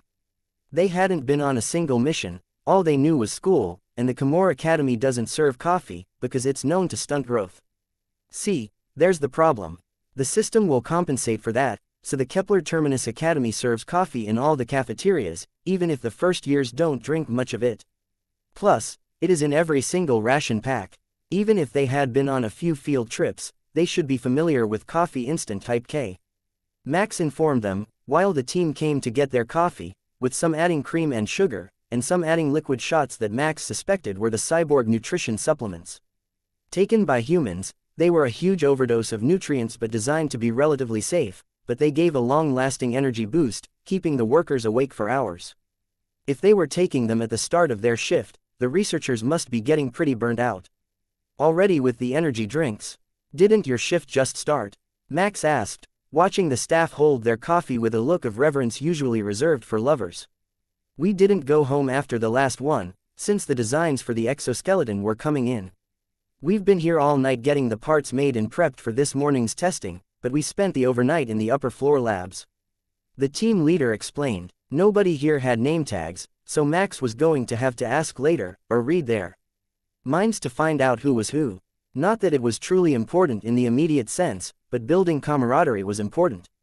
By the time the coffees were finished, the 2 suits had undergone final checks and were deemed safe to be equipped and activated. I will go first. Even if it blows up a little, I should be relatively safe. Nico offered, stepping towards the tables. Good, good. Explosion-resistant test pilots are an amazing idea. We should see if we can get that feature added to the pilot suits. The team leader agreed, nodding her head, and making the frizzy mass of brown curls bounce. The first test was obviously going to be the Tech Adept Toolkit version 3. Max politely didn't ask what happened with versions 1 and 2 if 3 was the first one deemed safe for human testing, but with a bit of help from the team, the exoskeleton easily adjusted to perfectly fit Nico's frame, and powered up. A glowing blue ring of light from the plasma cell power module lit up on the back, showing that the suit was operational, and the arms came to life, moving to a neutral position just behind Nico's shoulder line. There were a series of simple tasks set up on the end table, designed to test the functionality of the arms since the frame itself was more easily tested.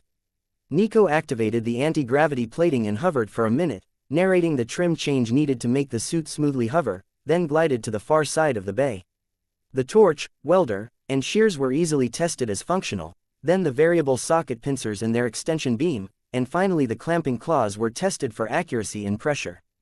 The adjustments were accurate to intentions within 1 gram, at least they were when Nico was using the suit, but that did raise the question of how accurate the neural link controls would be with anyone else using them. Nico wasn't hacking the suit, but her innate talent made controlling the device second nature to her. Precision was never going to be an issue unless there was a problem with the suit, which was mostly assembled from precision instruments in the other labs. Success. We have success. Every basic function works as intended, the power augmentation and flight systems are all within parameters, and the neural link is working flawlessly, without any major input lag. They did an amazing job on this design. I've never seen a first test so successful. The young researcher who blushed when Max thanked her earlier nearly screamed. Max looked into her mind for her name, to save himself the trouble of asking later, finding that she was called Anna, and didn't have another name, as she was raised as an orphan by the military. When she realized how loud she was, she blushed again, highlighting the freckles on her face before she hid it in her hands and took a few deep breaths to calm herself. It's good to hear such enthusiasm for your work so early in the morning. Uncle Lou called from the catwalks above them, where he had been making his morning rounds when he heard the victory shout. Send me the test results and I will send the design back upstairs so they can make tweaks and modifications. Oh, never mind, you already did. Thank you, Major Nico. With that, Uncle Lou was gone again, and the team helped Nico out of the suit before sitting down around a table to write their reports. Chapter 184, Piloting Jets.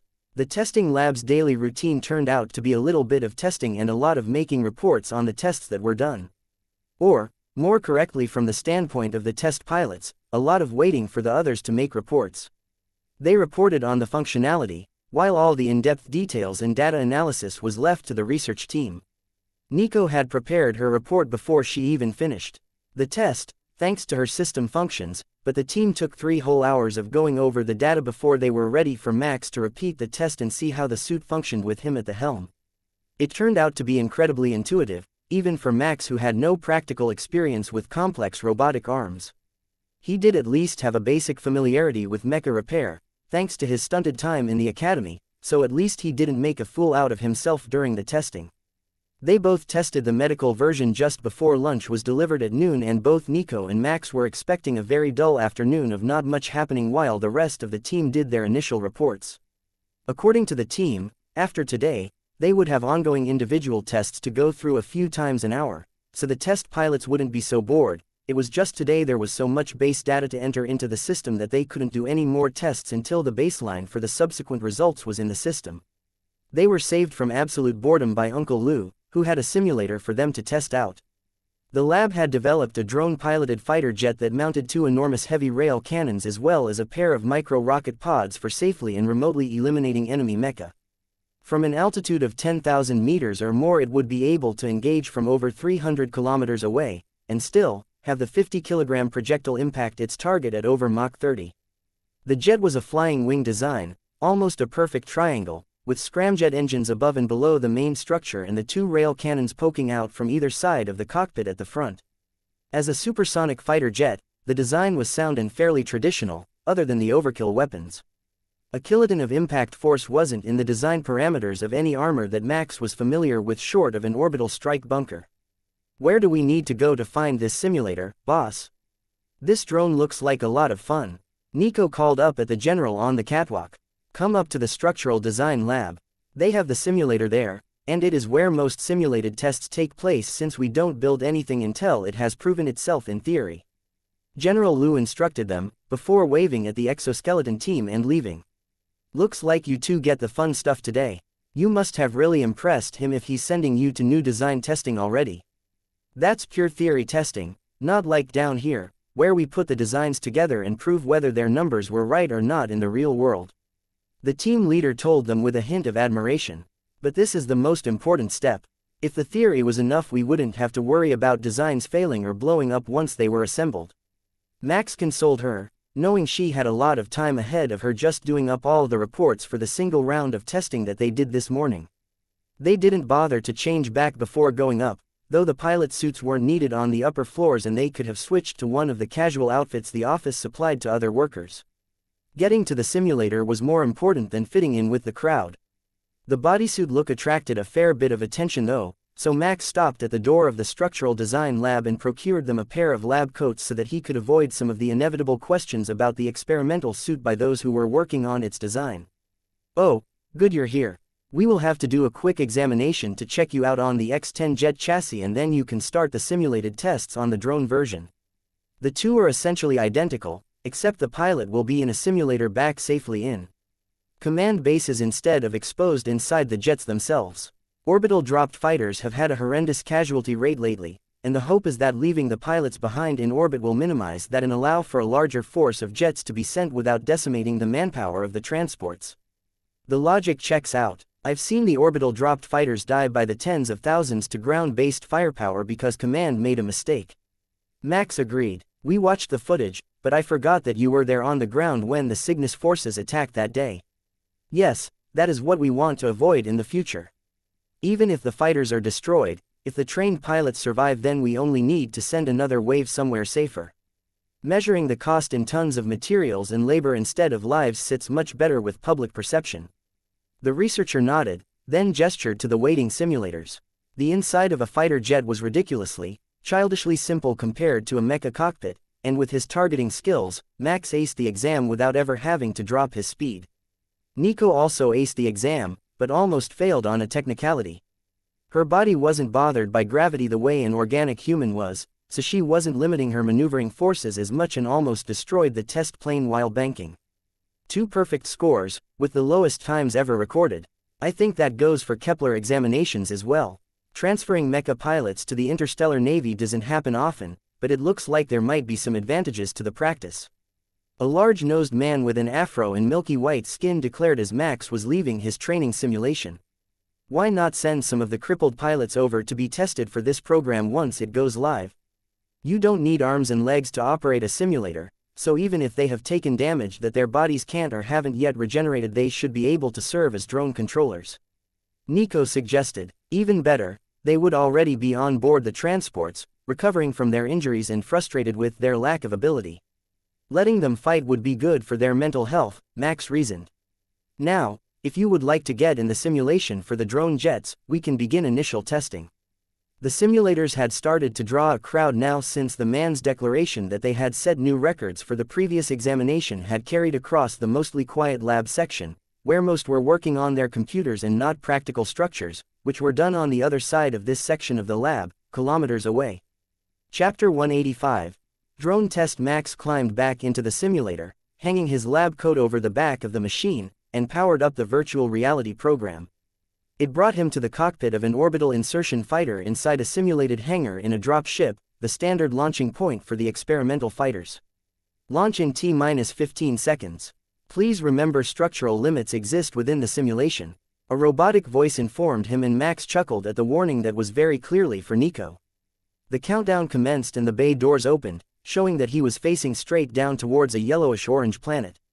A sulfur waste if Max's guess was correct. They weren't often human habitable but were often hotly contested due to the abundance of resources that formed inside them. The fighter was launched towards the planet with a shuddering lurch as the variable thrusters mounted outboard on the wings engaged to adjust his speed and trajectory on the automated path. The two simulations were separate, so Max was alone in this place, hurtling to what felt like certain doom.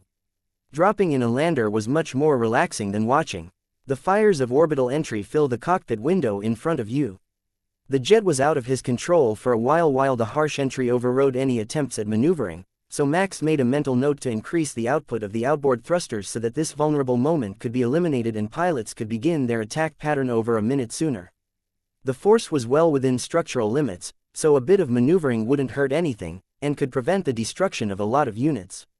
Max wasn't familiar with the limits of other aircraft, but for this one, the solution seemed plausible. Once he had slowed enough to maneuver again, Max brought up the targeting sequence, finding that there were two clusters of Cygnus Reaver-class heavy mecha, ending in a single Cygnus Super Heavy unit. The program was likely set before the treaty between the two sides had stabilized, when everyone assumed that the long-standing feuds would erupt into battle again any day. There was still a chance of that, but it was looking increasingly slim with every week that passed, as more and more trade agreements and alliances were formed. The first target was a cluster of 5 heavy mecha, and Max's targeting skills had already come to life, though the jet was nearly 500 kilometers from the target. He trusted his system on this front more than anything else, so Max sent round after round towards the target. The rail cannons could only fire one shot every 3 seconds, or a 6-second gap per array. That was a truly abysmal rate of fire, but the amount of energy needed to propel the rounds was immense. 2 mecha were immediately scrapped by the rail cannons, and then another and another. With the speed he was traveling, Max was already too close to make the 5th attack, so he turned the missile pods to a rearward position and launched them down at the last mecha while turning the jet toward the second target. The jet groaned ominously, and Max checked his structural readings, seeing that he was already over 85% of capacity, into the danger zone for structural integrity. If they were going to have mecha pilots operate these jets as drones, some serious work was going to need to be done. They were simply too fragile for the way they were going to be used, and now Max understood why Nico had almost blown hers up. He followed the optimal route for the test, while she had likely improvised and ended up with more sharp turns in her route. The second squad was only 3 heavy mecha, and they fell to the rail cannons from over 300 kilometers away. The guns might be ridiculous and unwieldy, but he couldn't argue with their absolute power. He hadn't failed to get a single hit kill with them yet. Max banked and turned for the Super Heavy coming in low above the hills where the Super Heavy's powerful weapons wouldn't be able to target him as easily, then put 2 nearly simultaneous rounds into it, breaking the shielding, but he was still out of missile range and the second round lost most of its velocity before the shield collapsed. Max knew the tactic now, and waited the full 6 seconds, firing both cannons at once and following them with a full volley of armor-piercing missiles as his jet raced toward the target at over 1,000 kilometers an hour. The shielding around the Super Heavy mecha fell in an instant and the missiles impacted all over the joints of the armor in the cockpit. The mecha collapsed like a doll with the strings cut, and Max turned straight up, gaining altitude, where the crippled mecha couldn't easily target him and he would be safer from surprise ground fire. At the 5-second mark since his last rail cannon rounds, he banked back toward the ground, firing both at once again. The shields hadn't come back up, and the rounds drilled deep into the mecha, causing a core breach, and Max turned away in a hurry as the first signs of a chain reaction glowed in the torso before turning into a full-power nuclear explosion. Scenario complete, ending in 5 seconds. Once he was brought out of the simulation to the lab, Max found the researchers in a flurry of activity, talking rapidly over each other and comparing notes. "Did we do something strange?" Max asked Nico, who seemed just as confused as he was, though nothing showed on her face. "I have no idea. I just took out the mecha the most efficient way and then they called me back to wait for you. I've only been back about 5 seconds longer than you have," she explained. You didn't have to loop up to take out the super heavy with a second volley? Max asked. Nope. I waited until I was in range and disabled the shields with the missiles, then used the rail cannons to blow it up. Nico shrugged. Yeah, that was a good idea too. Max hadn't expected the shielding to hold that well though, and had thought the second shot would make its way through and damage the mecha so he could finish it with missiles. Chapter 186. Great minds. So, what are the pilot's impressions? The team leader asked, data tablet in hand. Too fragile. Since the pilot isn't in danger of overforce injuries, they can put the jet through much more than usual. Also 6 seconds between rounds. Are you messing with me? At least put in a set of staged capacitors so that the thing can fire a second volley before its main weapon is helpless. A high threat engagement is 2 seconds long before someone dies. 6 seconds might as well be worthless. Nico's cutting criticism made the designers a bit pale in the face, but she had offered a partial solution, so the designers had something to work with, even if they were going to go back to the drawing board on the structure to make it stronger without adding additional weight or changing the balance. Anything else, Pilot Max? The team leader asked hopefully. The descent thrusters are too weak. You're helpless for almost a minute during descent before they can get the thing under control again. That might be at high altitude, but anti-lander fire can reach you up there, and it is a whole minute of helplessness where you can't maneuver properly. If the output of the outboard variable direction thrusters was increased, you could greatly cut that down and increase survivability. Max suggested, why do I feel like we just got a B- on an Academy of Engineering assignment? One of the others asked, making the researchers laugh. It's refreshing, isn't it? Test pilots, who don't kiss ass. General Lu laughed, coming over to see how things went. I don't know if I would use that particular word for it, but it is a change for sure. We have a lot of changes to make to bring this design up to the standards that the test pilots have requested. The lead designer informed him, sending over the notes. Oh, that sounds fun. I didn't think about that. Yes, with the pilots being remote, we can really flog these things for all they are worth. Well, you know what you need to do. I will send the gentle criticism of the firing rate down to the weapons design teams and we will revisit these tests at the end of the week. That didn't seem like much time to Max, but the team only nodded and started making notes, preparing for the next round of tests. That's it for the day. Test pilots have much shorter working hours than most of the team, since we only need them here when things are working, and the projects that I recruited you for aren't ready yet. General Lu informed them, reverting back to the relaxed and smiling version of himself they knew best. This was the real Uncle Lu, the one that didn't need to be serious and respected in his official capacity. Max wondered how such a laid-back guy had even made general unless there was a design in his past that was so essential to the Kepler Empire that he earned the promotion for his contribution. Knowing him, it was very possible that he had made something incredible at a young age and ended up at the top of the promotion pile before he even knew what was going on. Why don't we all get a snack and then we can talk about these new mecha designs that you're working on? If they're not ready for alpha testing on the simulators yet, we can still make some fun changes, right? Nico suggested, making Uncle Lu give her a genuine smile. I suppose that is true. What do you want to see first? The X-109 and the Fusion Flamer, or the X-137 which will be getting the tri-axis variable velocity mass driver? Lu asked. First of all, you need to work on that name. Tri-axis variable velocity mass driver is way too long. Pilots would give it a ridiculous nickname like the boom gun if you didn't come up with something good first. But I really want to see it. Max decided. Boom gun, I like it. Maybe thunder turret. You will understand when you get a chance to test it. We have a simulation version of the raw weapon available already, but the chassis that it is supposed to go on had to undergo some major revisions after we created the design last week. I'm sure you understand. Lu laughed. He made them redesign an entire super heavy mecha from the ground up for a specialty artillery weapon after just talking to Max for a few days after they met. General Lu was an absolute madman, but the pilots were going to love him. General Lu led them to another region of the lab, taking almost an hour to walk there, with the distance and the constant stream of researchers needing his input on the various things that they were working on. As they walked, it became clear that Lu was the brains behind this entire operation, and he wasn't a supervisor, but the lead researcher on every project in the lab, with many of the ideas and base schematics having come directly from him.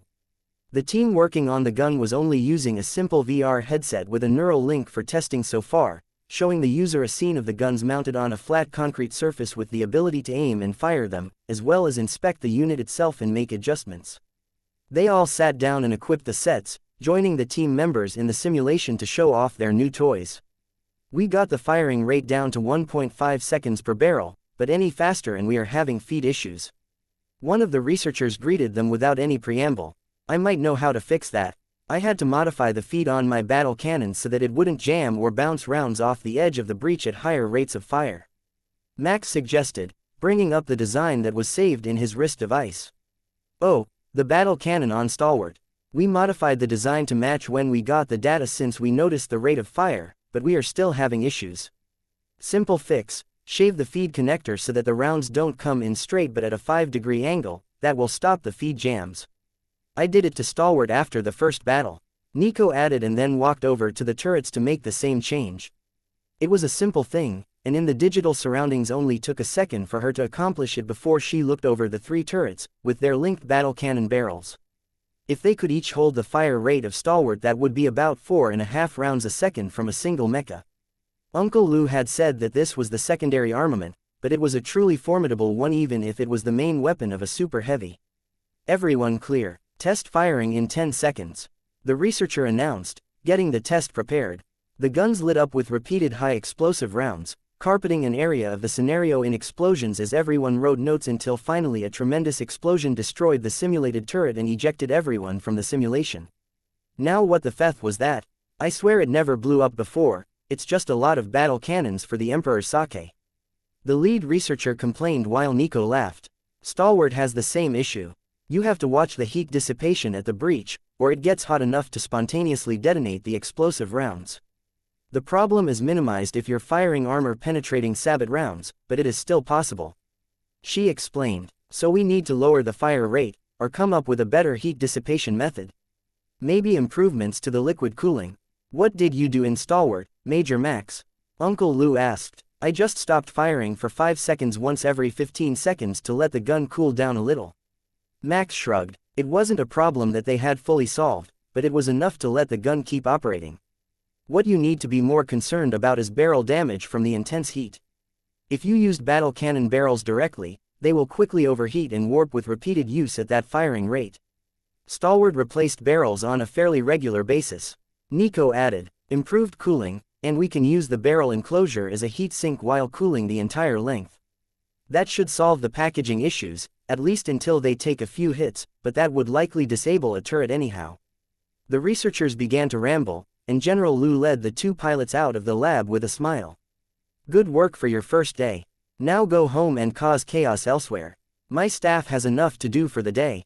Chapter 187. It's only day 2. Max led the way back to the changing room and left the pilot's suit behind, after filling out a report on the shift-long comfort level and essential tool accessibility of the harness.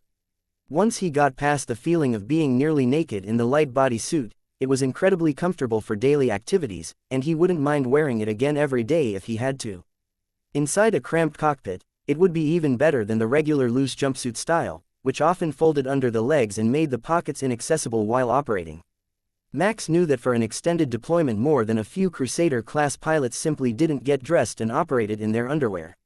Max had always been a bit too paranoid about something unexpected happening and causing him to end up outside or on a video chat in his underwear, so he at least put pants on, but Nico routinely delayed video links with Command until she had gotten dressed, so she was certainly operating in something less than her uniform.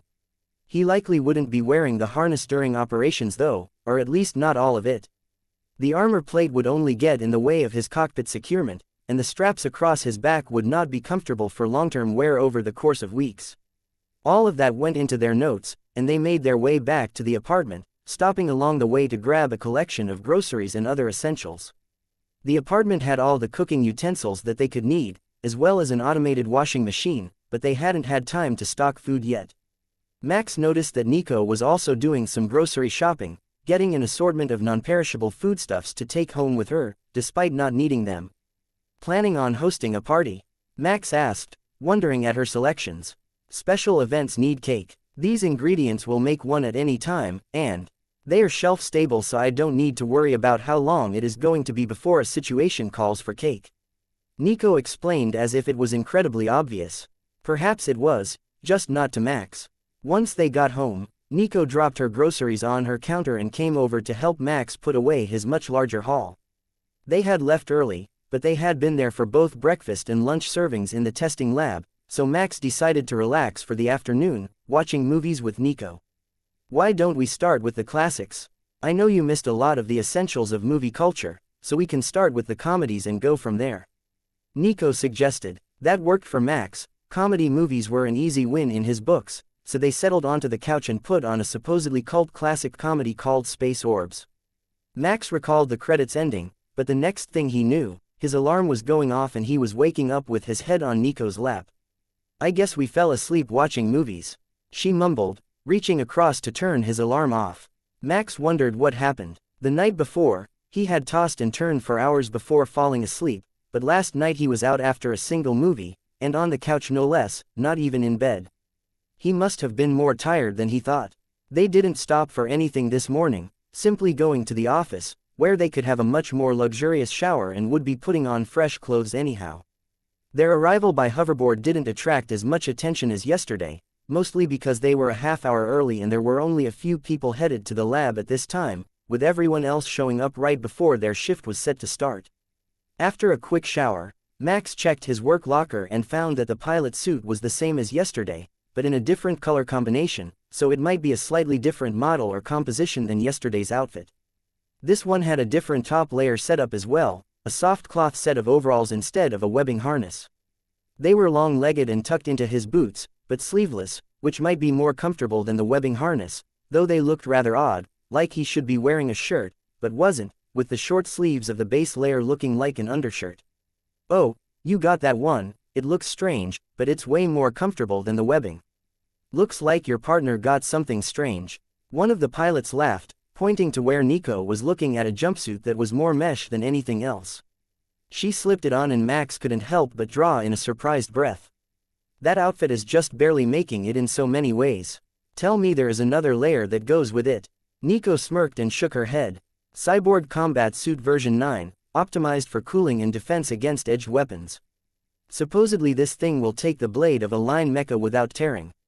I think I like it, just the looks it gets are worth it. I'll tell you what though, I couldn't wear it, and I'm partial conversion. My balls would hang out of the mesh and don't even get me started on the chafing. One of the other pilots laughed as Nico grabbed a lab coat to wear over the suit. You know, you can turn down the suits if they are unsuitable for use. One of the female researchers informed them, coming into the room too late to actually see it. Nico turned with her coat open and tilted her head at the scientist. It's functional, but whoever designed it needs to get laid. I'll have to go upstairs and have a conversation with them later. The researcher's eyes bugged out at the mesh suit, and she stuttered, trying to form a response. Colonel Noor saved her the trouble though, grabbing another suit and throwing it at Nico. No need, either of you. I will go talk to them personally, but if you like it, you can keep it. Maybe wear it as a base layer or something. The colonel's face looked furious, so she must have been watching the cameras to see if there were any issues with the day's outfits. Understood, Colonel. Under a crop top and skirt, it would actually look pretty cute. The strict woman just shook her head at Nico and marched out to go verbally tear someone a new orifice. Well, that was a fun way to start the second day. Hopefully, we get a testing station that is just as interesting. Max joked, checking the duty roster on the wall to see where he would be. He was on X10 development testing, while Nico was back in Bay 29, doing the second day of practical tests on the Tech Adept Toolkit. Chapter 188. Drudgery. The rest of the week went the same way. Max tested the incremental improvements to the orbital insertion fighter jet while Nico worked with the team on the practical tests of the exoskeleton. They eventually forced the coding team to write up fully articulated dendrites to replace the crane boom arms, making for better access in tight areas, and better overall articulation without moving the user's physical body. 10 suits had been made so far, and the testing department were all jealous of the staff of Bay 29, who were wearing them all day, for testing purposes, as they did the modifications on the medical version dubbed the Medical Adept Toolkit version 3. The extra arms increased productivity and precision, as well as reduced user fatigue, and petitions had already been launched to declare the suit as suitable for service so that the other bays could get them as well.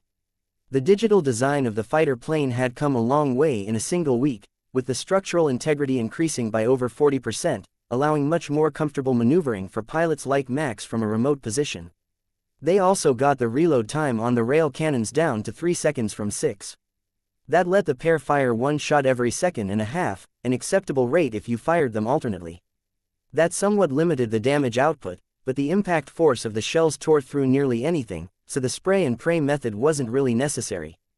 The Kepler military was big on precision, and well-aimed shots with deadly weapons, but Max also knew that simply saturating an area in weapons fire worked just as well, with a much lower skill threshold. Unofficially, it was the way of the infantry already, though it was seen as beneath the mecha pilots. The testing department got 1 day off every week, and Max was getting ready for his first true day off from the new posting when laughter in the locker room caught his attention. They were looking out into the labs, half of them still naked from the shower, but they had run out to see whatever was going on anyhow, so it must be good. Max came out to see that the notice on the wall was declaring that the 2 new exoskeletons had passed testing and were now decreed ready for laboratory general use. The testing team had decided that this was the perfect time for a show, and they had assembled outfits to match their project. 5 men in coveralls and lab coats, with the Tech Adept exoskeleton on, and 6 women, including Nico, wearing the Medical Adept version in very short nurse outfits, complete with the hats. It was the first good laugh anyone had all week, and they were going all out cheering for the upgraded equipment. Or maybe for the flying nurses, but that was the same thing, really. They were all coming off shift as well, so they flew over to the changing room to get out of the suits, where Nico showed them a trick to get undressed.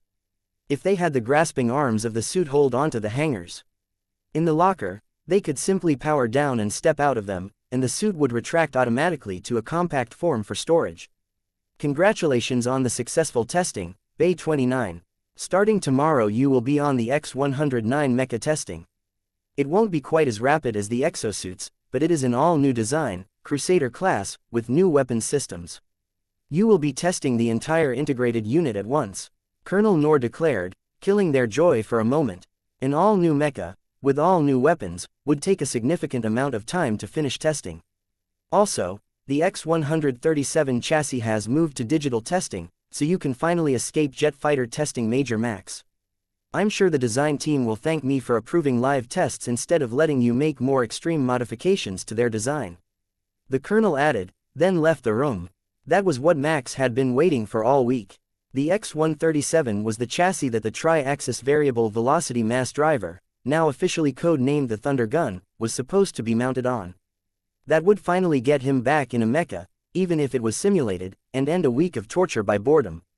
Max wasn't under any illusions that the digital testing of a mecha would be that much more exhilarating, but at least it would be a mecha. Max decided to make a stop off at the games room for a drink, caving to Nico's insistence that he needed to learn to have fun at some point. Not that she did much of anything, spending half her evenings watching movies with him and the other half of them discussing mecha design with Uncle Lou. Max was in on most of those conversations as well, and the constant thinking about new mecha was helping to refresh his memories of the mecha in his past life. From what he could tell, they were much more advanced than the ones that the Kepler military used, ahead of even the designs that were making it to the testing floor of the lab, but he was still missing some essential knowledge of his past, and couldn't seem to find the memories of exactly how they worked or enough of the design details to explain them, running into the last bits of fog in his memory when he tried. He had been trying, but the fog simply wouldn't budge. It also felt different than the other parts of his memory that he had to work to recover, like it had been blocked on purpose and not by coincidence. There was a chance that the being that reincarnated him had locked this portion away on purpose, hiding things that it didn't think Max would need or that would hinder his next life, but some of them, like mecha weapons design, he would have preferred to have access to. Though maybe that was the point. He had spent centuries in boredom as a nation's hero in his past life. What if the mecha he piloted had something to do with it?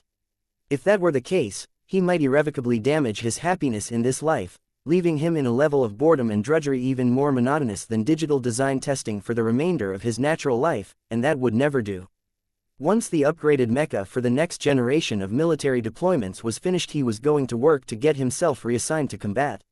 Maybe live fire testing of the new X-137 that Uncle Lou had designed for him would be a good enough excuse. Chapter 189. The X-137 Max greeted the next morning with an uncharacteristic wave of enthusiasm, despite the monumental hangover brought about by a night of drinking and gambling at the games room.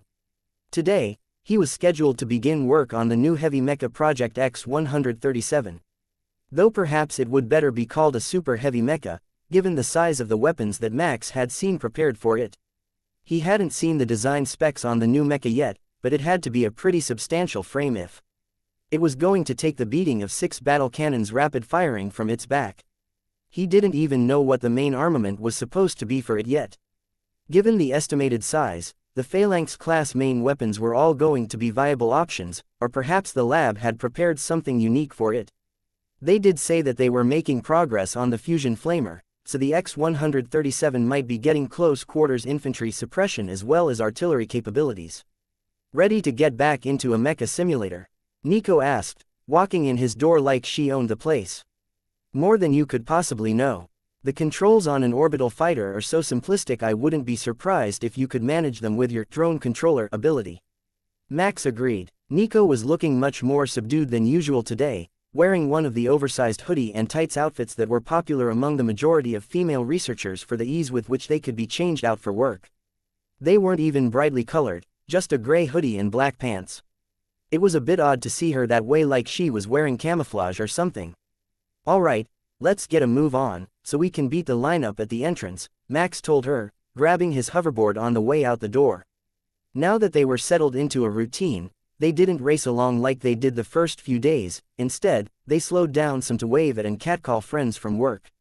Many of them catcalled back, envious of the transportation the two majors brought with them. Most of the staff got no warning at all before they were transferred in, so they didn't bring anything with them other than the standard military kit. The Habdome sold anti-gravity boots that were fairly fast, but more like ice skates, in that they only hovered a meter or less off the ground. So while they could fly down empty streets, they couldn't compete with the hoverboards for versatility. Much to Max's surprise, a number of workers from the structural design labs were already in line at this entrance today. He knew that a lot of them lived in this zone, but they didn't have to change before their shift, so they usually showed up at least half an hour later than the testing lab workers did. "You're Major Max, right? I'm Lilith, head of the X-137 design team." A tall and curvy blonde greeted Max the moment he landed at the back of the line. "Then it sounds like I will be the first of your digital testers." "It's good to meet you, Lilith." Max answered politely, and the woman got an intrigued look on her face that Max wouldn't quite place, but he was almost certain that it spelled trouble for him. "We're all from the same team. We came in early today so that we could get a fresh start on the project and not waste half the morning getting set up. Apparently, they changed the design parameters twice in the last month, and the coding team was going insane trying to get everything that the structural team demanded to function." A smaller blonde with bright green eyes declared much too happily for the sentiment behind her words. She had an aura about her like she just wanted someone to be kind to her.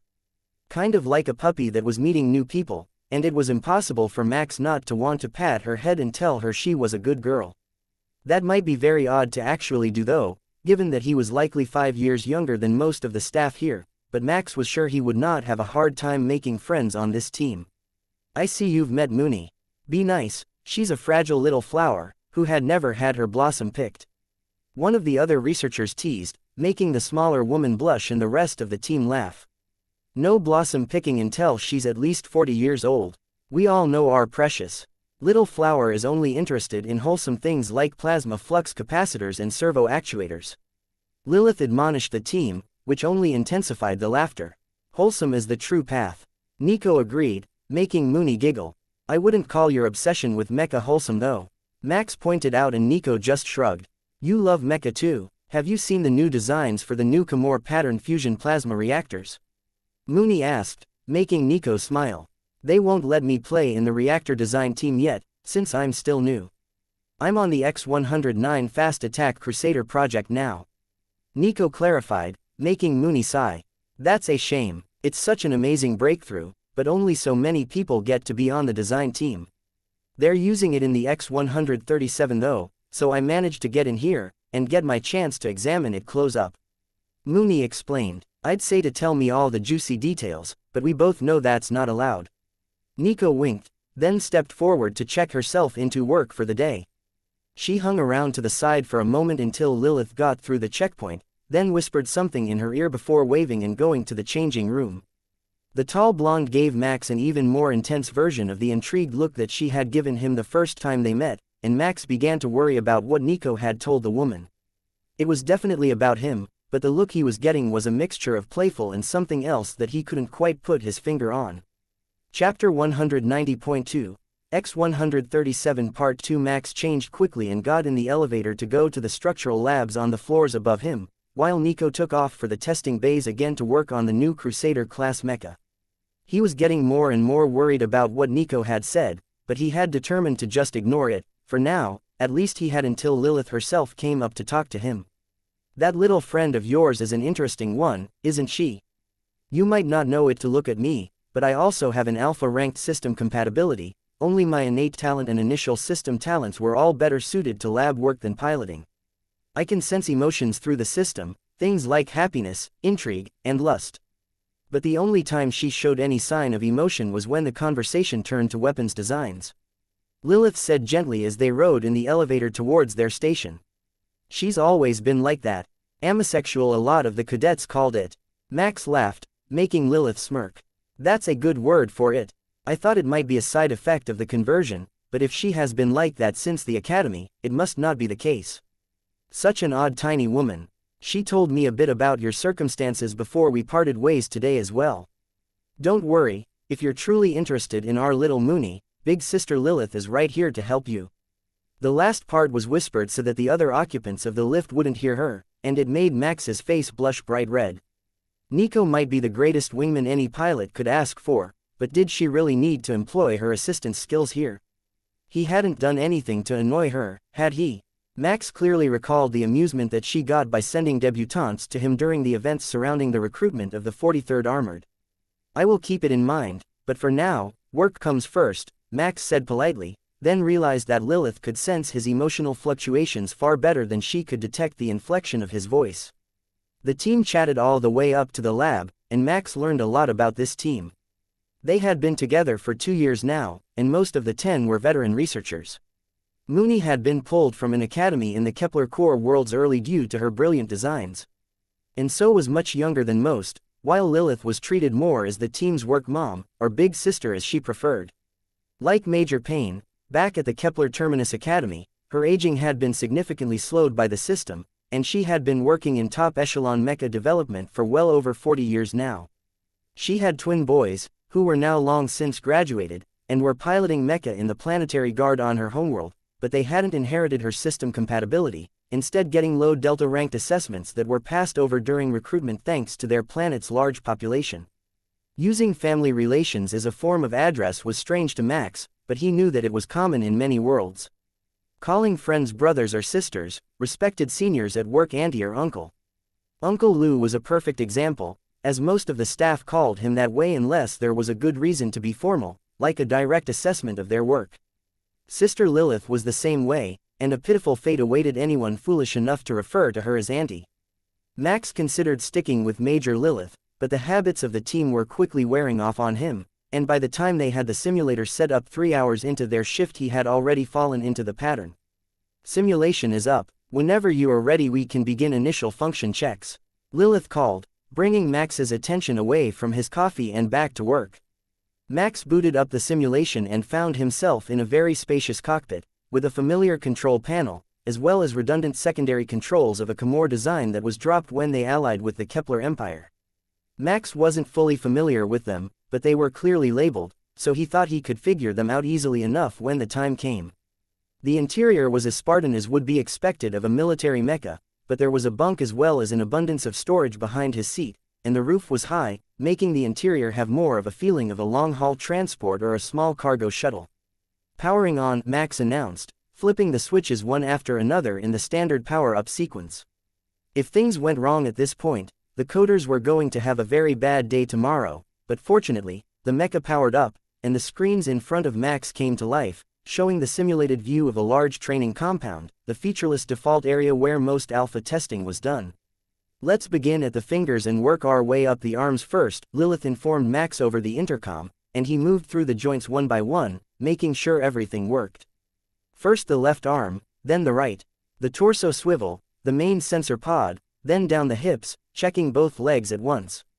With all the joints functional, it was time to check the gyroscope programming, which would keep the mecha upright while walking or otherwise balancing on one leg. This is where they ran into the first problem. Max wasn't sure if it was coding or a hardware issue, but the moment he began to lift a foot, the other one began to sink into the dirt of the testing area. The X-137 was clearly a super heavy mecha, going by the height Max was looking down on the ground from, even though he couldn't see much of the outside from his vantage point, so the weight would be over 150 tons. Without the anti-gravity plating working correctly, it would sink like a rock almost everywhere it went. The foot sunk up above the ankle joint, before the dirt below was compacted enough to hold the weight, but that was a definite fail. Weight distribution system shows fully operational, please adjust calibration. Lilith informed Max, who dutifully reprogrammed the settings to increase the output. After a reset of the surroundings to stock, Max attempted to move again and encountered the same result. Confirmed error in weight management activation. We will have to abort the movement for now. Lilith's voice over the intercom in the simulator sounded sad. Try environment setting L18. It's a volcanic island, and the ground is sturdy enough to take the weight. Max suggested. Not a bad idea. Resetting surroundings. Confirmed. Begin gyroscopic tests without malfunctioning systems. The gyroscope programming was so far off that the machine violently lurched and shuddered every time Max tried to move the legs until he eventually had to turn it off and put it into programming mode, while he moved the mecha on his own. That was the advantage of a skilled test pilot, being able to operate without all the usually essential functions, but even when the settings were reprogrammed the system still failed. That's enough for the day. We will all be writing reports for the rest of our shift, so the night shift can start trying to figure out what is wrong with the gyroscope. Lilith sighed, beginning the shutdown countdown on the simulation. X-137 was an incredible mecha, from what Max could tell, but it needed a lot of work. Chapter 191. Bubble and burn. While Max was working through the frustrations of an all-new super heavy chassis design, Nico was having the time of her life doing the live testing of the X-109 Fast Attack Crusader. Built with the angular and humanoid design more common with line mecha, and sporting an incredibly powerful thruster array on its back, it could traverse terrain with incredible speed, moving at hundreds of kilometers an hour. Any enemy that saw a wing of these mecha coming at them would be rightly scared out of their wits, once they realized what they were seeing. The mecha was designed for close to medium-range combat, with the new fusion flamer on its left arm, and a sword in its right hand, with an experimental disruptor cannon, mounted over its right shoulder. That was the truly fearsome weapon of the group unless you were in a light mecha, which would be turned to slag in an instant by the fusion flamer. The disruptor wasn't perfect yet, but they had found that the side effect of disrupting all electrical activity was just as valuable as the intended effect of breaking molecular bonds. The weapon was powerful enough to shut down mecha's reactors from 300 meters, while at under 100 meters, it would most often turn any armor it hit directly to ash. When it hit a biological being at a long distance, the radiation fried their neural systems and overwhelmed the body's electrical impulses, killing them instantly, with no visible warning. From close range, organic matter simply vanished in a puff of dust and escaping gases. It left no light, no heat, and no noise to indicate that it had been fired, so unless the enemy had a radiation sensor active, they wouldn't even realize why they were dying. In short, Nico was reasonably sure she was in love. If we introduce a wavelength oscillation, I'm pretty sure that we can get the pilot, even if it is through the cockpit shielding. Nico suggested to the testing team, which only sighed at her 16th lethality increase suggestion of the day. The problem was that they were all good suggestions, and she usually had some sort of data or algorithm to back them up. The same was true this time, and they added the code for the radiation wavelength oscillation to the simulation and ran it again. The test started over, with a line mecha at 500 meters, well outside the effective range for the weapon to shut down the reactor or damage the mecha's armor. The burst hit the mecha, and something that the team did not expect began to happen. The temperature of the water-based liquids in the cockpit, including the water in the pilot's body, all instantly spiked to over 400 degrees Celsius, flash boiling them all to vapor and causing the pilot themselves to explode. Half of the team rushed for the trash can as their breakfast threatened to come back up, while Nico and two of the researchers cheered on the successful result. Effectiveness still degrades at an exponential rate with distance, but there is hope for it to be lethal against a variety of targets.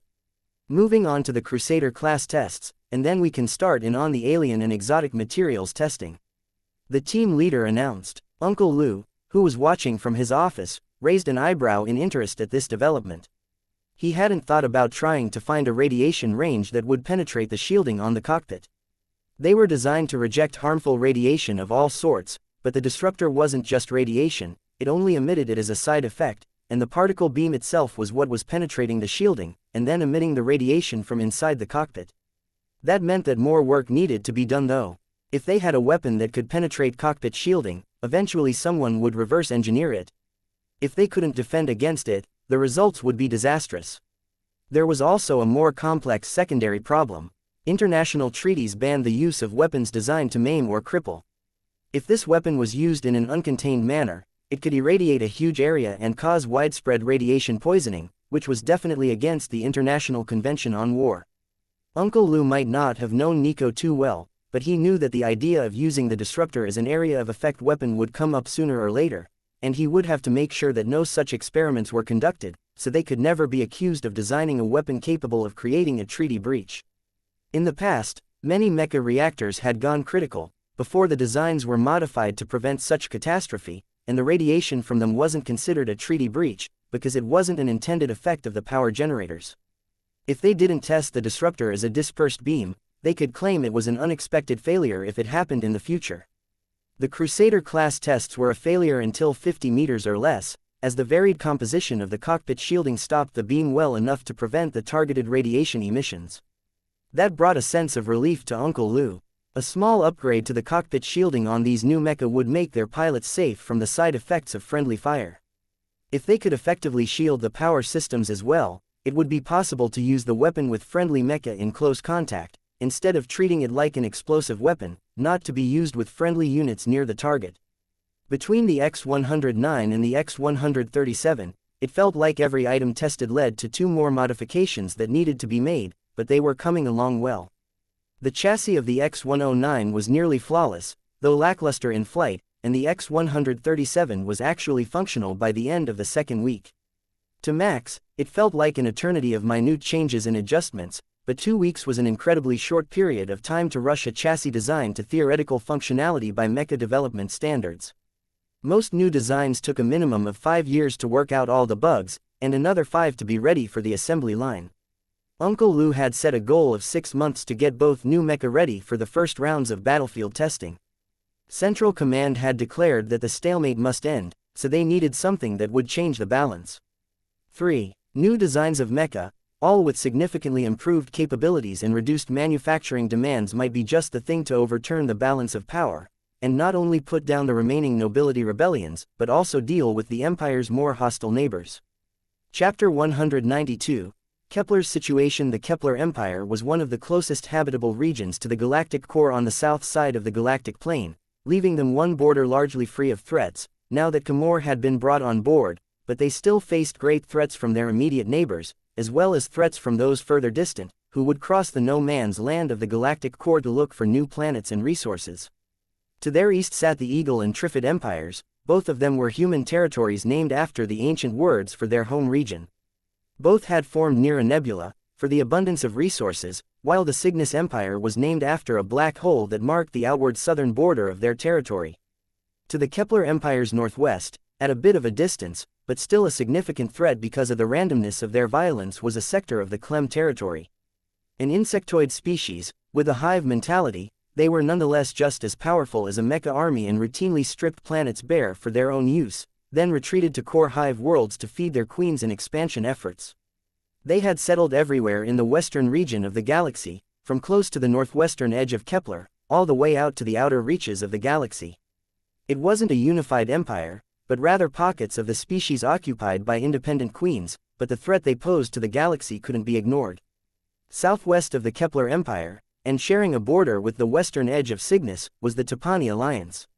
Not generally considered a threat, thanks to their history of diplomacy, they still had a significant military presence. The Narsians were rumored to have begun their existence in the far north of the galaxy, and shouldn't have been a threat, except for their wormhole technology that opened portals to habitable worlds for them to invade. They had been found in every empire and sector that Kepler had come in contact with, except for the Deathwind sector, which claimed that the giants had never been brave enough to attack their beloved hive of villainy and piracy. Compared to most of the galaxy, the regions around Kepler were rather sparsely populated, but also highly aggressive. While Kepler had thousands of planets under their jurisdictions, there were alliances in the galactic east and north that had dozens of similarly sized empires in their ranks. Central Command envied them sometimes, so safe and insulated from threats, with the Fornix, Clem, Narcians, and others not bothering them, and good relations among their neighbors. But a large portion of the military command maintained that it made them weak and that one day they would fall, either from within or from an external enemy tearing their alliance apart with little resistance, thanks to their centuries of peace and technological stagnation. It was true that weapons of war were much more advanced in this region of the galaxy, but that wasn't always the deciding factor. For example, the Tian fleet was known to build massive vessels ranging from 100 kilometers long to the size of a small moon, serving as wandering homes for their nomadic traders and intergalactic explorers. Once, long ago, their army was so mighty that none dared challenge them, and they ruled an entire quadrant of the galaxy by default. Then they started expanding out of this galaxy, and slowly their influence waned, until they only controlled a small region, but held an immense amount of respect. When their world ships arrived in Kepler, they were greeted by every planetary ruler in the immediate vicinity, with full fanfare, despite the fact they were most often only there for a bit of trading and a vacation stop for their residence at a known safe haven. The Kepler Empire's greatest worries right now were the widespread uprisings among the nobles who thought the empire had served its purpose, and the Clem, who had become comfortable in their settlements to the northwest of Kepler and were therefore beginning to run low on resources. When the Clem began to run low on resources, they would send waves of pods containing an attack force towards nearby systems, and the ones that survived would bring back what they could gather once the planet was fully conquered. Infested was the word that the humans all used for the Clem worlds, given their insectoid appearance, and the difficulty of removing them once they had settled in. That was the largest reason that Kepler wanted to get stronger in a hurry. If their human and humanoid neighbors kept attacking them, they might not have the resources to defend themselves against the imminent threat of the Clem. But simply building up the military wasn't their only strategy. At the edge of the galaxy were a number of uninhabited regions that were known to have planets suitable to be terraformed.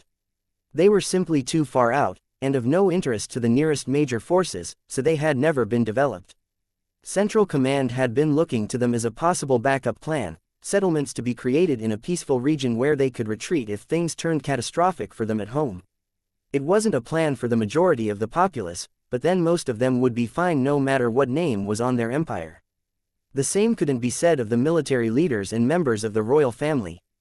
Uncle Lou's timeline of 6 months was the minimum time that Central Command expected peace with Cygnus to last, as well as the minimum time before the Clem attacks were expected to begin on the furthest outlying planets in the empire. Unfortunately for Uncle Lou, and the people of Camor, their system was one of the closest to the Clem, and unfortunately for Max and Nico, Kepler Terminus was between Camor and the Clem worlds, since it was a frontier planet at the very edge of the empire. So, the race was on to see whether they could reinforce the military and political situation enough to stabilize the empire, or whether they would be facing attacks on every side again by the end of the year. Chapter 193. Smooth sailing. Initial testing was going far better than anyone had hoped, thanks to the in-depth analysis of the design teams and the modular nature of the design process. In only 2 weeks, functional testing on the X-109 had finished. That meant that the X-104, its predecessor that had been designed without the rapid movement thruster pack, was able to be brought back to the testing lab, and rebuilt with all the upgrades that the X-109 had received. The X-104 was a direct replacement for the Redemption Pattern Crusader-class Mecha. Standing 15 meters tall, it was on par with the height of the Cygnus Reaver Pattern Heavy Mecha but lighter and more graceful. This was why it was initially scrapped as the main force mecha. The reductions implemented to reduce material cost made it too fragile for the rigors of combat, at least in the eyes of command. The introduction of the new Tereth pattern Void Shield, as the lab had named the design after Nico who introduced it to them, meant that any heavy or super heavy mecha could now take multiple direct hits without severe damage, so the extra layers of ablative armor were no longer necessary, but larger power plants became essential parts of every new Kepler mecha design. Since most of the new weapons also drew an immense amount of power, this was a winning solution for the Camor design teams, who had been hard-pressed to justify their weapons' power requirements. Max had moved into testing the primary weapons of the X-137 Super Heavy, a pair of upgraded ion bombard arrays.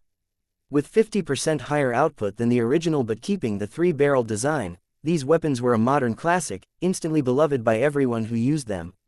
Because they were based on such a venerable design, there was very little that could go wrong with them, other than a few power relays that needed to be upgraded, so they didn't overload during rapid-fire situations. The decision was already made that the X-137 would be going to live testing at the beginning of next week, once they had the first functional prototype chassis constructed with the final design. They had already started building everything but the primary weapons, which were still in testing. Still, programming all the materials printers to create the new parts was a monumental task for every new mecha, since the final code would be sent to an entire planet's factory facilities for mass production once testing was done, so no errors were allowed. Instead of going for a monumental level of shielding, the way that the Phalanx class mecha did, the X-137 had gone with 5 layers of the standard shielding unit used in the other X-series heavy mecha. That gave it enough shielding to take blasts from other super heavy mecha, but it also reduced the vulnerability to massed heavy mecha. The incoming fire would overload the shield generators one at a time, so unless they could get them all down before the first one came back up, it could weather the firestorm. Units like Shining Darkness had a known weakness where they could be targeted for up to a dozen seconds after the shield had been taken down, though actually getting the shield down in the first place was not an easy thing to do. This also meant that the shield for the X-137 could be easily found if the unit was damaged. Every heavy mecha in the new lineup used the same one, so they could be scavenged from fallen units when a unit was in need or short on materials. That was a massive benefit over the ancient design of the existing Phalanx class mecha's shielding systems. There would also be additional weapons created for the X-137, though the initial test run would only offer this single artillery variant. It was the same with the X-109 and X-104. Though they shared the same basic chassis, each mecha pattern would be built with a single-purpose specific layout. Once they were in the field and fully tested, the patterns could be easily changed, based on the need and the supply of spare parts, as the military currently did with the Redemption Pattern Crusaders. This new level of diversity would be a challenge for some commanders, who believed that more heavy mecha was the answer to everything. The Corvette-class units had proven themselves to be highly lethal well beyond their predecessors, and the new super heavy unit was such a rare addition that most commanders weren't even used to trying to factor one into their plans, leaving it mostly to the esteemed pilots of the super heavy mecha themselves. Since they were usually generals, this actually worked out for the best in most situations, but if there were going to be multiple super heavy units in a regiment, it would no longer be practical to elevate them all to generals and have them become independent command assets. Despite being purpose-built, the X-series was pretty versatile.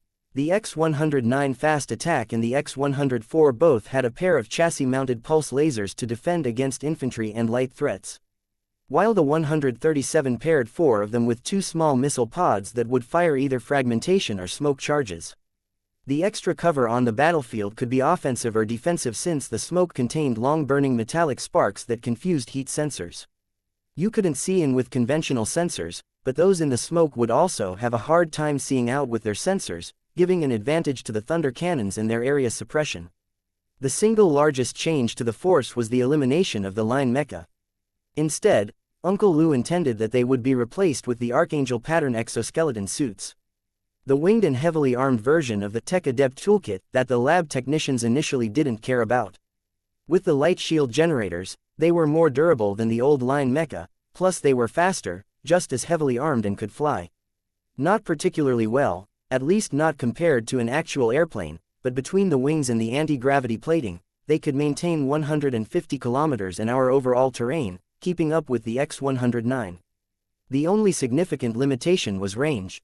To save on production costs, they ran on plasma cannon power cells. Under optimal conditions, they could go 72 hours without charging, but taking damage would directly reduce that, since the shield ran off the same power source as the unit. Light weapons fire was no big deal, but a hit with a plasma cannon or other weapon from a line mecha would drain 10 hours worth of charge and temporarily overload the shield.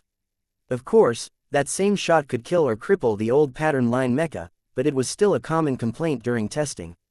In the next run of the Khmer pattern corvettes, they were also getting the light shield from the exoskeleton. The Khmer pattern corvettes that had been sent to Max and the rest of the units with Noctum Regiment were the first round of live fire tests for the design, and the new shield designs had necessitated a change to the final design.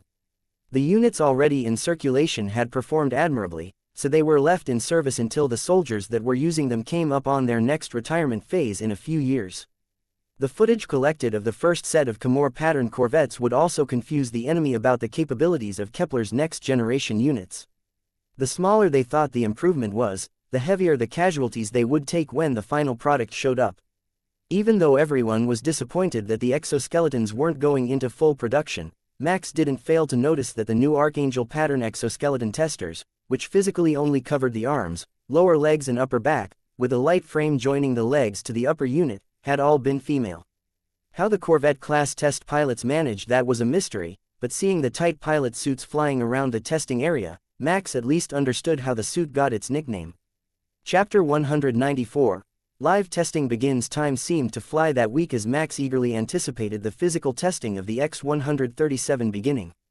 Data analysis of the system skills of Crusader-class pilots showed that under 2% of them should be capable of meeting the acceptable standard for individually using the super heavy mecha, which was determined to need a minimum targeting ability to exert simultaneous control of at least 3 weapons, but preferably 5, so that the artillery battery could be individually aimed.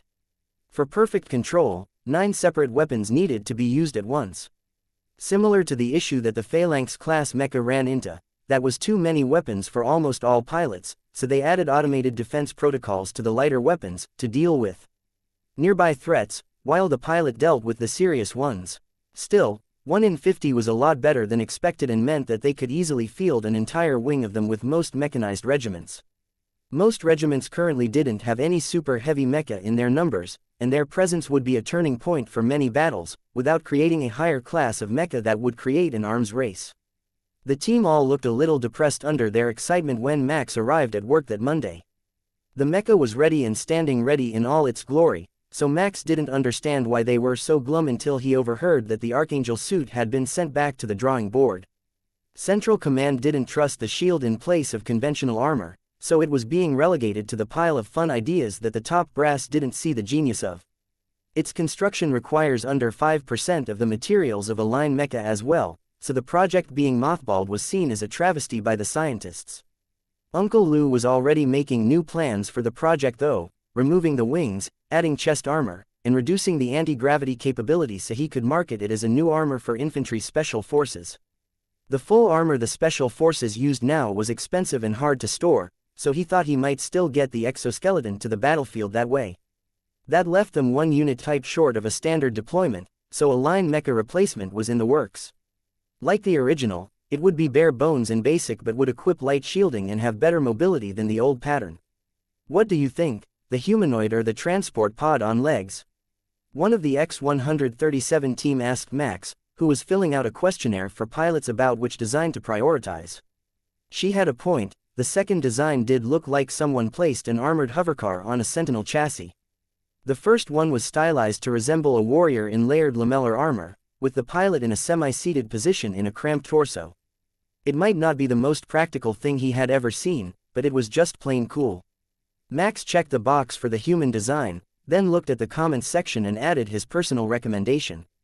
It needs a sword. I recommended not sending them out without a sword. That would be much better in Max's mind.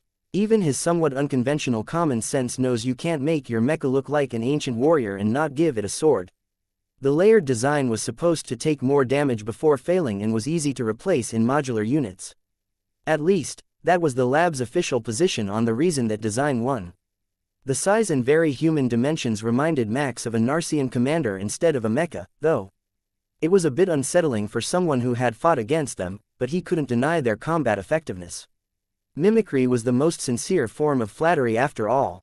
That design would take some time to be ready for testing, so the majority of the design teams were focusing on what was almost prepared, with a plan to leave line mecha pilots entirely out of the first deployment if they couldn't get a new design ready. There was still some hope, but Command had rejected every replacement for the line mecha that the lab had sent over the past few years. Lamellar mecha was very cool but highly likely to get a summary rejection once it met a bureaucrat's desk. Forget all that, we can still play with the exoskeleton suits ourselves. Let's get this X137 powered up for the first time and see what we've got for glitches and bugs. The head of the live testing unit called out. Max could see that they had an audience above them: Sister Lilith, Mooney, and the others from the chassis and weapons. Design teams were all here to watch as Max brought the X137 to life for the first time. Main power is online. Diagnostic displays are online. Sensors are active. Max narrated the boot-up sequence. Power plant active. Hydraulic pressure in range. Control diagnostic shows no errors. The second step of the startup sequence was now done, and Max waited for the computer to run the scan of the weapon system electronics.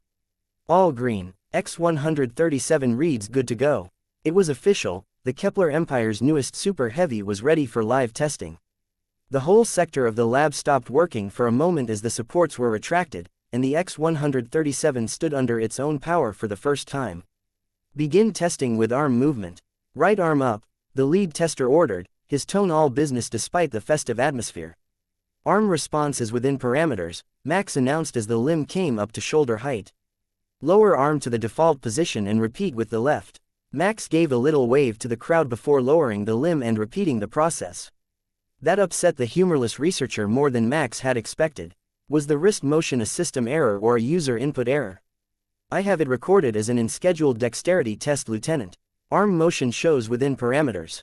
Max answered, smirking at the glare he was getting from the team leader. I will remind you that this is my test bay, Pilot Max. Lieutenant Bean, the humorless man in charge of this bay, almost snarled over the speaker as his team laughed at him. Ever since he found out that he was going to be a testing bay leader during the last employee review, he had been insufferable, and everyone on the team was about sick of his attitude. Max just thought he needed to lighten up a little and he should be alright. Up to 50% of employees were shuffled every 6 months based on their evaluations to encourage productivity. After the biannual review, he was in that group, and 4 months ago he was brought down to practical testing to lead a team whose leader had a poor review. It wasn't going well for him, and he was likely to be shuffled again early, or be demoted from his new leadership position at the next review 2 months from now. Max spent the first half of the day trying not to make life hard on the hapless man as he gave imperious and redundant orders to his team. The bystanders were looking at him with more and more disgust until finally Sister Lilith had enough and stomped into the bay to drag him away for a talk. Break for lunch. It's only 10 minutes early, Max called, as the senior officer in the bay and put the Mecha in standby mode, waiting on his unlock code. Major Max, how about one more lunch with us? Mooney called sweetly as Max climbed out of the Mecha and hopped over to the catwalk. She had a slight blush on her cheeks when she asked, which Max was certain that any man would find hard to resist. She was a sweet girl, and Max was going to miss being in her department, so he didn't even think about turning her offer down. I ordered a full lunch spread to the bay for all the spectators, Sister Lilith announced, coming back out without team leader Bean, but in a much better mood than she had been in a few minutes ago. Max had heard that Lieutenant Bean didn't eat lunch with the team, which was very strange in this lab, and coupled with his attitude, Max decided that it was enough to flag him as a suspicious person of interest, with a note that he was a high likelihood for disgruntled employee malfeasance. Max would have to do up a full report to justify his suspicions, but something about a scientist who was hostile to his own research team just didn't seem right to Max. Chapter 195. Lunch with Mooney. The bay was quickly filling with scientists eager to see the new X-137 in person. Sister Lilith had ordered more than enough for everyone, which only encouraged more people to come over, and even the sports field-sized bay wasn't going to be enough to hold them all. Max quickly spotted Nico, who was wearing one of the tech adept exosuits and gesturing with the whip-like articulating limbs as she discussed something. Max was surprised to see that they had given up on the crane-style arms so quickly, and moved to the flexible whips, despite the complexity. Nico came over as soon as she saw him, giving Max a fist bump and hugging Mooney with her additional arms, making the shy scientist giggle. After spending so long designing the chassis, I bet Mooney would love a tour, wouldn't she? Why don't you two head up there and I will bring you lunch? Nico suggested, and Max could see Sister Lilith wink at him. That sounds like a great idea. What do you think, Mooney?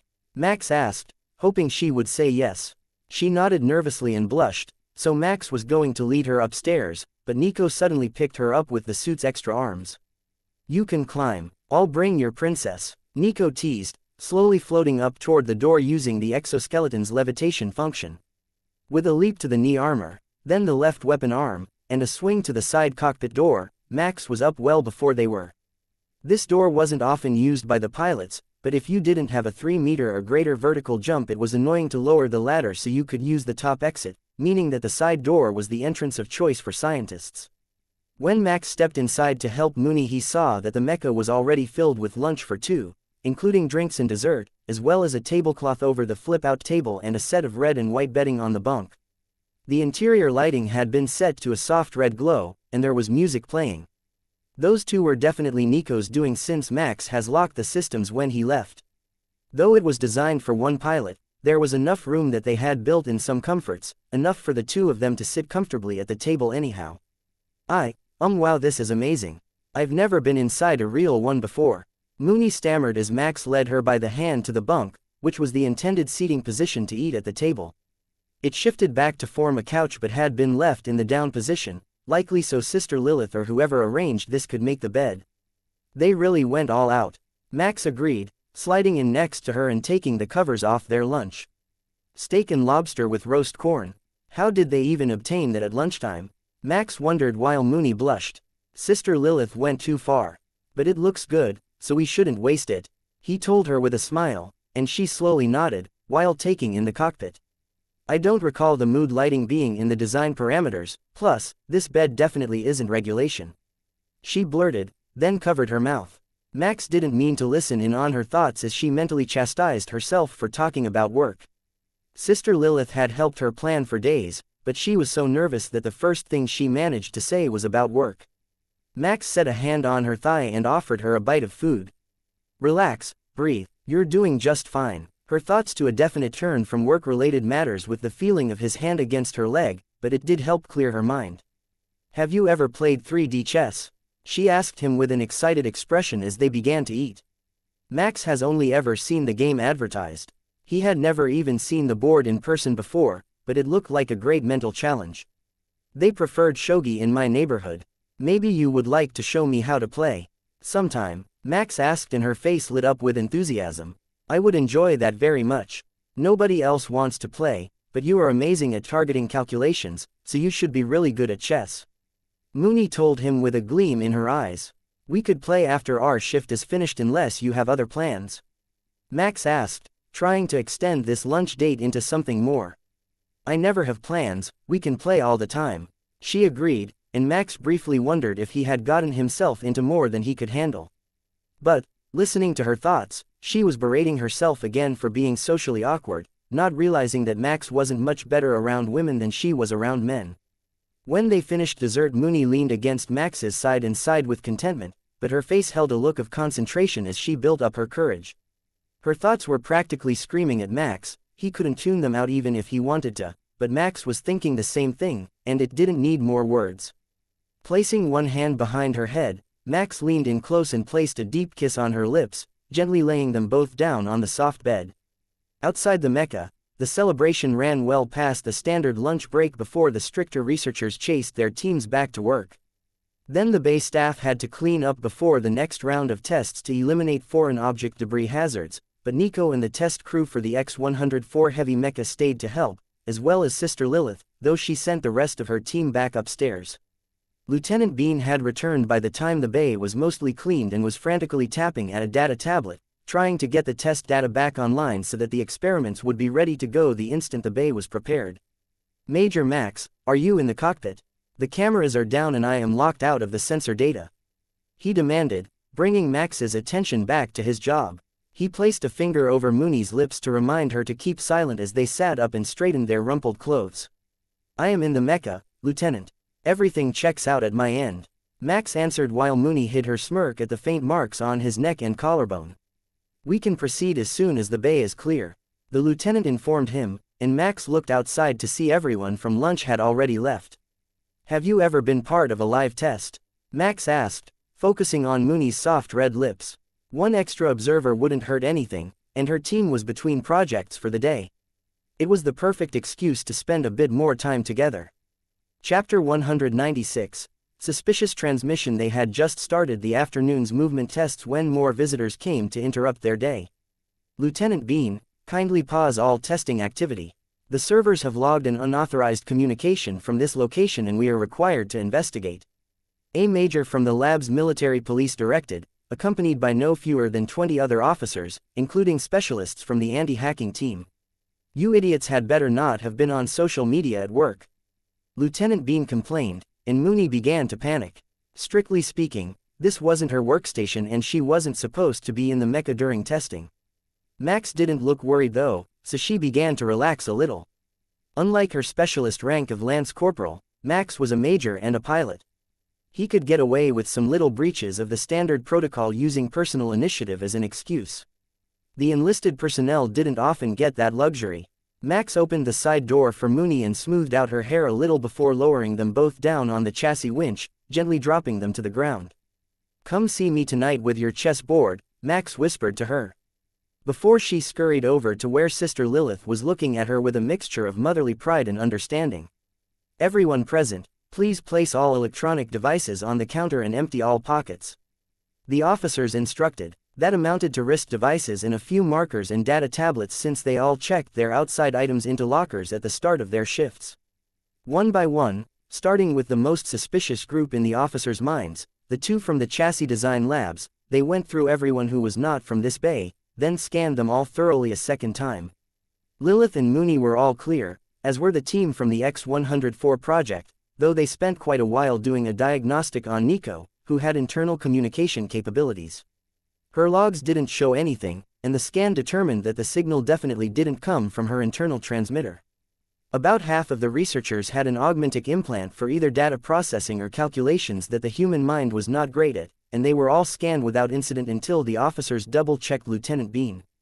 He had a data tablet still in his pocket and the officers were not impressed. "Hands behind your head, fingers laced. Care to explain?" the military police major demanded harshly. "I just forgot it was in there.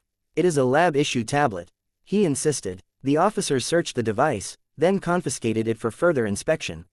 Only Max, Nico, and Mooney got their wrist device back, as they were all standard military-issue models and easily searched. The others were gathered for additional inspection. "This bay is closed for security investigation. Your continued presence in the security offices may be required at a later time. Please don't leave the secure area," the military police team instructed before directing them to the catwalk and out of the bay. "There is a break room by the change rooms. We might as well go wait," Nico suggested, leading everyone out of the main testing area, while still wearing the experimental exoskeleton. "Shouldn't you take that off?" one of the members of Max's team asked. "We're doing long-term usage testing. The four of us are wearing them during our entire shift for the next week. We needed more data on task assistance and interference before making them general issue," Nico explained, pointing toward the other members of her team who had tucked the extra arms tight to their bodies when not in use, while Nico kept 2 of the 6 active as extra appendages. While Nico preferred the more flexible side limbs, the others seemed to prefer the crane arm that extend from the top for grabbing and holding things in front of them. They had also used the extra appendage to hold their lunch plates and found that it made an excellent improvised table. "If you loop the flexible arms behind your back you can sit comfortably on the couch," Nico suggested, gently settling down on one and grabbing the remote for the television. The room had a simple flat screen instead of a holoprojector, leaving more space for seating. There wasn't much to talk about when everyone was suspicious about a traitor in the room, so they all relaxed and waited for the next few hours while a comedy movie played in the background. One after another, they were called away by security to give a report, but none of the members who were called returned afterward, so the researchers in the waiting room couldn't get any additional information and just had to suffer the boredom and anticipation. Finally, it was Max's turn and he was brought to a room where Sister Lilith, Mooney, and Nico were already waiting along with Uncle Lou and the testing lab security chief. "We have cleared you 4 as non-suspicious, due to video surveillance of your locations at the time of the incident. The signal originated from somewhere in the lab, but not the Mecha, which clears Major Max and Lance Corporal Mooney. Lilith was on the catwalk at that time, and Major Nico was at the garbage disposal, away from all communications devices." The head of security informed him. Could it have been a delayed signal?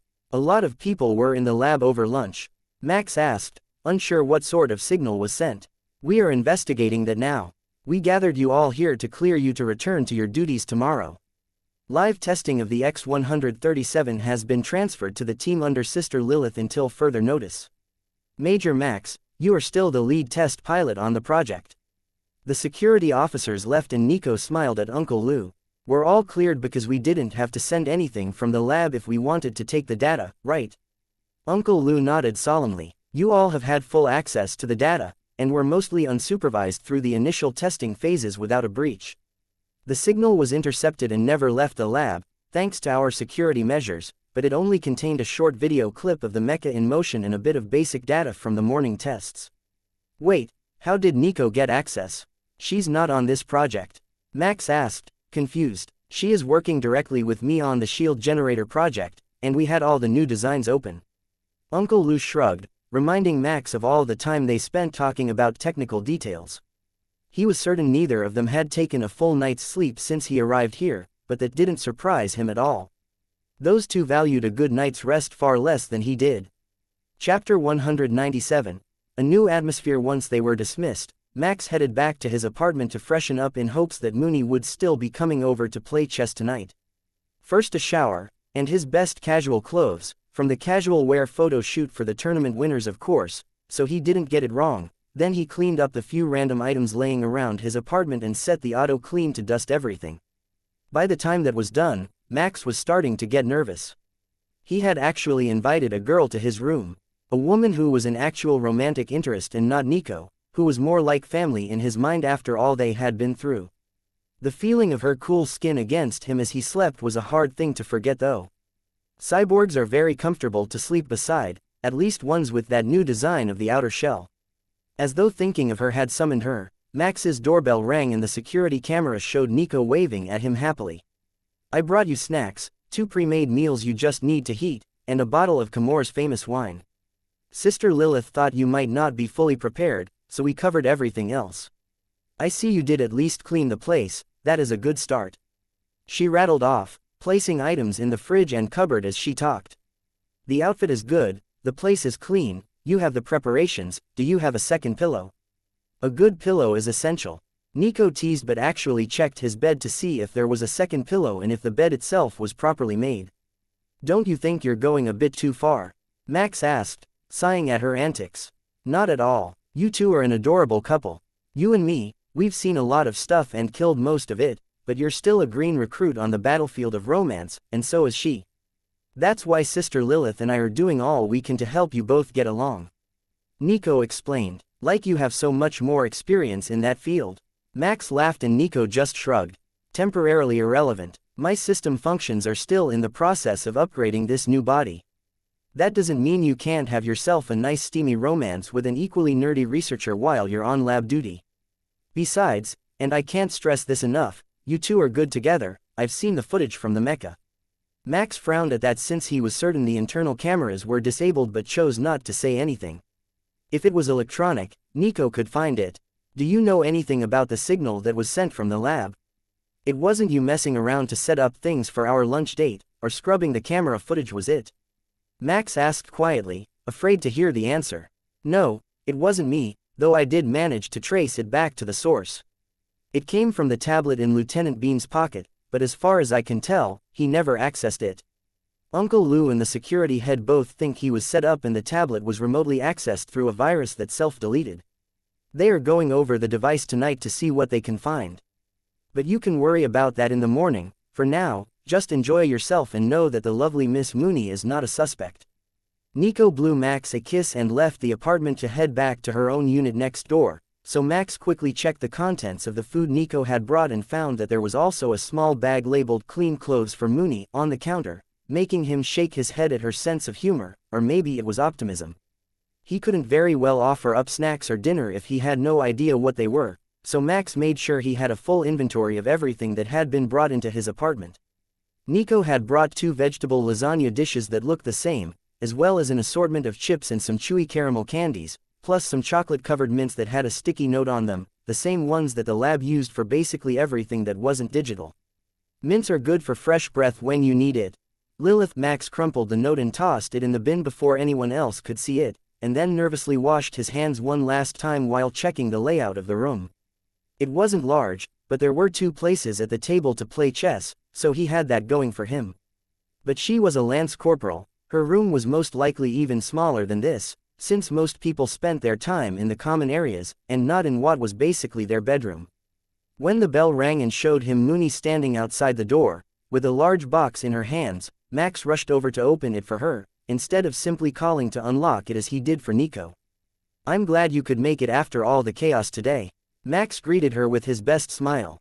"Thanks for inviting me. I'm surprised you chose here to live though. I thought you would be up with the other senior officers and way up at the top like Sister Lilith. I'm almost right above you, 3 floors up in the specialists district. Our rooms are really small, so I don't even have a proper table. The bed folds up against the wall to set the table up." Mooney explained. Max had seen those units before. They had them all over the neighborhood he grew up in. They were the cheapest of options, intended for bachelors, but were mostly rented by couples trying to save money to either pay off debts or feed addictions. His own parents had previously lived in one but had been forced to move when his mother got pregnant, as the suites didn't allow children. Mooney set the game up on the table and activated the holoprojector before taking off her coat, showing off a delicate and heavily freckled collarbone above her light gray bodycon dress. The hab domes were temperature controlled, so jackets weren't really a necessity, more of a fashion choice for soldiers that were used to wearing them as part of the uniform. "You look lovely tonight," Max told her, taking a seat across from the blushing researcher and admiring her past the chessboard. "Thank you. Sister Lilith bought it for me. She said it would bring me luck." Mooney smiled, but Max could see her thoughts. What Lilith had said wasn't to wear it for luck, but to help her get lucky, which had almost made Mooney refuse the form-fitting garment. "Okay, so here are the basic rules to the game," Mooney began, honestly excited to play chess, which brought Max's attention back to the task at hand. Since he could read her thoughts, the game shouldn't be too hard to pick up on, or so he hoped. Chapter 198. A New Atmosphere PT2. Max woke up the following day to the sound of the shower running and the doorbell ringing. Looking at his watch, he had 7 minutes to be at work if he wasn't going to be late, so he hurried to throw his pants on before unlocking the door for Nico. "Get a move on, you two. You will have to give Mooney a ride, or you will both be late." Nico laughed, hearing the shower running, then left and closed the door behind her. Max realized that he should have set an earlier alarm since he usually showered at work in the change rooms, but Mooney was used to getting ready at home since she had been working in the upstairs labs, and her job didn't require a change of clothing. "I heard her. I will be out in a second. You won't get in trouble for coming to work without a shower, will you?" Mooney called as the shower cut off. "No, I need to change into one of the pilot suits every day, so I shower there. It's easier, and you count as clocked in before you enter the shower rooms." Max called back while Mooney came out in one of his shirts that he left hanging in the bathroom. I may have forgotten to bring a change of clothes." Mooney stammered when she realized her mistake. Max walked to the counter and picked up the small bag, handing it over to her. "Either Nico or Sister Lilith thought of that, and they sent this over yesterday before you arrived." Mooney just smiled and opened the bag, which contained another simple dress, a hooded and comfortable-looking item that had corset laces at the sides, as well as clean underwear. There were even a pair of slip-on flats in there. They really had thought of everything. "When I first arrived, I didn't understand casual clothing. I was raised at the military academy since my parents were deemed unfit, so I had never worn anything but a uniform. For the first 6 months, Sister Lilith dressed me every morning." Mooney smiled, dropping the shirt and sliding the dress over her head. "I wasn't that bad, but since I grew up on the downside, I wasn't good at casual clothing that would suit the station. Nico helps me when I'm in a jam, but her own fashion sense is questionable." Max consoled her since she was looking embarrassed again. "She dresses like a reaver for sure." Mooney laughed. Once he heard the word, Max knew where he had seen Nico's fashion before. There were trading ships on the Kepler 142 station, her family's homeworld, that dressed that way. From what he remembered, they were basically mercenaries, selling whatever goods they could get to trade, as well as their combat services all over the neutral territories and to planetary governments with problems that they didn't want to involve the military in. There had been talks many times over the years to have them declared a criminal organization, but so many people used their services that the motion never actually made it to the Emperor, and none of the emperors had ever taken it upon themselves to do anything about the situation. In fact, The Reavers were said to have been formed as a private army by one of the early emperors before the military was as strong as it is now. Max would have to ask her about it later and see what her thoughts revealed. He already knew that the Tereth family was no ordinary family, given how everyone knew them, even the Cygnus leadership, but the topic of exactly how that happened never really came up, so all Max really knew of her family history was the final battle that ended their leadership of the planet Kepler 142, where they held off an invading army alone for an entire year and a day until reinforcements arrived to rescue them. Since Mooney was now dressed, Max straightened his clothes and grabbed the hoverboard. "I hope you're not afraid of heights. We are going to be in a bit of a rush today to get to work on time," he teased, leading her out of the apartment. "I've never actually ridden one before, but I've seen you coming to work on it before, and it is really fast. We should make it with 42 seconds left if the line is at statistical average." Mooney agreed, holding out her arms so he could pick her up. The board was only big enough for one set of feet but had more than enough power to support the weight of two people, though his top speed and height would suffer for it. Not so much that he couldn't still hover above the buildings, but not the usual breakneck pace that they set on the way to work, enjoying the wind on their faces. The line was almost gone today, and Mooney cheered at the fact they would be on time for work, climbing down from Max's side when he landed at the doors amidst a round of whistles and jokes about Loverboy showing off for his girl. "Just on time today, Major Max. The colonel is in the change room waiting for you to arrive," the gate guard informed him as they checked in for the day. "See you at the bay then," Mooney called, running away, with her hood bouncing on her shoulders. "You pretty boys get all the luck. It's not fair, I tell you, save some of the pretty ones for the rest of us," one of the other pilots joked as Max entered the locker room. "You could try hitting on Major Nico. She's pretty cute too," Max suggested, making the other pilots, as well as the colonel, all laugh. "No encouraging the pilots to take on suicide missions, Major," Colonel Nord told him in a serious voice that only made the other pilots laugh harder. "It seems you are already aware of the change in the testing team for the X-137, so that saves me a lot of time this morning.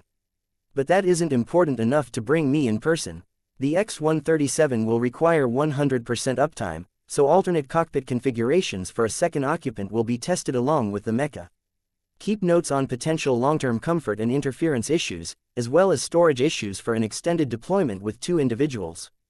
The colonel informed him. That wasn't a surprise to anyone. Ever since the system came into effect, that has been the primary reason almost all super heavy units that get deployed still have two pilots instead of one very skilled one. "Will the second person be a pilot as well?" Max asked for clarity, so he knew what would be needed. "The second occupant is intended to be a technician with piloting skills. They will not be the primary combat force, but an onboard repair staff is believed to have the potential to keep the Mecha running more reliably in combat than the current two-pilot setup." Colonel Nor informed him. "Thank you, Colonel. I think I know exactly what we will need for the testing then. Technicians will require tool storage, where a pilot wouldn't, as well as somewhere to place replacement parts, or raw materials and a printer." Max answered with a fist to the chest Kepler salute. "Good, you get the issue that we are facing. I expect a full report on my desk at the end of the week. New cockpit designs will begin digital testing this afternoon, with physical tests in the morning." Chapter 199. Cockpit design needs work. Max hurried into his work clothes, another variant of the tight pilot suit that the Comore designers favor, and headed for the bay to begin today's tests. After climbing into the cockpit with a wave at the testing staff, Max found Sister Lilith waiting for him, with a smirk that promised that she intended to get every juicy detail of yesterday's date night. "I will be your assigned technician today. I have the most practical experience with Mecha repair, so it made the most sense. This design clearly isn't going to work. It doesn't even have a second seat with restraints, and the bed isn't secure enough for the second seat during heavy combat. The storage is good for two pilots, but not enough for tools if I'm going to actually accomplish anything. But there is a small maintenance room below us with reactor access. We could put the tools there. If we can get a small materials printer to make repairs on damaged parts, that could work since the reactor room has access to most of the internal structure. The biggest issue will be getting the parts removed and brought to it." Lilith finished her speech and looked around for more flaws in the design. "If we equip the tech with the new exoskeleton, they can take care of most of the repairs in place if we have some raw materials. It can weld, bend pushrod straight, plus print seals for the hydraulics and boards for the electronics. We will just need enough material for it to work with. Clearly, we can't really keep extra armor plates on board, unless we strap them to the outside somewhere, but with a supply of materials, you should be able to keep the mecha running. I will introduce damages during this afternoon's virtual testing and you can check the feasibility of access and repairs during service. Max agreed, trying to think of a better solution. With the shielding they shouldn't need armor repairs too often. Usually, weapon repairs are the priority for super heavy mecha and the armor is an afterthought that is taken care of when there is time. Lilith sent for a seat harness to be sent up right away, rectifying the oversight so she could strap herself in properly with the bed folded into the couch formation. It took minor modifications, but this cockpit design was going to be pulled in a few days anyhow to live test the next version. This isn't bad, it is secure, I can see the diagnostic displays and reach the main circuit board in case of overload. Not a bad location for the technician. Lilith noted it out loud, recording the observations on her tablet. A second bunk might be a good idea for long idle times. But it would interfere with the storage above you. Max added, yes, for a standard assignment pair, the second bunk would be essential, we will have to work on the storage. Though it might not be necessary for all units. The combination of yours and Mooney's shampoo on the cushions is a nice combination. I wonder how they got so mingled. Max did his best to ignore Sister Lilith's teasing. Let her guess all she wanted, he wasn't giving away any secrets. If we scrap that entertainment station, we can put a load of extra storage next to the food preparation station. Maybe swap it out for a roll screen, so it is available when needed but doesn't use up space. This design of the cockpit is more naval fleet officer than cramped mecha quarters anyhow. Max suggested. Lilith got to work designing while the team led Max through a series of movement and pose tests to check design interactions at extreme angles. Digital design, which this team was originally in charge of, caught most things, but the chance of chafing or pinch points for lines and flexible parts still needed to be verified after assembly. They had already found 2 hydraulic lines that could possibly flip around and get caught on other parts, one under each arm, that the digital design didn't predict. This mecha has a much better range of motion than the old phalanx did. It couldn't aim straight up because of the design, but this one can even shoot backward over the shoulder. It is a very impressive structure. Max commended the X-137 as they finished the morning tests and Lilith sent off the proposed cockpit changes for the base computer to render into a virtual reality simulation to test after lunch. The team all gave Max a knowing look when Mooney sat next to him at lunch, and finally, Sister Lilith couldn't hold her curiosity in anymore. So, we all know you two had a great night, but have you made it official? Lilith asked. What makes you think things went that far? Mooney asked, clueless as to why everyone was teasing her so much today. None of them had seen her arrive with Max. You use a citrus body lotion and floral perfume. Max uses a coconut lotion and no cologne, plus he uses the standard scent officer's shampoo, while yours is minty. One of the other members pointed out. Max was impressed, and a bit disturbed that he knew the scent of his coworker so well. The man must have caught the look Max was giving him because he hurried to make himself understood. Don't get me wrong. We work at adjacent computers all day, I am not into something weird. He defended himself. That really didn't make it sound any less creepy. But he's right, Mooney always smells good, but today she smells like you. Not that you smell bad, but you don't smell like Mooney. One of the female researchers, a tall brunette with short hair, agreed. I told you, Sandy, we played chess until very late and I slept over, Mooney said shyly, and Max gave her a one-armed side hug. Enough picking on Mooney. Did we find everything today, or should we begin tomorrow with a repeat of the movement tests? Max asked, changing the topic. We had to make a couple of changes. Let the night shift do the physical updates, and we will check them in the morning to make sure we didn't introduce any new problems. Sandy, the short-haired brunette told him. Well then let's get a cockpit design for them to work on as well. Can't let them slack because we couldn't make a decision. Lilith declared, getting up from the table and cleaning up her lunch tray. Chapter 200. Cockpit Design PT2. After lunch, they all headed to the couches in the testing room to enter the virtual reality simulation for the cockpit testing. They were just simple virtual reality headsets, but it was good enough to do the modifications to the design that were needed at this stage. This setup would allow them to modify the interior, as well as add and remove standard items to make the design more user-friendly.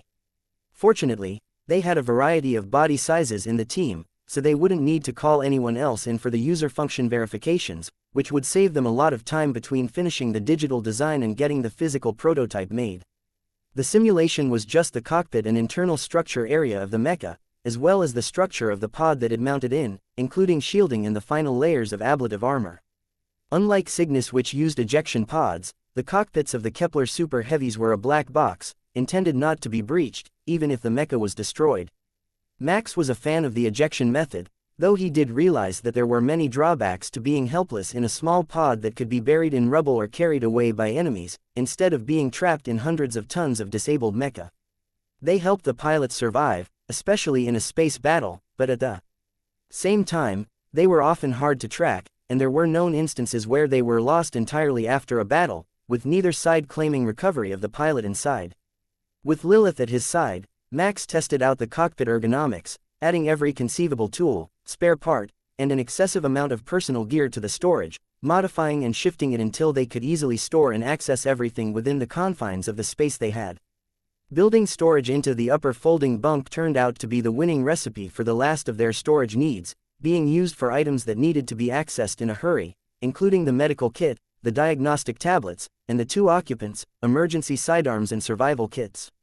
They always took up a large amount of valuable space, since they needed to be accessible in seconds, but there wasn't usually a good space for them.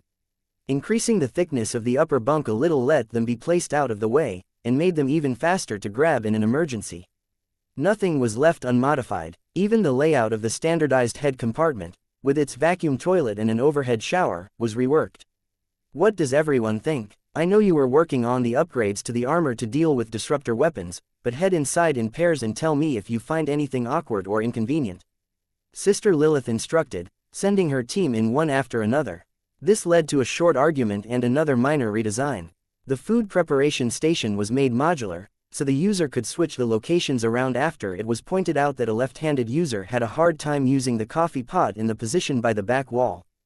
The removable canisters for the spare raw materials to be used for repairs were a big hit with everyone, and they fit into the standard maintenance cart, so nothing on a ship's inventory needed to be modified to work with the new mecha, other than the hangar bay securements.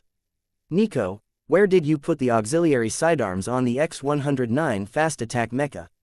Max asked when concern about the overhead locker being thrown open by impact and dropping a rifle on someone's head was raised. 2 rifles in the back of the seat and a pistol under the control module by the right knee. Nico responded, and Max took a moment to consider if they might have gone too light on the firepower. Nico had as much firepower for one person as they did for 2. Hey, Lilith, pull up the pilot seat from the X-109.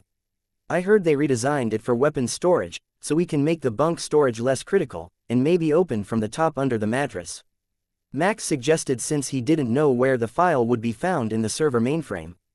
The 2 models were nearly the same, but one had an opening back plate, which stored a pair of rifles, a small water tank, and a week's rations.